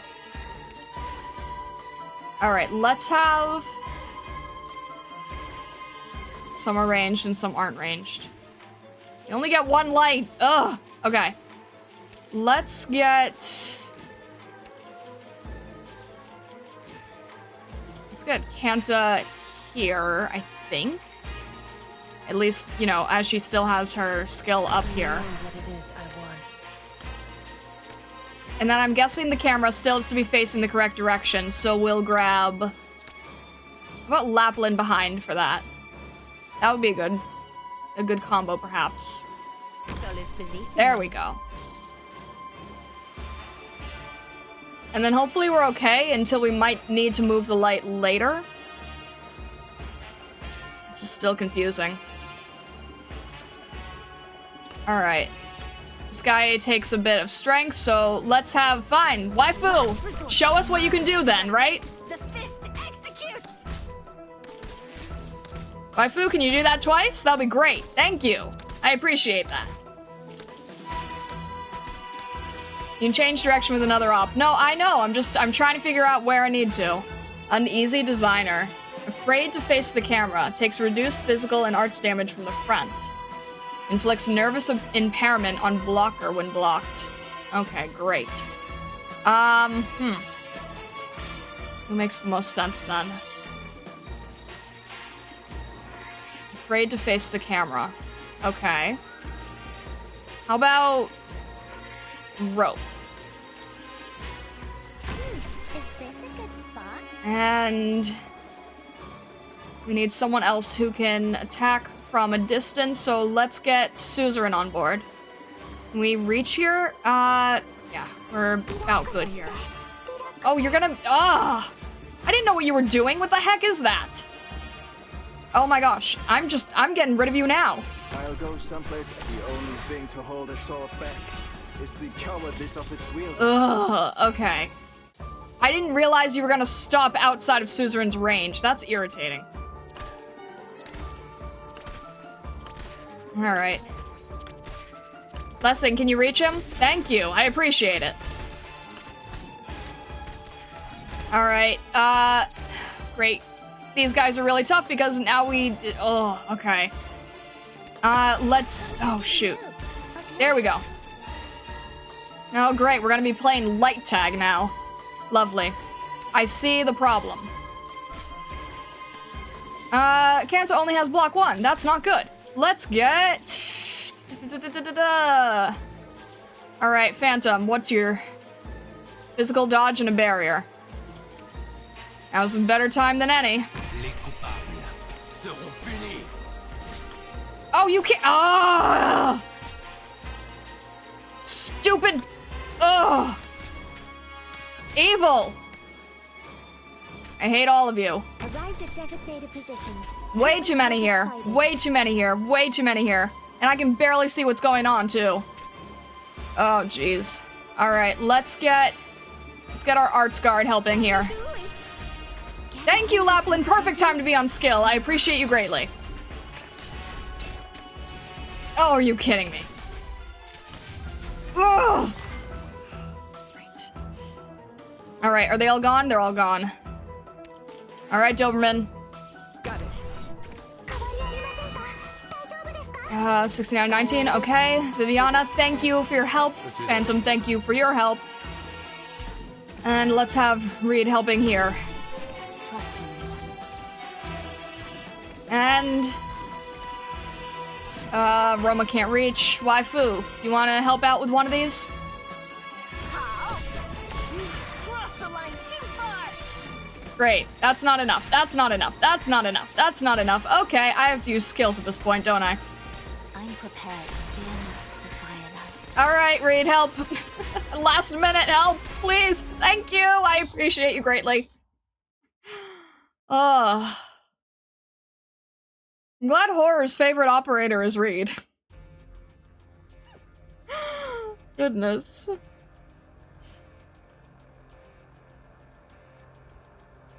Alright, this is going to be a very infuriating mechanic. I can tell. Oh boy. Miss Stone, is it true we're headed straight towards a catastrophe? Even if we're outside of town, shouldn't we be getting warnings from Rankwood's intercity net? Why haven't we gotten anything on our terminals?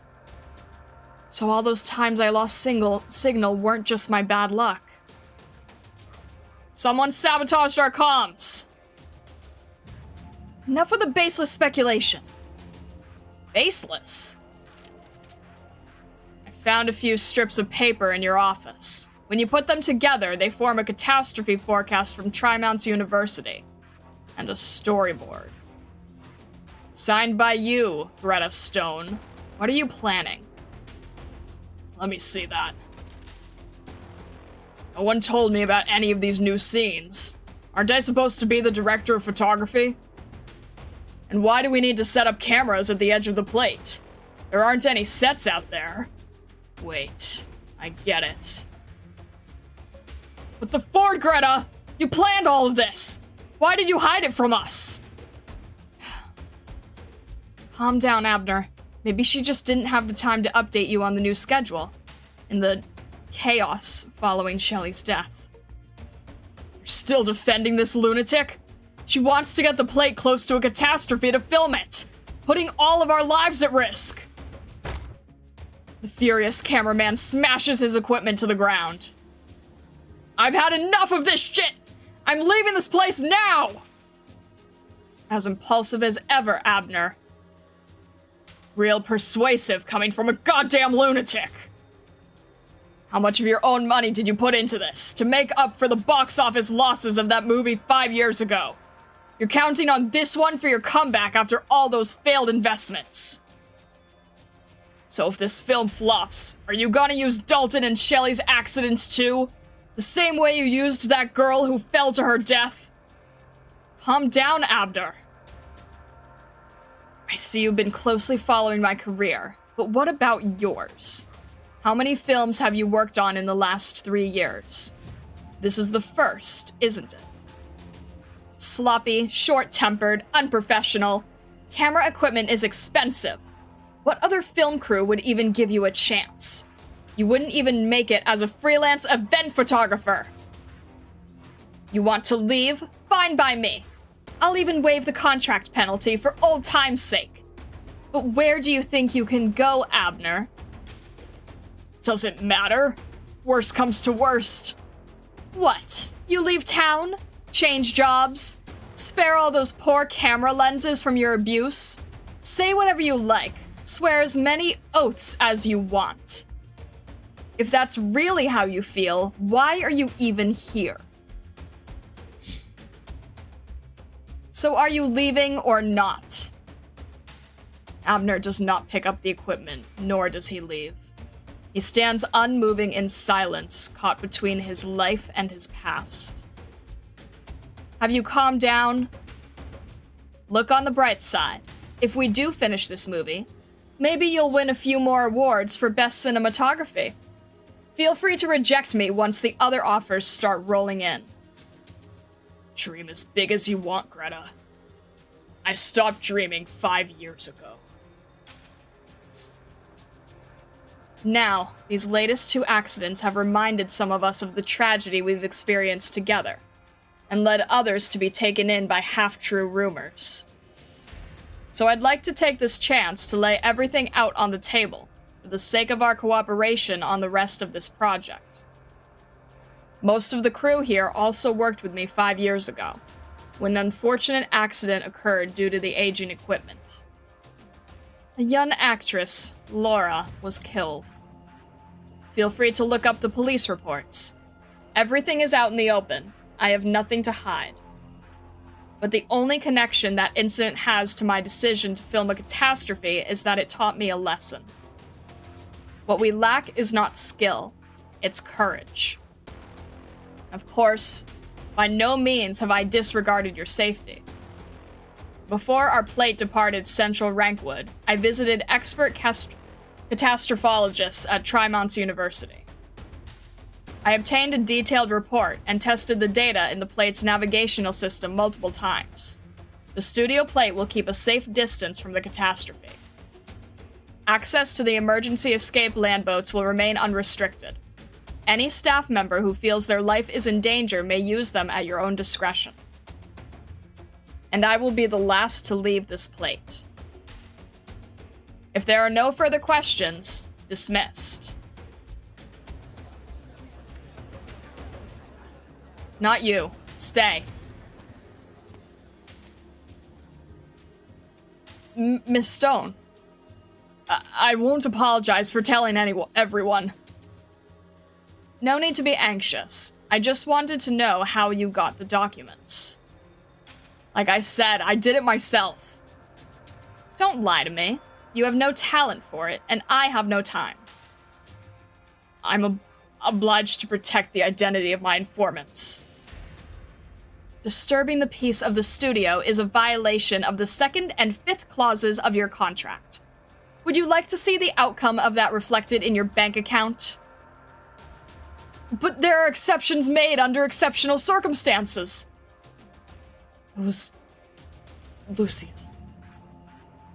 Greta casts her gaze across the crowd and scattered equipment and sees him standing outside the chaos. The feline receives Greta's cold gaze unperturbed and gives her a nod.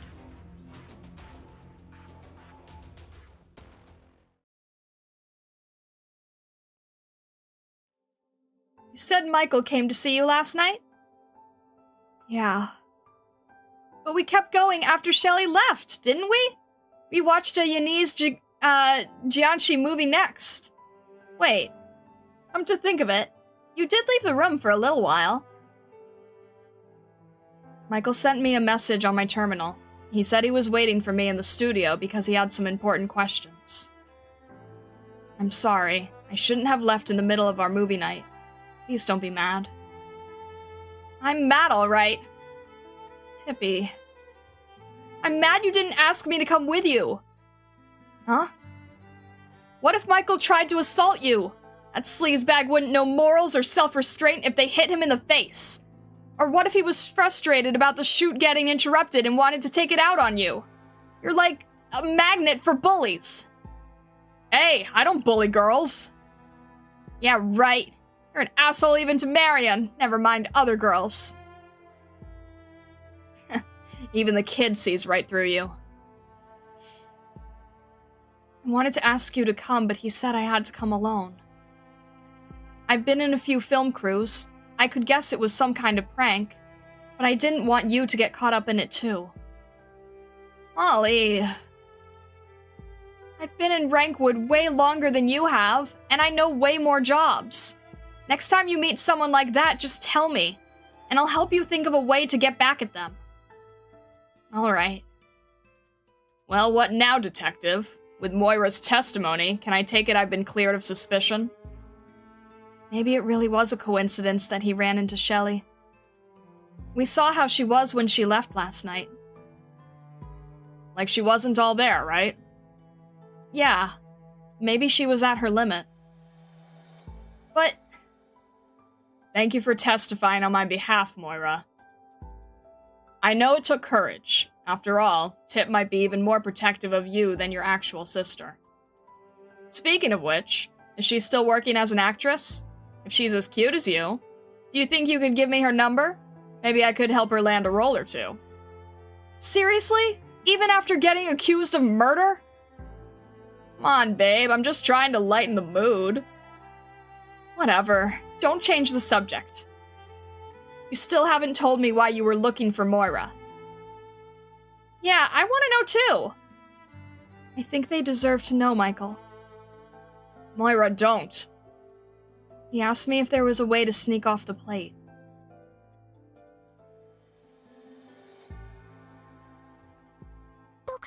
Boy.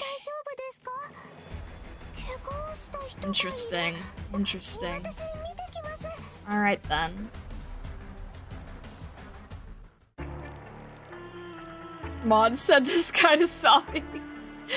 Oh gosh.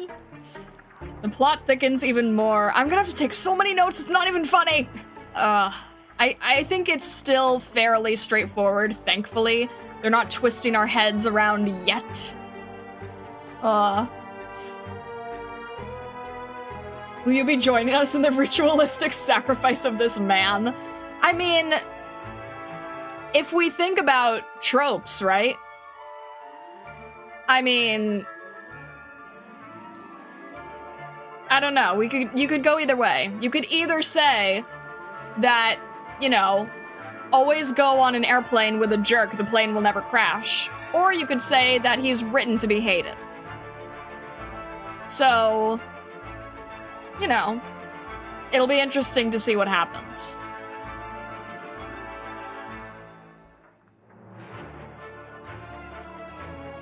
I'm gonna use this chance to remind you of the Fox Bulletin for tomorrow. Thank you, Raoul. I'm pretty sure our week is this event. But I appreciate it. Alright.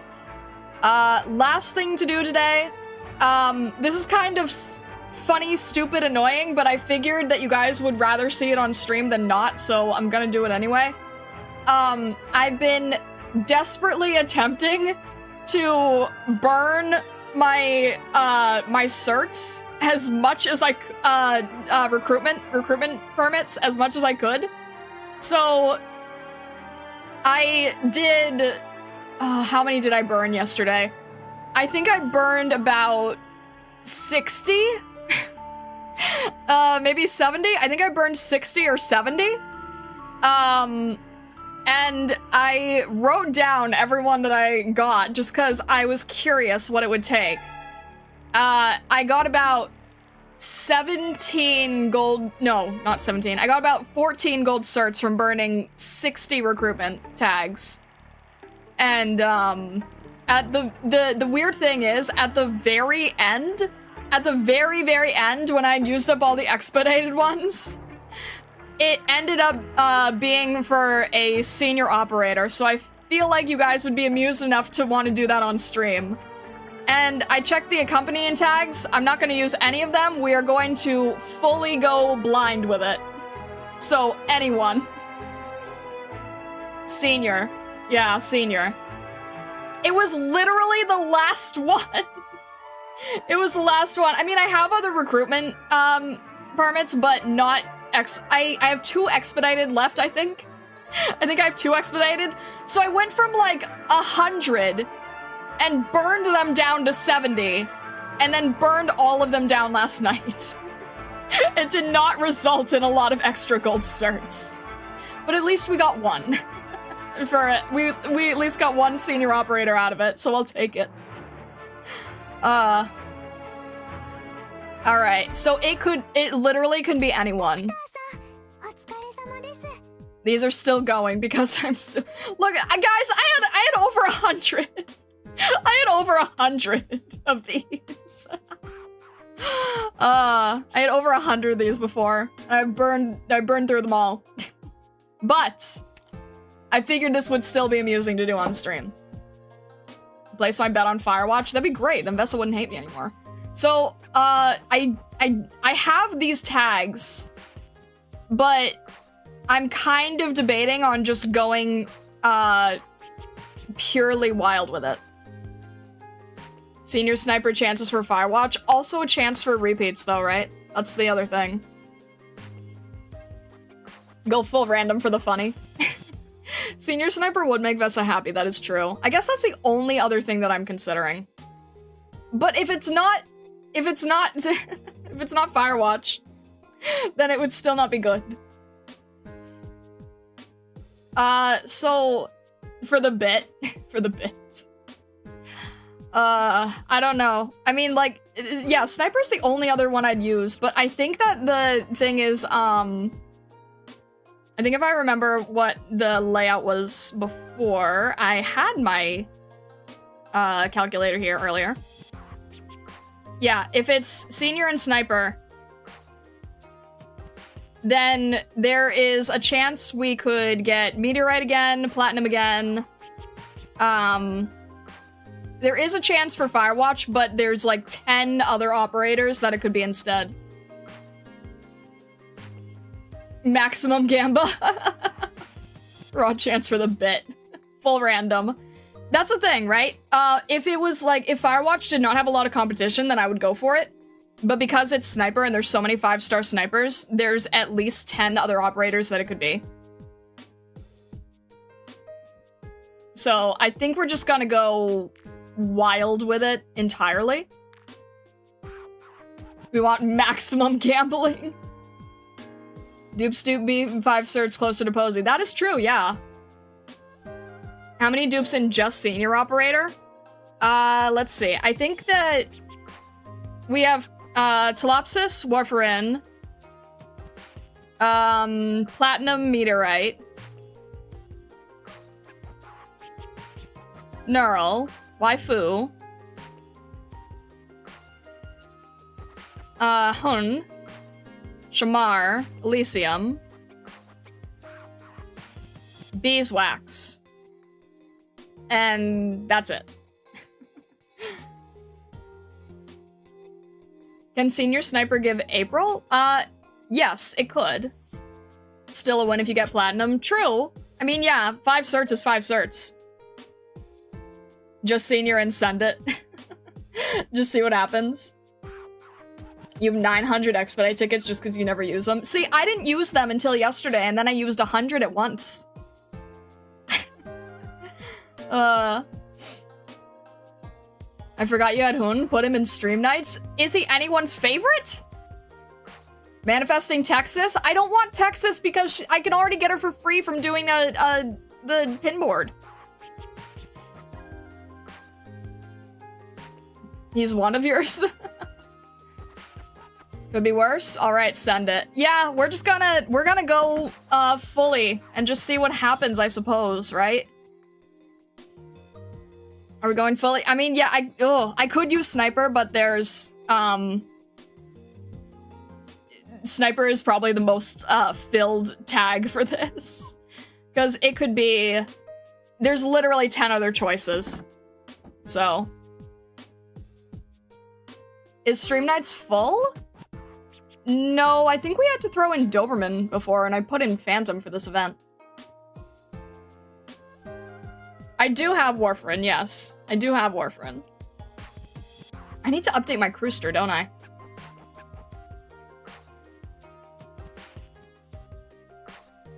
He works until she gets a Defender someone else likes. 10% is 5 times the odds of a 6-star in headhunting, I believe. Okay, then. So, are we we're gonna go fully random? YOLO it! Alright, we're YOLOing it. Fully random for the funny. Let's see how this goes. Alright. I have one expedited tag left. I had over 100 before. I had over 100. I had over 100, guys. Alright. Let's see how this goes. Who is it going to be? Who are you going to be? Alright. We've got...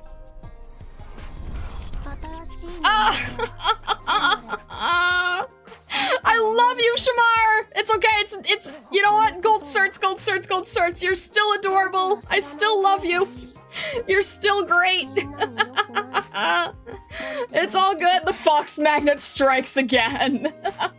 More cursed dolls for you. Oh, spooky fox daughter. It's all good. Look, we got 5 certificates from it, and we do like Shamar. It's like, she's somebody who is for Arknights, so it's not the worst thing in the world at all. Too much fox? There's no such thing. There's no such thing! I called it on a dupe. I'm now a prophet. The chance of that being a dupe was extremely small. It would have been extremely, extremely small. Alright, fair enough, fair enough. That is interesting. I feel like this is, weirdly... Does it feel somewhat fitting for the event? Like, this darker, vibe, I suppose? Alright. I don't think it's gonna... Yeah, can I refresh it at least? I want to refresh it. Alright. You know what? Let's throw in a sniper for the heck of it, I guess. Alright. Well... Are we saying Shamara's the murderer? No. I'm just saying that, you know, where spookiness and dark things are, she is probably going to be somewhere around. No Arknights. There you go. Alright. We are calling it there. We are calling it there. We went through 2 operator records, a whole manga, a theme, a trailer, and an event. Goodness, that was a lot. That was so much. That was so many different things. And I hope you guys like the, little Miss Christine on the shoulder here. Oh my gosh. Would you believe it if I said that I got this rigging done, like, a half hour before I went live? Alright. Next stream is going to be Tuesday. We are going to continue. We are starting with stage 4, and we are going to see how everything goes. We're gonna see if stage 4 is the most important. I'm dying to see how this develops. Alright. If you have not yet, definitely consider joining the Discord, following on Twitch, or subscribing on YouTube. We are happy to have you. And, as always, wherever you may be in the world, or the many worlds beyond, have a fantastic rest of your day, evening, or night. Thank you, and stay tuned for Act 2 on Tuesday. Alright. Curtains closed.